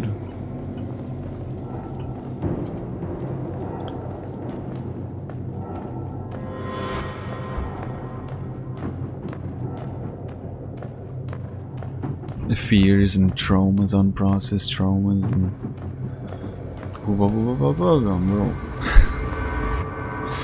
That joke. That Resident Evil 2 remake stream was a hell of a experience. Darkness overtook me. Darkness and pain. 1,000 other sensations as they probed my cerebrum, examined my work. An eternity. But what work? What's the point of the work? I don't understand it. What work? What work? Rage. Ecstasy. And then who is the doctor then? Wait, we got all those newspapers and the missing posters.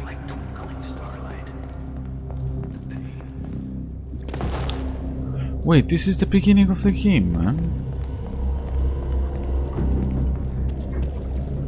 Something is not right here.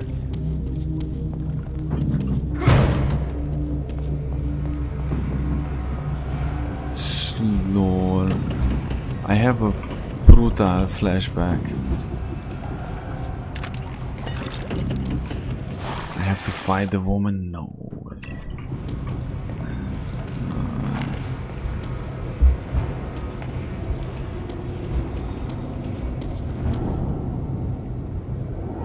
Yeah, this is definitely. This is the very beginning of the game. Of the combat school, you know.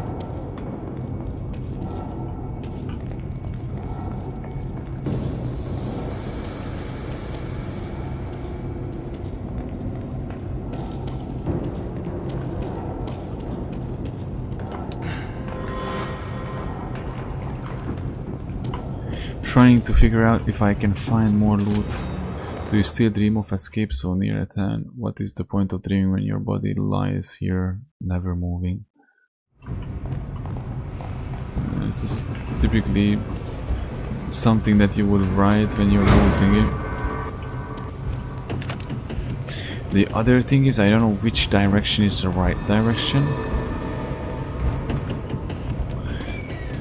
I mean, don't want to loot behind. I should go that way, I should go this way.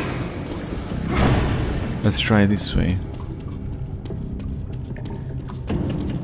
Sunrise. God bless.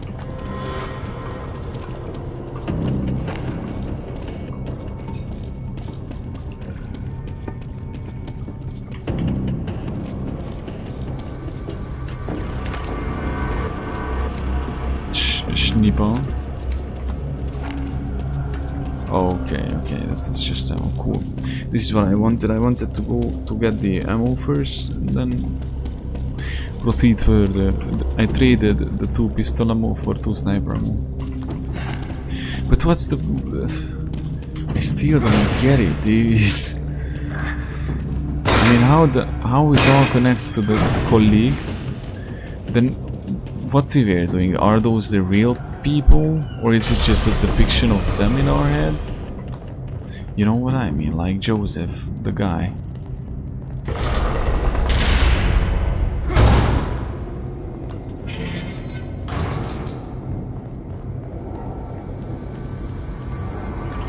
In real life, in reality, we are sitting in a wheelchair mumbling something. Leslie? Don't go there.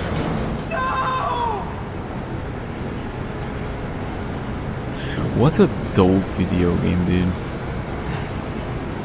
Definitely gonna have to watch Evil Within 1 videos.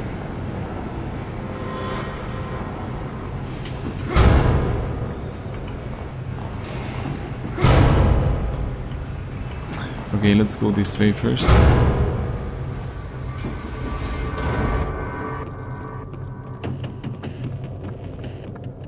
Ammo?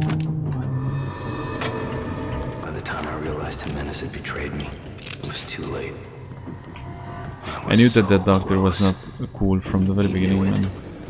I mean, not from the very beginning, but now I know that since the beginning he had bad intentions, or so weird.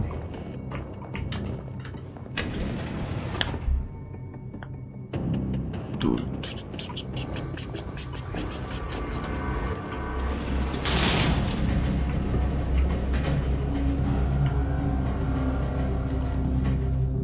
For 2014, this graphics is peak.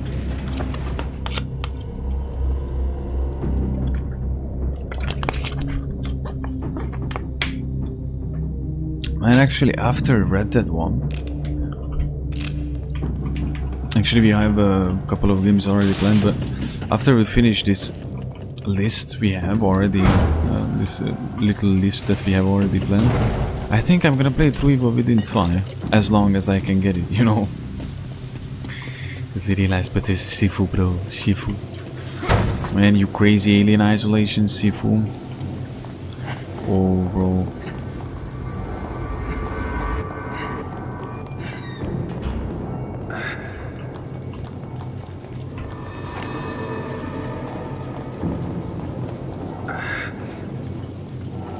Oh, another map, like fragment.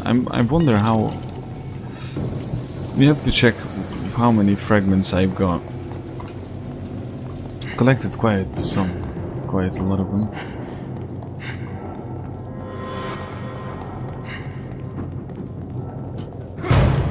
The suspense, you know, the OST.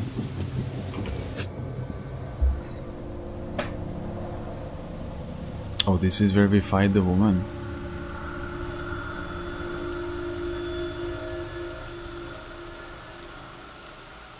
Right, need a tier list of the year. That's right, man. We should do that. Lord, that's such a great idea. That's such a great idea, dude.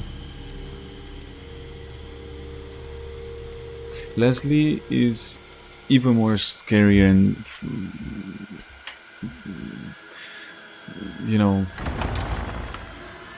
worrying than before. When he was going catatonic and all crazy, I was like, you know what, yeah, he's kinda crazy, but no, whatever. Now that he's just walking around completely quietly, I think it's even worse. We reached the peak, guys. We are at the end game. This is literally the end game. The Hubba Bubba Tower, that's the Bubba Tower. We're gonna call it Bubba Tower, bro. Leslie too went in the Bubba Tower.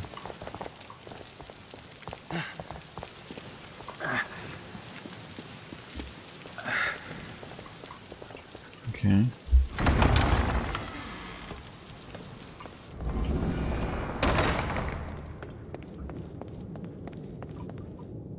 Will this be a safe zone? I kinda recognize the door. No safe room, bro. Just save.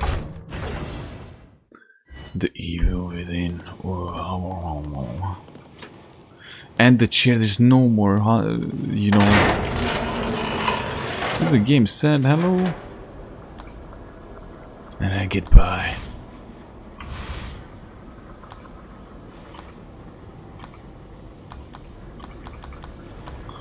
Oh, don't know, man. Which one?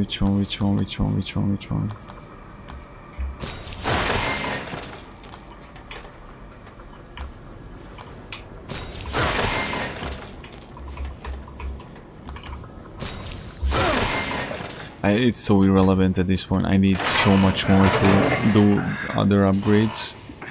You know, like better ones, like strong ones.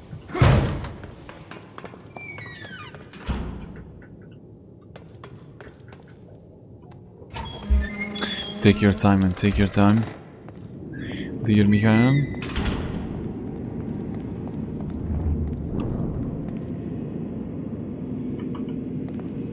We're gonna Damn it! Hey, I know you're out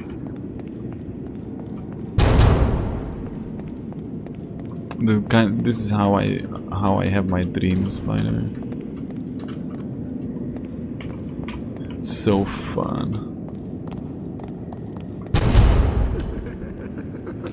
Who is this guy? Is this our consciousness or? Actually, just let me look at Samurai Moon, bro. Look at that. By the way, the purpose of this is that it's really hot. It looks cringe, by the way. It looks like a palm tree. Look at that. Looks like a palm tree. The purpose of that is that it's very hot. Average heat wave enjoyer, you know, in Europe. Look at that, bro. I look so different. So different than... Let me do the... How you say that?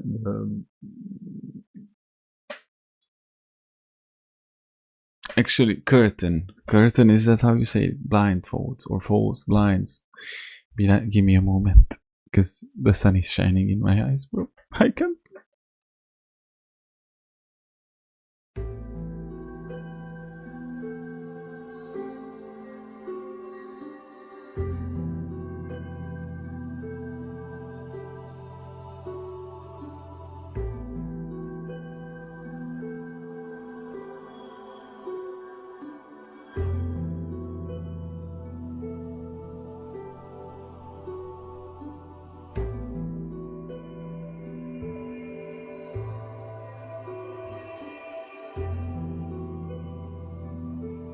Dannenberger. Ready to go. The beard is growing back, guys. I can happily announce it that I'm no longer baby moon. Ha, jokes on you guys. Ha, I'm no longer baby moon. I look like I'm a samurai moon. Actually, legit samurai moon.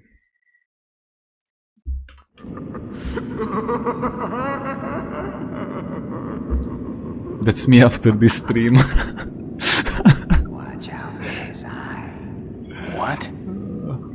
If you want to live, you avoid Rubik's eye.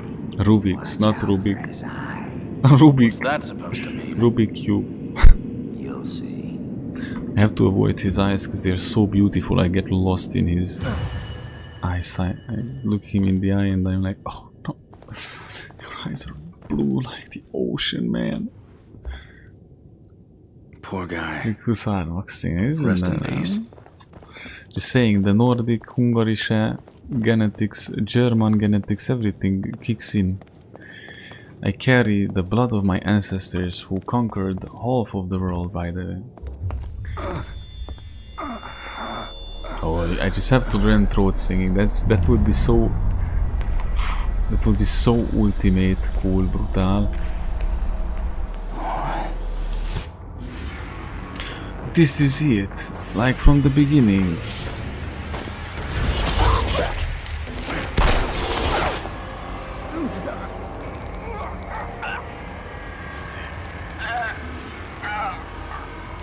Nah, his eyes are not that beautiful. I'm sorry, I have to take it back.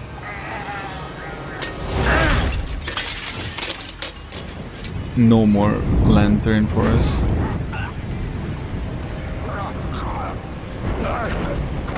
Isn't his kryptonite supposed to be fire, by the way, because he burns?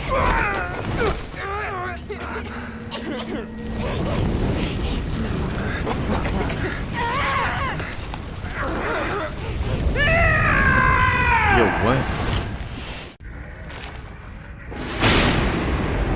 This is straight out of Resident Evil, by the way. Okay, no, this is different. Look at the distance. Boss fight? Question mark. I think we officially reached the... Yeah, that really much sounds like a boss fight. Baby girl. Du bist gut genug. Boss fight. No gents. Is there any extra content? 3-hour DLC. Is there 3-hour DLC? Ooh. Let's go. Who needs sleep? Let me just loot. Yeah, I no longer possess the lantern.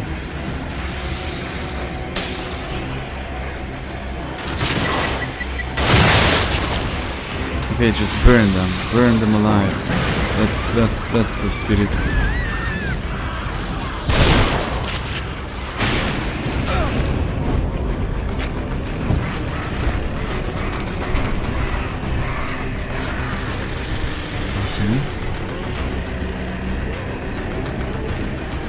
There might be a DLC actually.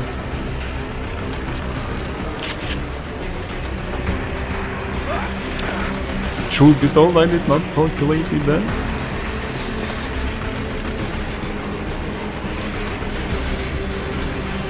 Nine more hours of bro, at this point, man, you can't even make it up. This is what we always do at this, man. We just can't, literally can't map how much time is left in a video game. Like this joke that 1 more hour left, it became iconic for us, man. Like, for real. Yeah, 1 more hour and the game is finished. Yeah. At this point, stream bro, just remember that Johnny told me that the game is almost done and I played 12 more hours with it. It was like, yeah, you're close, you're almost there, and 12 hours later.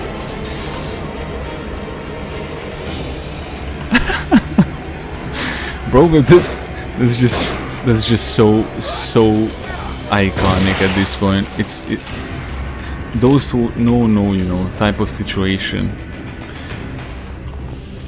When the fishes will come, bro, when we're gonna have the fishes here, and then we're gonna be joking all around everybody, we're gonna enjoy each other's company, and then we're gonna be worshipping the Lord and enjoying the Damascus. And then I'm gonna say 1 hour left, nobody will understand why I'm laughing so hard, only the two of you. YOLO, bro.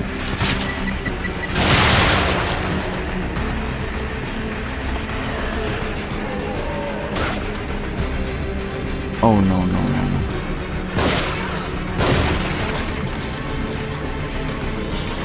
Bro, just... Ah, that was cringe.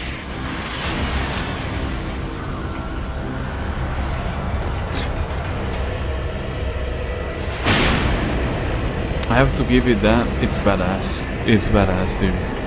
It's horrifying, it's terrifying, it's badass, it's good ass. Everything ass. Wait, I'm thinking if...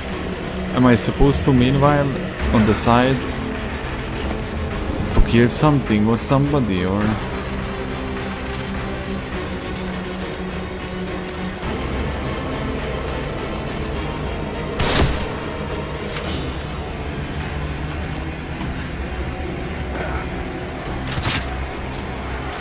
Opa, now did you not expect that to happen? Play smart, not hard. Opa. Oh, run.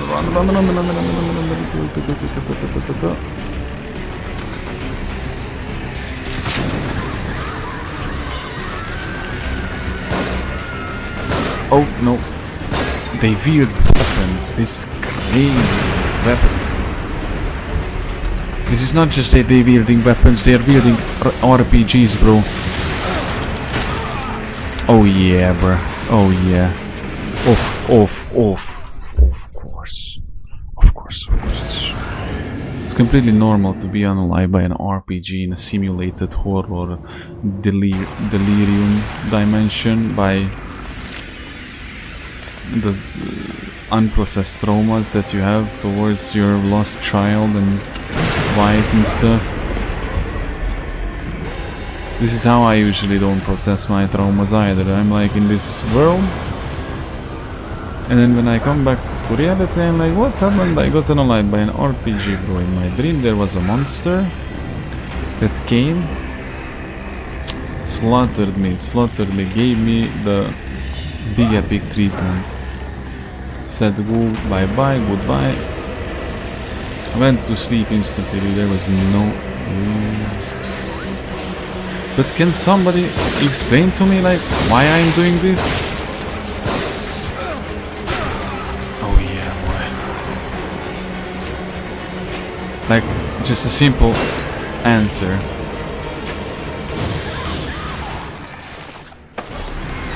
And they're all pushing to me.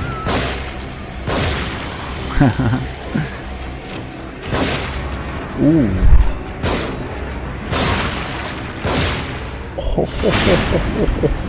No. This is the end. This is where we stop them.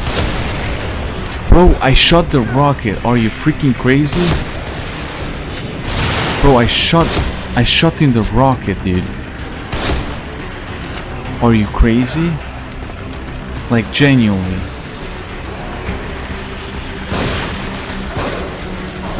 Look at this massacre. I'm literally massacring them. I'm like crazy.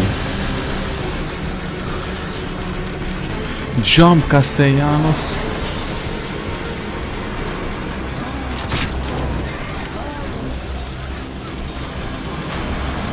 Whew. Ah, this is prank. He's just pranking me. Ah, hacker, that was an aimbot. That was wall hacking. I remember when we were playing competitive games and everything was a VH aimbot. Everybody was a hacker. By the way, I was not that type of player who always raged out on things like that. Like anybody kills me instantly. Those who better than me instantly hacker. But I had a guy who I used to play with who was like that. Do you know how hard to play with somebody like that? And you are at this point actually taking the side of the enemy, like, no, actually they might be just that good, you know. And then you die. Oh. And then you're telling him, shut the fuck up, man. The enemy is good. You're not the best player of the CSGO universe. Shut up. You're actually bothering my aim. I'm trying to focus in the video game school. And then he keeps just raging. And then we both die because we are sad. And we wanna eat silly minis, bro. Hoppa, the headshot and burger. Bro, call me the best Eva within Pro Max. That's what I can tell you. Hop, look, see, did you see? That's bait. No, boom, headshot. Look.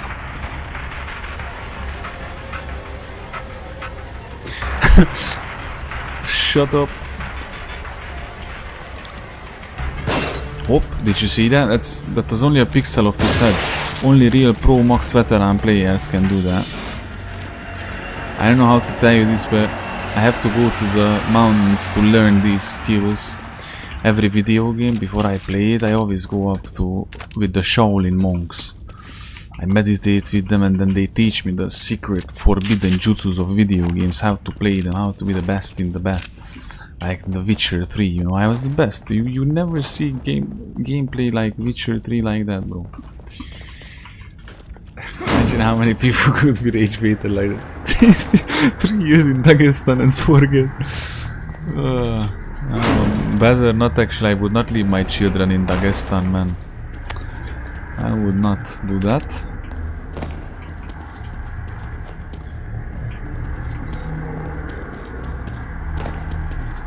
But that's a good meme. Used to be a good meme.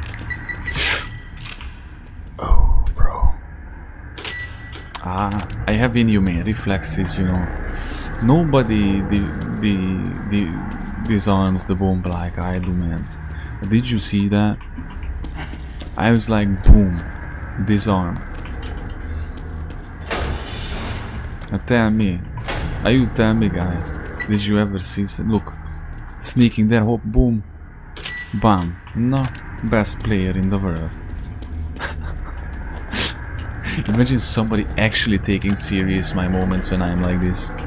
Like at some point, guys, I hope you're prepared. At some point, somebody will take this seriously and gonna be like, hey man, you're not even the best. Like this is shit gameplay, and I'm gonna be like, I know man, this is professional gameplay. And they're gonna be, no man. And then you're gonna be like, hey man, chill. And they're gonna be like, no, I'm chill, man.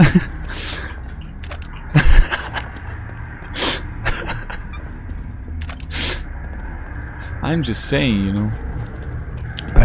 Better be prepared than Session. The Session Mountain Simulator. I'm telling you, man, most of the Shaolin monks or for a lifetime they try to learn the way I mastered this in a week, you know. They learn it in all their lives, bro. Can you believe that? All their lives they are there and they're like, oh, look. But you know, in the hospital where I was born, you know, the nurses, they said that this guy gonna grow up, bro, and then he gonna be evil within Pro Max. Like, this guy gonna grow up and then he gonna be the best professional. Like, he gonna, like, the warrior monks, bro, will not master the skills that he can master like in a week, that he masters like in a lifetime. I don't even know what I'm talking about anymore. I'm genuinely just yapping for the fun of the game, you know.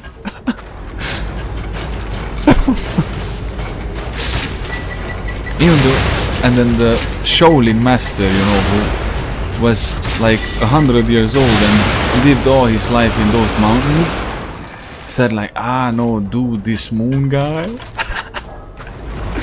this moon guy, it's crazy. I was learning these things for a lifetime, but he brutally surprised me, man. 72 Goat Edition. Oh, I remember that Goat Simulator came out. It's a full total random game. Typically that type of game that you can play it once, you know, once at max twice. You just have fun with it for a little while. That's it. And then all the YouTubers in the existence, so be it Hungarian or English YouTuber, bro, they all made videos about it, like Bigus trend. It was a big trend, and then that's it. It was forgotten. Everybody did the same exact shit in the game, like being goofy and then going into buildings and stuff. Me myself, I played the game. I have to admit to you, what is this? Is this the brain? I created this world. Bro, it genuinely feels like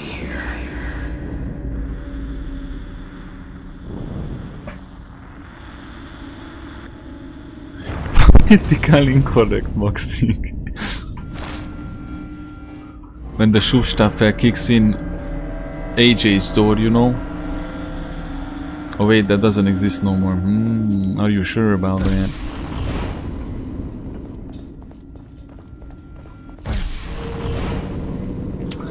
Ah, so that's how it works. That you have to shoot out the big eyes, real lies, you know. YOLO. I can't YOLO my way through. Wait, it's not that deep, by the way. I think I can make my way through.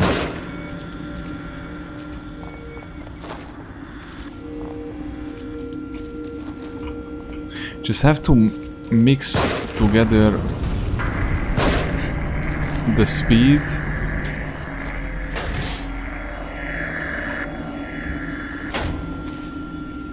What?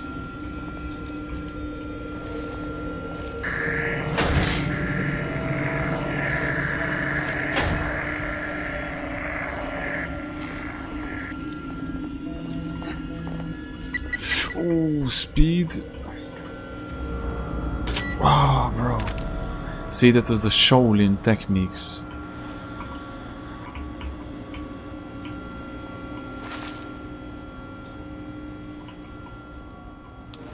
Where is that stupid eye, bro?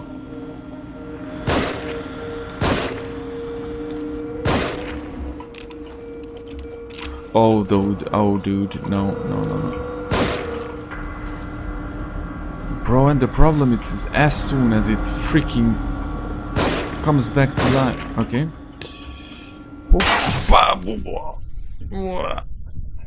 I was close. I was close, though. I was close. I was close, bro. Whatever you say, guys, I was very close. Ah, that's actually disgusting. Hubba Bubba Moxing.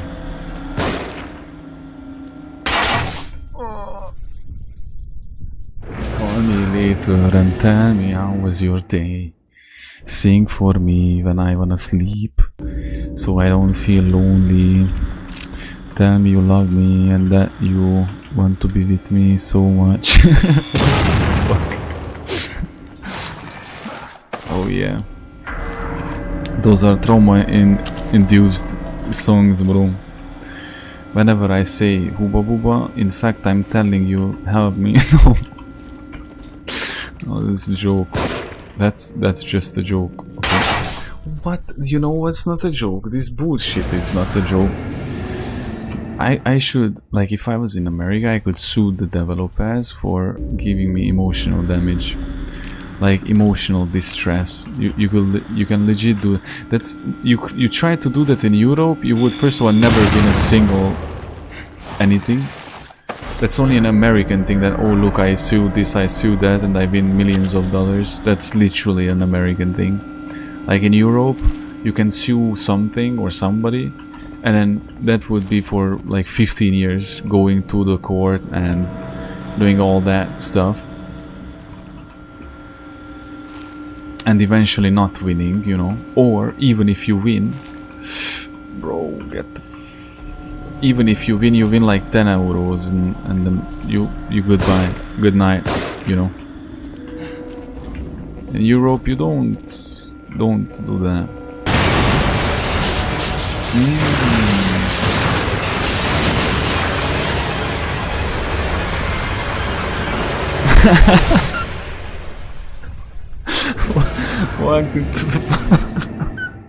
Walked into the puddle. That was a bloody puddle there. Bloody mate.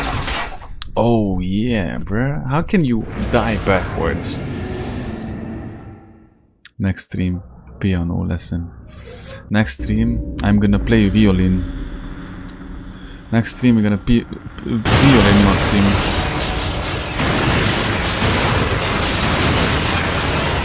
From Castellanos.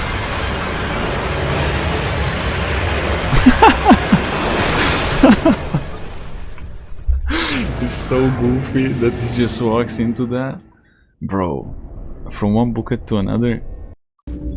How you say on German that I wanna cry right now? I want to cry right now in German.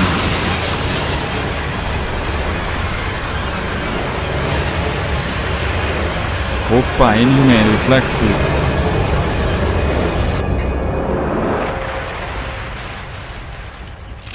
We have to open a Sprezzi, bro. What? And this happened all in this very moment while I was standing there? That's very decent definition of going crazy, by the way. Okay. Ich möchte weinen, bro. Ich möchte weinen. Ah.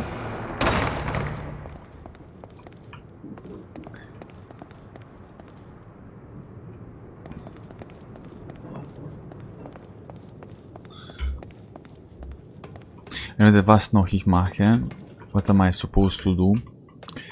Ich möchte weinen. Now I learned a new sentence.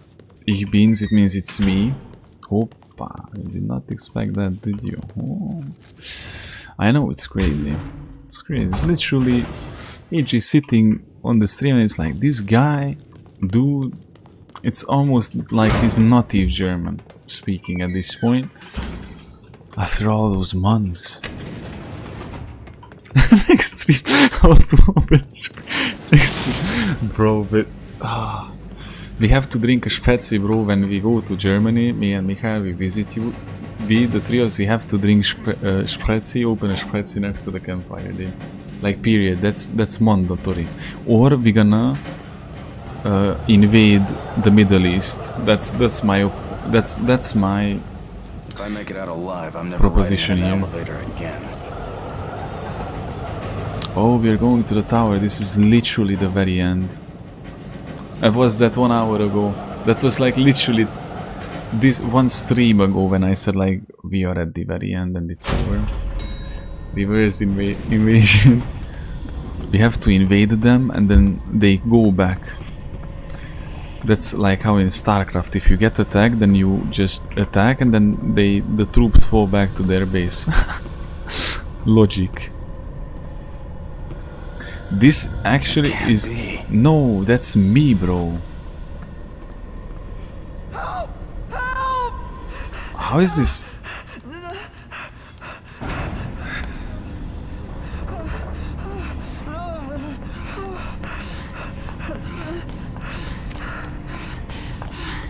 Sebastian, get away from him. Shut up.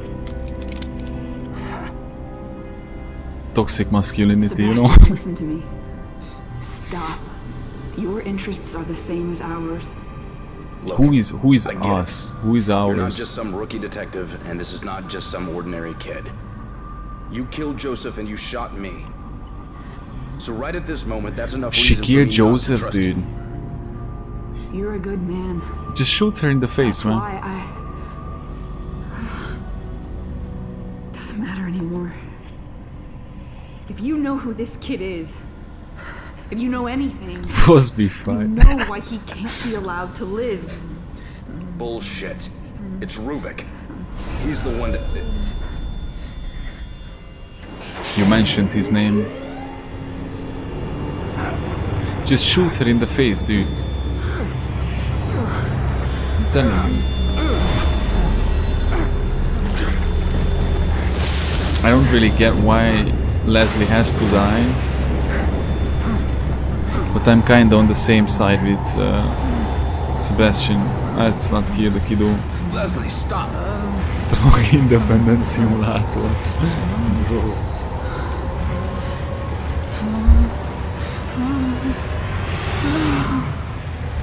There was the big whoosh sound effect. Leslie!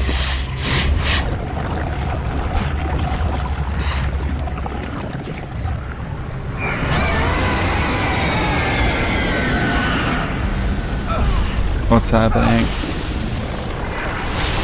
The system is faulty, we are going down. I repeat, we are going down.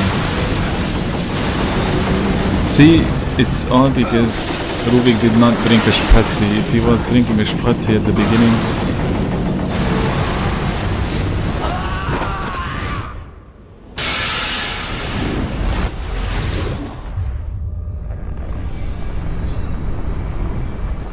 But I'm then in a bathtub, and this whole world, I'm part of the Seacon, right? Like the sea consciousness. And this is not real. Which is pretty obvious though.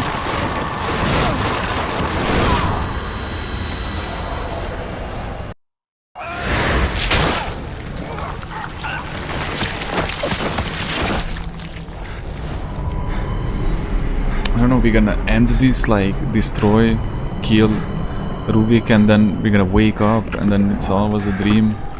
They're gonna tell us, like, dude, you have no idea, like, you were sleeping. You were screaming when you were asleep and stuff. And I'm like, oh, wait, really? Ain't no way.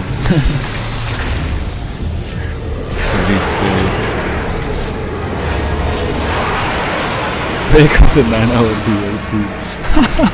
New map. Michael does this all the time, that we finish a game. We finish a game and he's like, okay, new map. New map unlocked. He did that on Red Dead 2, he did that with Witcher. He was like, no, new map unlocked, man.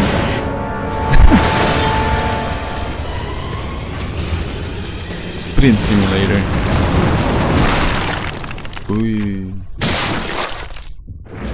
I have to give it to this game that this game has pretty brutal devs. Like, Callisto Protocol is the most brutal, if I have to be completely honest.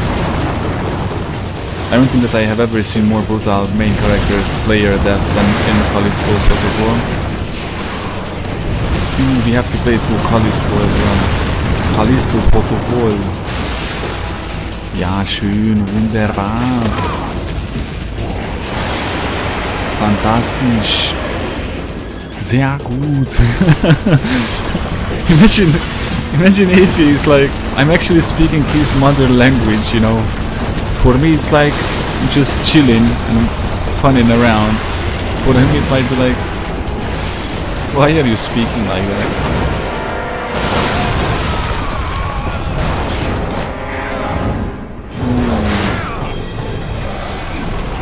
This is like a Hollywood movie. This is a precise depiction of what happens in your body when you get the flu, and how your white cells are trying to defend your body against the virus. This is how you fight against the brain-eating amoeba.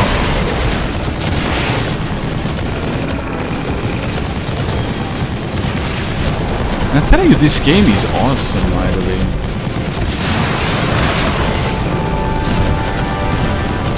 Proper German. Was it? I'm trying, man. I'm truly trying. I'm trying. I love German language. I'm not really good in it though. One day.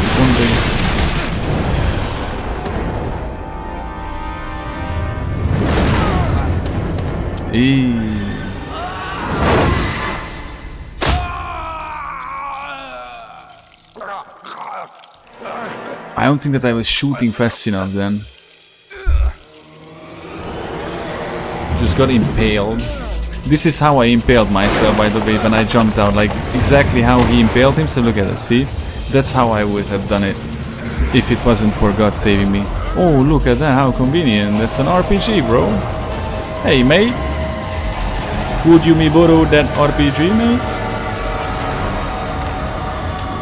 How freaking cool is this that we actually get to unalive the main boss? Let's see that big something. It's am I supposed to shoot something specifically? Head or body or what is that dingling thing on the cuckoo? The dangling whatever that is.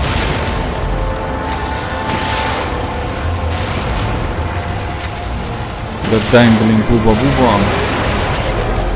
Spaghetti means that. Ooh.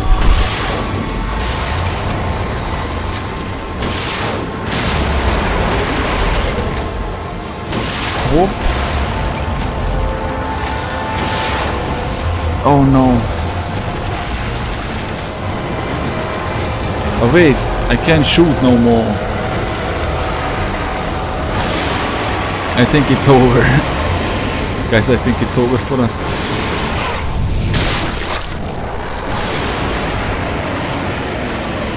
Man, the devs ain't playing around. I have to give it that. The devs are not playing around, dude. I have to hit it precisely then. But it doesn't really go exactly where you aim, by the way. That's the other thing. Like, I find it a bit... just slightly... No, see, for example, I would love to blast him in the top of his head. Too many shots wasted, He's getting closer, bro.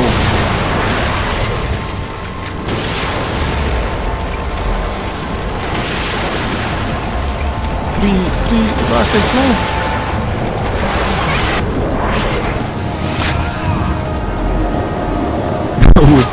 I'm telling you, this is how the white cells are protecting your immune system.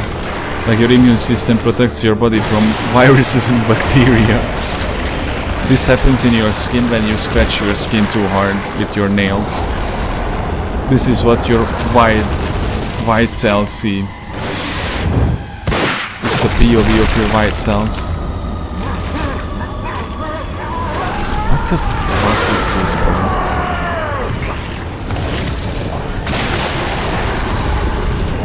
This section reminds me of the Clive Baker's Jericho. I don't know if you know that game. It's one of the best games ever. I remember playing it, I was like 8 years old or 9, man. And I played the Clyburgers here. That's not a game for children, that's for sure. Kaputnik Simulator. No, we woke up in the bathtub and then... Okay, the question is, when did we get in there?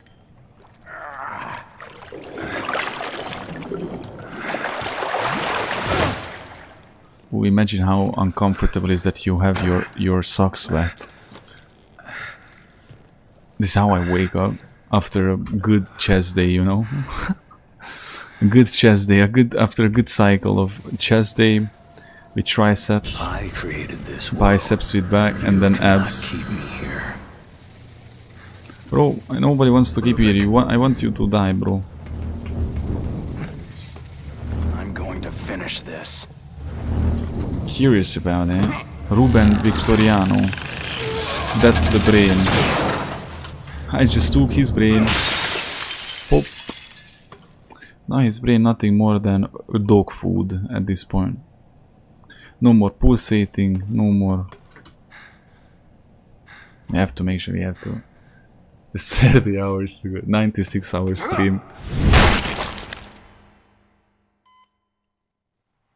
Vital signs, sir. Bro, what is...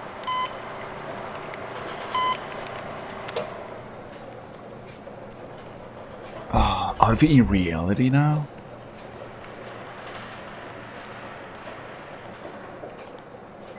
Leave that one. And those two. They're not going anywhere. Yo. No one can. This is deep. This is deep, bro.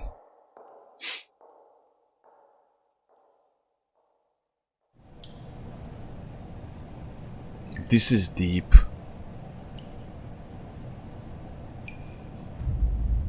And what, everybody just left and Sebastian was like taking a nap. There's the police officer.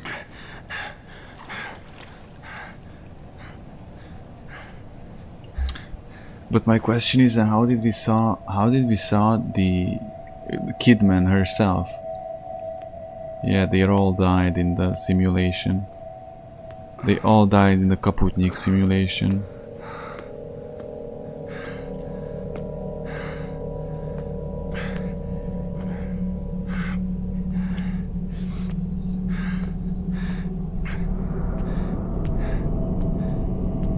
And Joseph? Where is Joseph? Leslie. You Leslie Booba. Man, this game is actually so much deeper than I first thought. We need to play through the second game. But wait, how are they dead? What? I don't understand this. I'm just...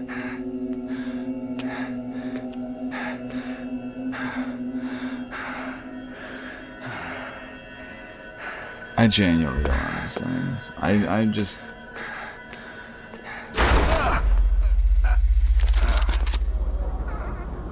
Go! Okay. Detective, are you alright?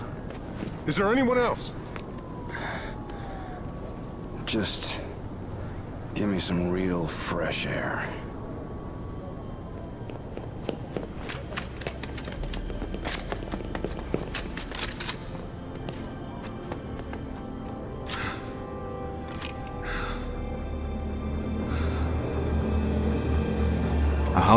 How does Sebastian gonna explain this? Like, nobody gonna believe anything. Like, they're gonna put him, and then Leslie just walks out. Like, nobody sees Leslie walking out like that.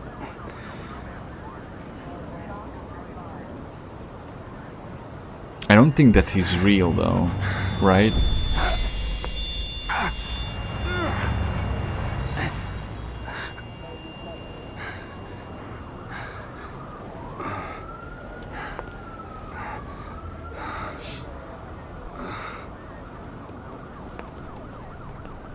Yeah, that must have been.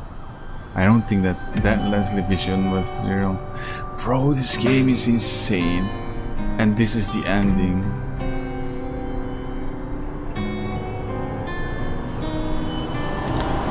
So basically at the beginning when we went in, that was the reality, and then inside something happened to us, and since then we were in this weird world, and now we came back to reality.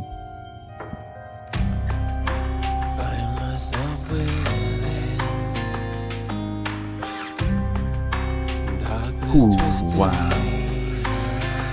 Ladies and gentlemen, we did it again. We finished another Gamasco, baby. Another game on the list, baby. We just finished another game.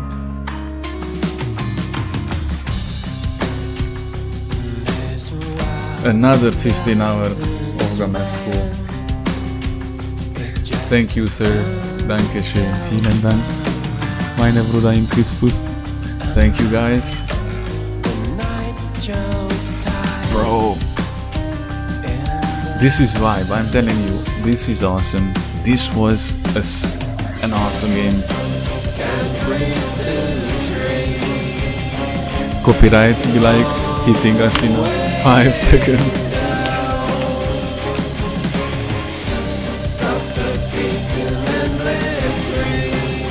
Wow.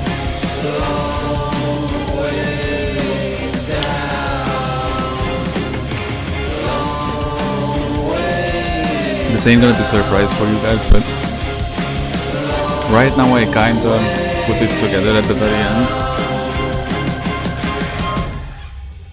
I don't think I'm gonna surprise you, but I don't think that till right now I understood anything of the game. Basically I went through the whole game. Like at the beginning maybe it was all chaotic, it was all...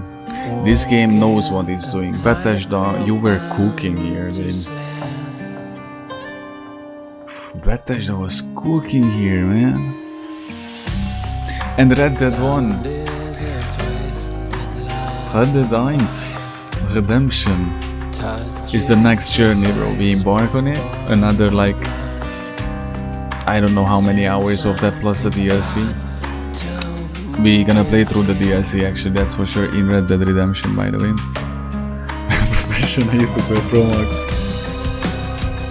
Ooh, this is the type of music I listen to in my free time.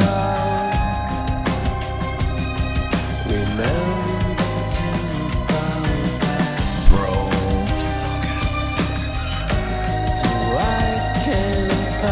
wow. It's just so surreal, you know. Like another game is taken, and this is, even though this was a linear game, it was a long game, dude. A long game. And there were sections where I was not that, you know, the action sections. I was just trying to get through the previous stream and the beginning of this stream. All the 15 chapters, peak. This is peak game design. You can tell it. You can really... Post-game depression, that's right, man. Actually, this time not like melancholy. I feel this like, foo, again, we got to an end of another journey, man. The masculine urge to write in my, you know, YouTube community tab that Hubba Bubba brothers, here we are again, dude, here we go again. But since I know that Red Dead Redemption is the next one, that kinda tanks the damage, you know, emotionally. The knowledge of we're gonna tonight play Red Dead 1 tanks the damage, gives me hope, But the fact that we finished another game, another playlist, because if you check my channel, I always put them in separate playlists. There's another full playlist from the beginning till the end finished. Dude, this is just unbelievable, man.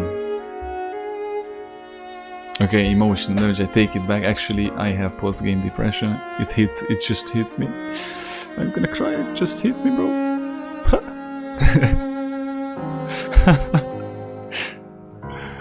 Emotional damage maxing. Wow, this is... you can really tell, honestly, guys. Tell me otherwise if it's the case, but you can really tell that it's a game from 2014. The whole thing, it's a peak art.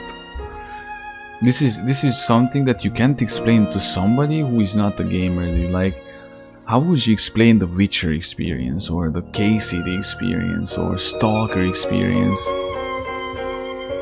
The most beautiful thing is that even though I did not continue the Invictus, because look at, see, that was redirection. That was not a failure, a loss. That was redirection, bro.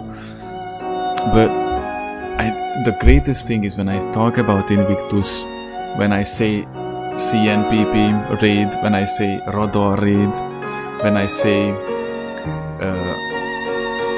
the Great Swamps, Mikhail knows it as well. Because he was patiently following through those journeys, bro. And I could introduce all the X-Labs. He even saw the Chernobyl power plant raid when I was... That's so crazy, dude. Y'all crazy, man. Y'all crazy. Y'all crazy. The Musketeers, bro. I'm getting emotional, guys. I have to put on the glasses because I'm getting emotional. I want to cry.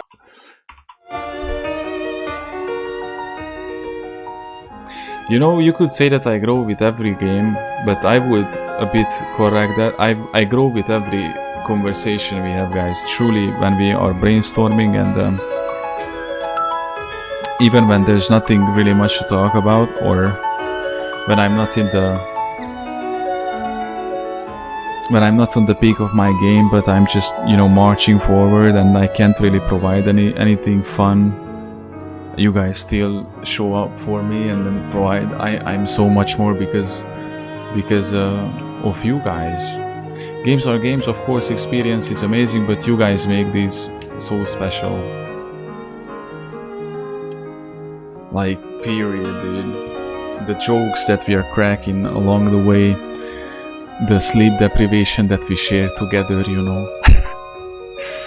All those moments, the decisions, the nail bombs. Like,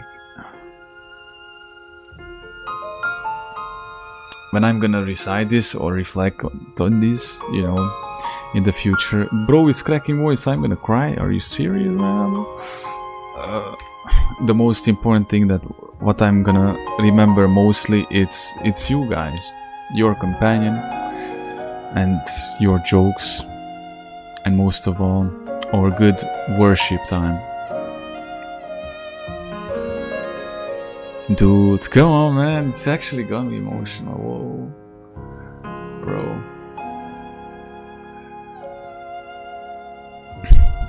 Lol.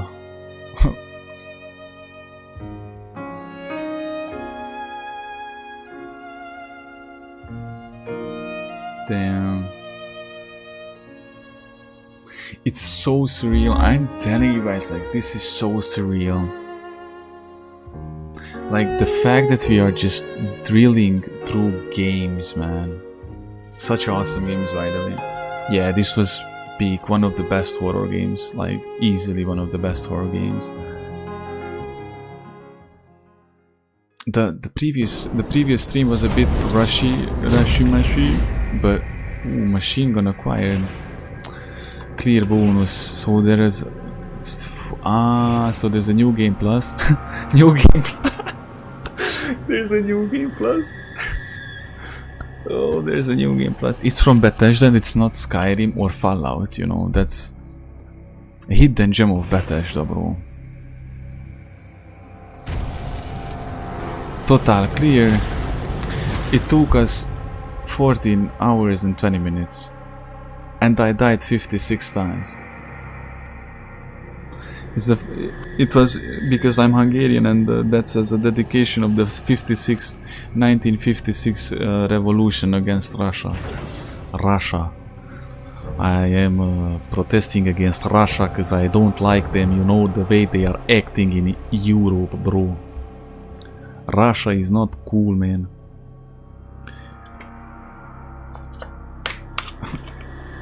Bro, jumping between. We are parkour because we are jumping between politically incorrect topics to brain rot topics to actually brainstorm topics. Make Bethesda great again. Bro, imagine that. Actually, Ubisoft. Like, Ubisoft used to be cool. There's no more Ubisoft if you ask me. Like, Ubisoft is going bankrupt, but with a good reason.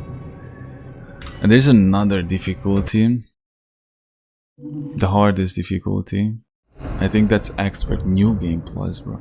Yeah, but in the New Game Plus you don't really do what you do. Like, it's not like a new game where you start from scratch zero. You have 50k points. You can upgrade all of your skills, all of your weapons, all of your...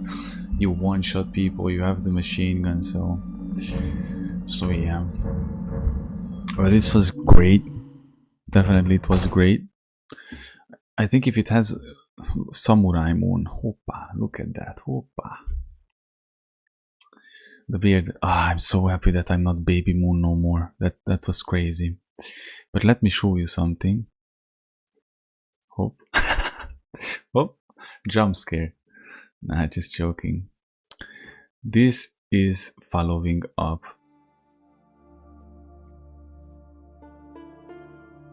This is the Easter egg. This is a reference to the next playthrough we are playing. What? I wonder what am I gonna play through next time. Red Dead next. Ooh, bro. John Marston, GM, Jim. What did he say? When he said not Jim Marston, he said Jim. You know, when he was in incognito in the out. Oh, bro, like, I finished the game. Arthur is dead. You know, like he's watching this, and there's the ending. After that, I found out that I had the good ending. You know, there was the ending going down, and epilogue. I was like, epilogue, okay, like, okay, it's probably just wrapping up some stuff, like. And I was 1 hour into the epilogue, and then I was 2 hours into the epilogue, and I literally, from the moment where I thought, like, okay, the game is over, I played 7 hours. Like, Johnny was like, oh, dude, you're there, man, it's all game over. And then I played 7 more hours. Alien Isolations, Casey to Witcher 2, bro.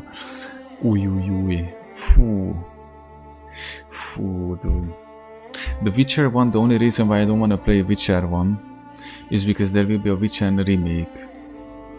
But Witcher 2, and then we have to play through Witcher 2 before we play through... We could play Witcher 2 before we play through the New Game Plus Witcher 3, because that's gonna come next year anyway. Assassin's Creed games. Assassin's AC2. Air Condition 2, bro. Air Condition 2 Reborn, or Brotherhood, or what's the name of that? AC3. American Civil War, Indian Native American vibes, bro. Feeling tough, bro. After this, I'm gonna be knocked down. Look at my eyes. Look at that. Average insomnia enthusiast. Look at my eyes, bro. Samurai. My name is Jin Sakai. Original Witcher 1 and compared to remake. Or I could do that. AJ is just sliding it under, you know, like, or you could actually play the game. By the way, I could easily play. But you know what? If we are playing all of these games, I have one thing then. Before we forget, because there's Callisto Protocol somewhere along the way. Probably now, since we're gonna play Red Dead, Sifu, Callisto Protocol, Alien Isolation, Case of Witcher to Witcher 1, Dead Space. There's a Dead Space remake. Or is that a remaster or a remake? Dead Space and Dead Space 2. And even Dead Space 3. By the way, I like Dead Space 3. Most people hate it. I think because it builds most of an, you know, like... there's a lot of arenas, and like, it's fun if you have somebody to play with, alone might be a bit monotone or not that impactful, but I still think that's a good game. Fallout 2, but Fallout 2 after Fallout 1. Oof. Remember that promise that I wanted so much Fallout 1 and 2, and eventually, it's not that I forgot about it, we got into things. Eventually we got into great things here. Metro 4 that's gonna come. Bro, you're laughing, bro. Opa, booba. Imagine, like, by the time we finish all of those games listed, they're just the ones that listed here, that we just listed. By the way, let's put it like Callisto Protocol, Witcher 1, Witcher 2, KCD 2, Alien Isolation, AC games, Shifu, Fallout 1 and 2. I don't want to get into the third and fourth game. Fallout 1 and 2, the old classics. Good Simulator. Don't be bad. Don't be bad. By the time we get to the end of all of these adventures, it's gonna be winter. Winter is coming. Command & Conquer 0 Hour. I played the CNC 0 Hour. That was the only Command & Conquer I played. People played the 1 and 2, and there's I think 4 Command & Conquer. For some reason I never had any of them. I always played, I once had, I told you that strange story that I got a CD from in the village where I used to live from a dude. Lovecraft game, bro. Check, both of you, both. Look, God is great, God is light, God is ever present. Look at that, look at that. Check, both of you, check in the googly this, because this is a cool classic game. I played it through I think once completely full, or maybe not full.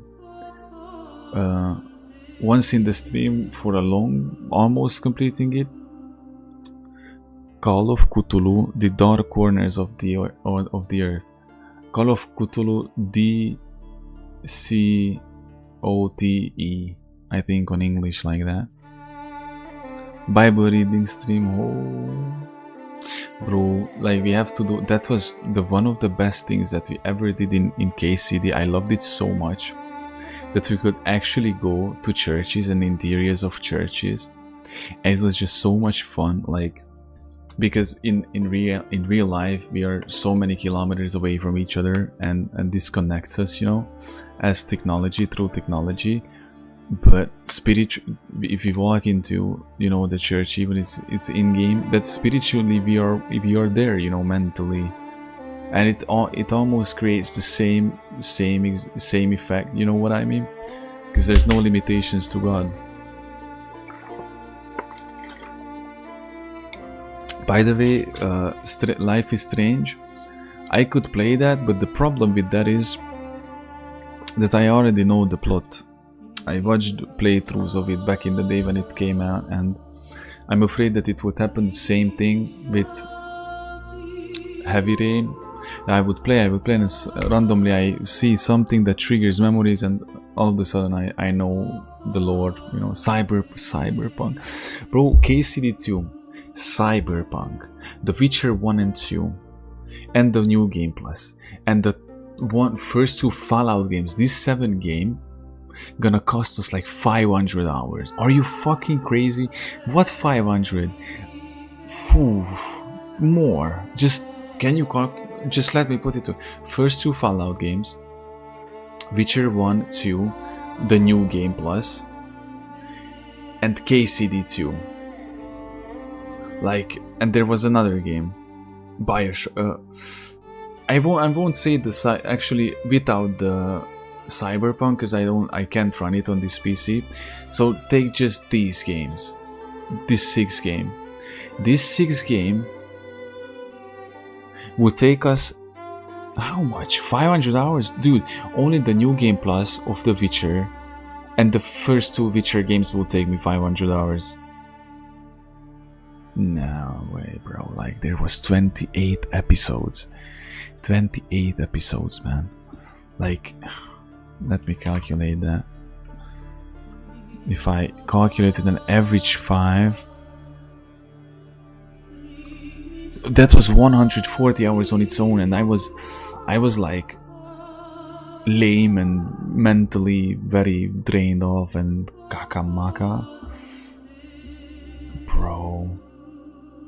And I didn't even do everything. Like you calculate everything this time, like all the cycles, like all the exclamation marks, all the question marks. AJ's favorite. AJ hears question marks and then he goes catatonic like Leslie too, bro.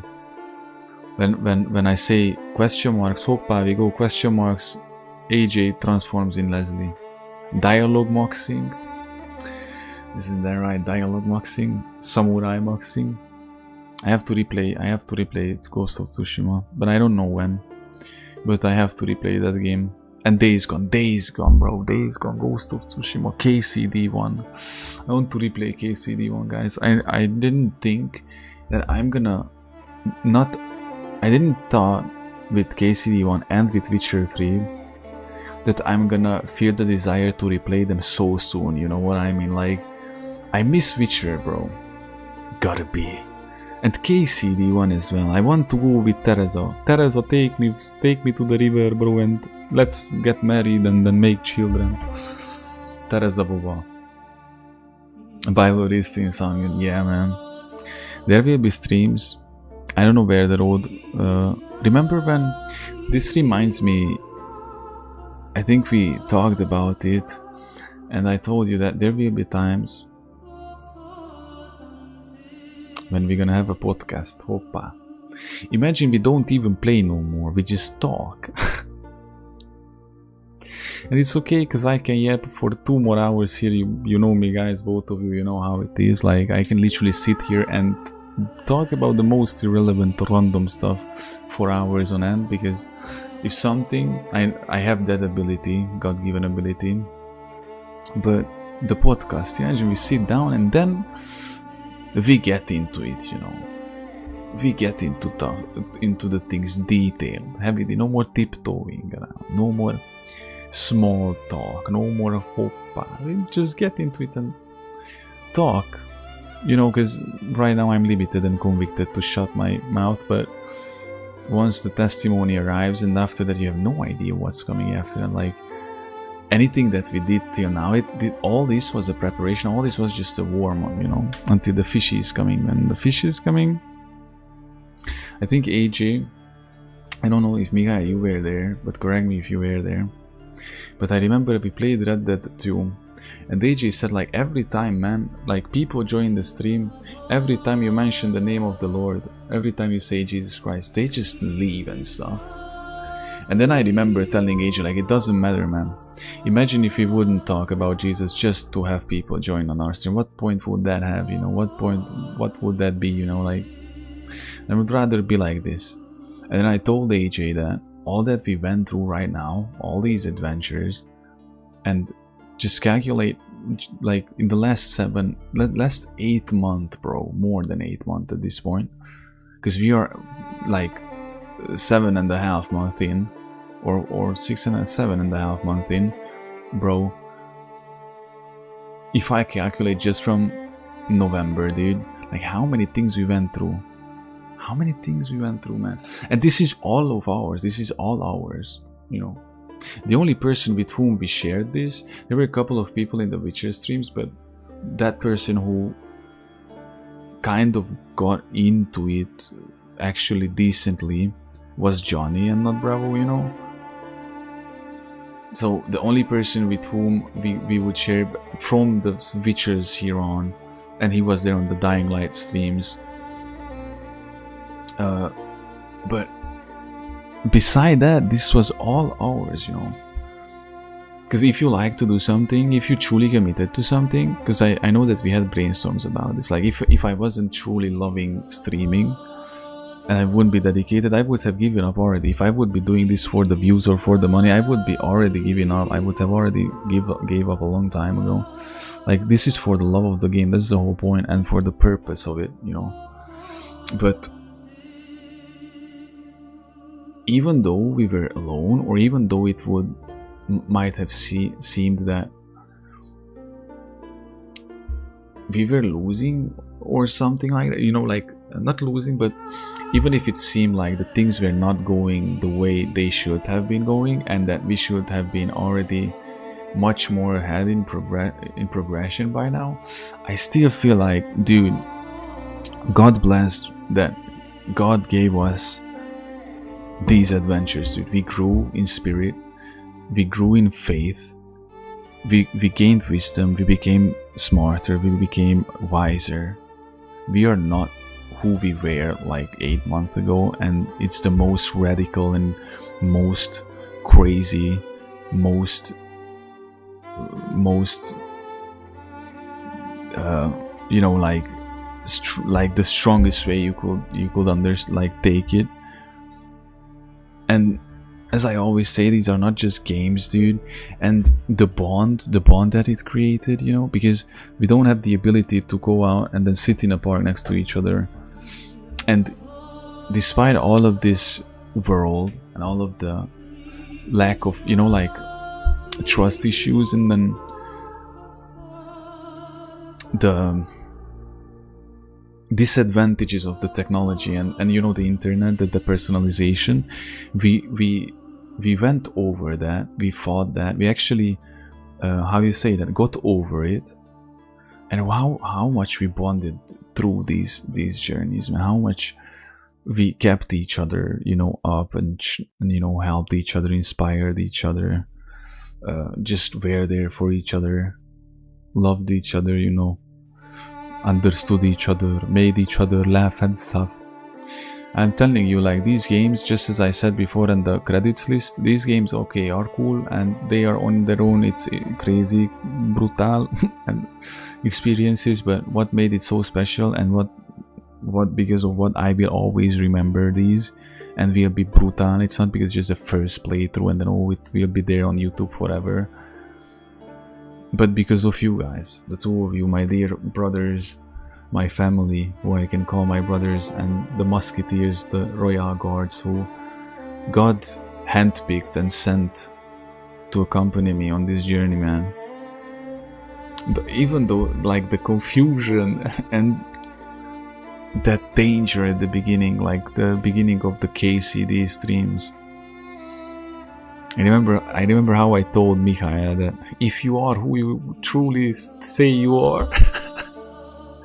Boy, do you remember? After the Days Gone stream, I think I got chill.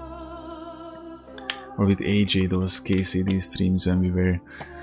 There was one specific stream where we talked about Tokyo Hotel and songs and our faith and how we became believers and followers from atheists.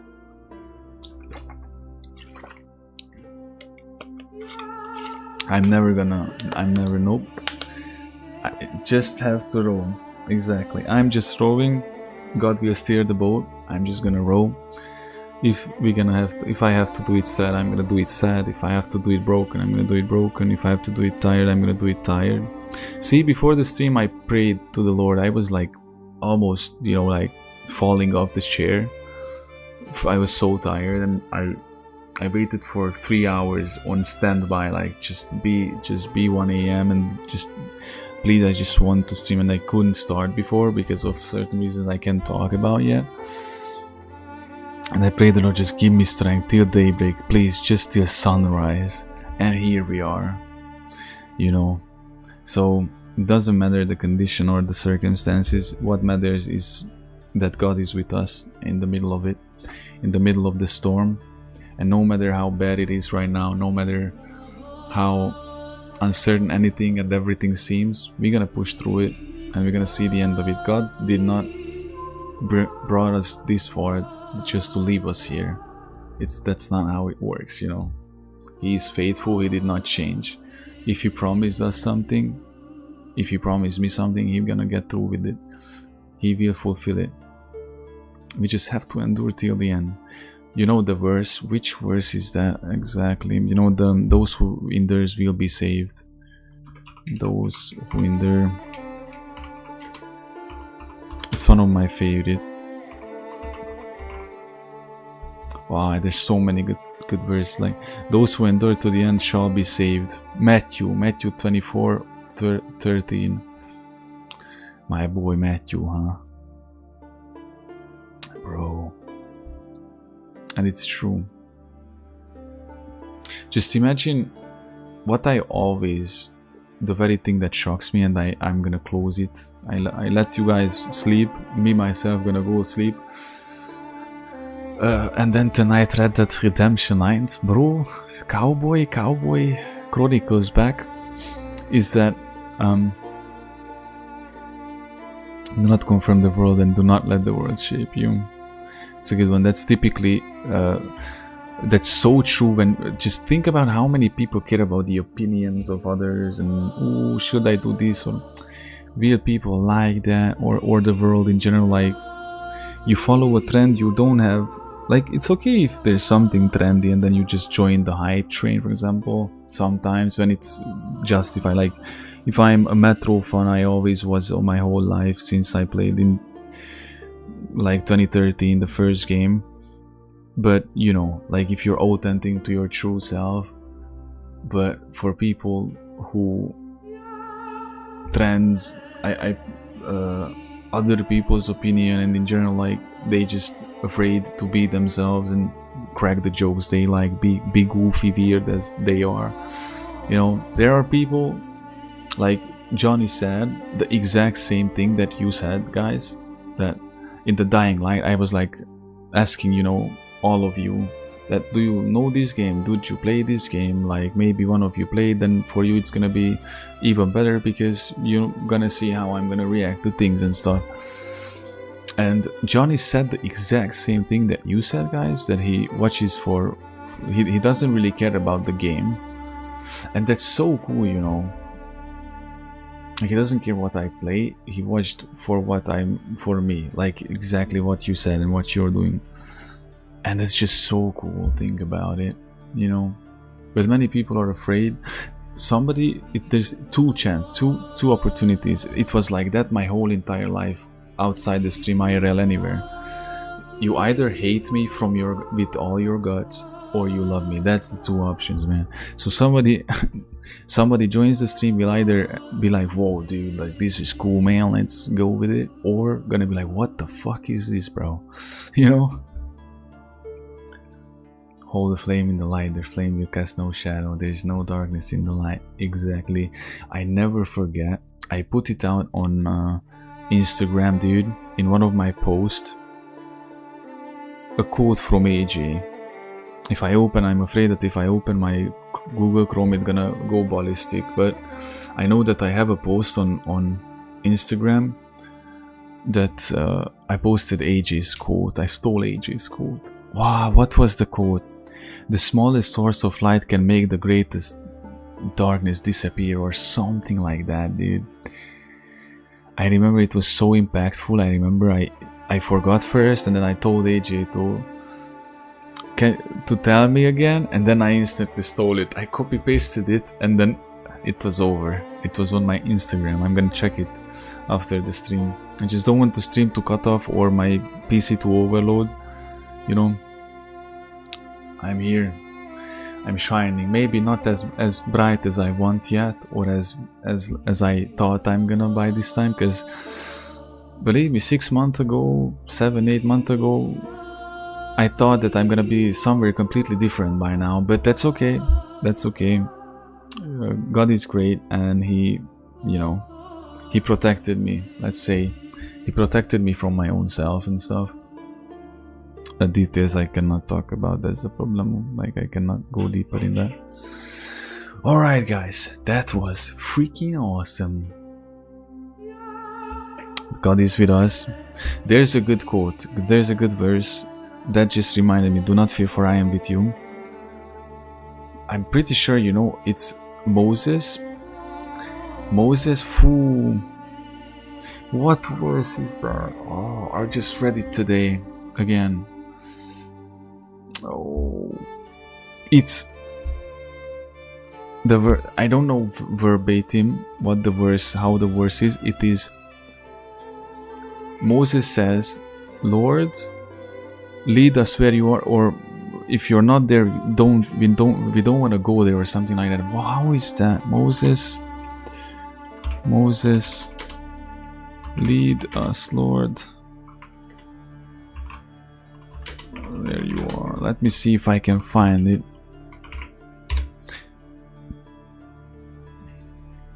It's with Exodus. No. Moses. Then Moses said to him, if your presence does not go with us, do not send us up from here. This is it. Moses, Exodus, which one is it? Exodus 33, verse 15. Then Moses said to him, if your presence does not go with us, do not send us up from here. Always take the Lord with you anywhere you go. Everything you do, pray before anything and everything. Remember, guys, you know our motto, the motto of the Moonlight Ministry: pray before, during, and after everything. Take God everywhere you go, and if you can't take God, then you don't go there, right? Just think about it.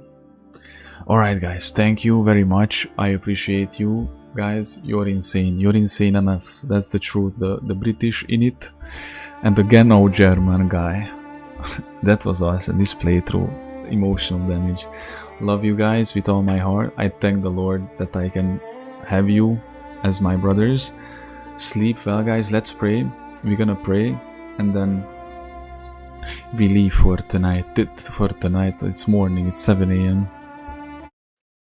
Kaputnik for the music. Let's bow our heads. Let's pray, and then we see each other in the night, at midnight, you know, at the well. Meet you and we play Red Dead Redemption. All right, let's bow our heads. I believe in God, the Father Almighty, Creator of heaven and earth, and in Jesus Christ, His only Son, our Lord, who was conceived by the Holy Spirit, born of the Virgin Mary, suffered under Pontius Pilate, was crucified, died, and was buried. He descended into hell. On the third day he rose again from the dead. He ascended into heaven and is seated at the right hand of God the Father Almighty. From there he will come to judge the living and the dead. I believe in the Holy Spirit, the Holy Catholic Church, the communion of saints, the forgiveness of sins, the resurrection of the body, and life everlasting. Amen. God bless you guys. Deus vult, remember that. See you tonight. Love ya. Bye bye.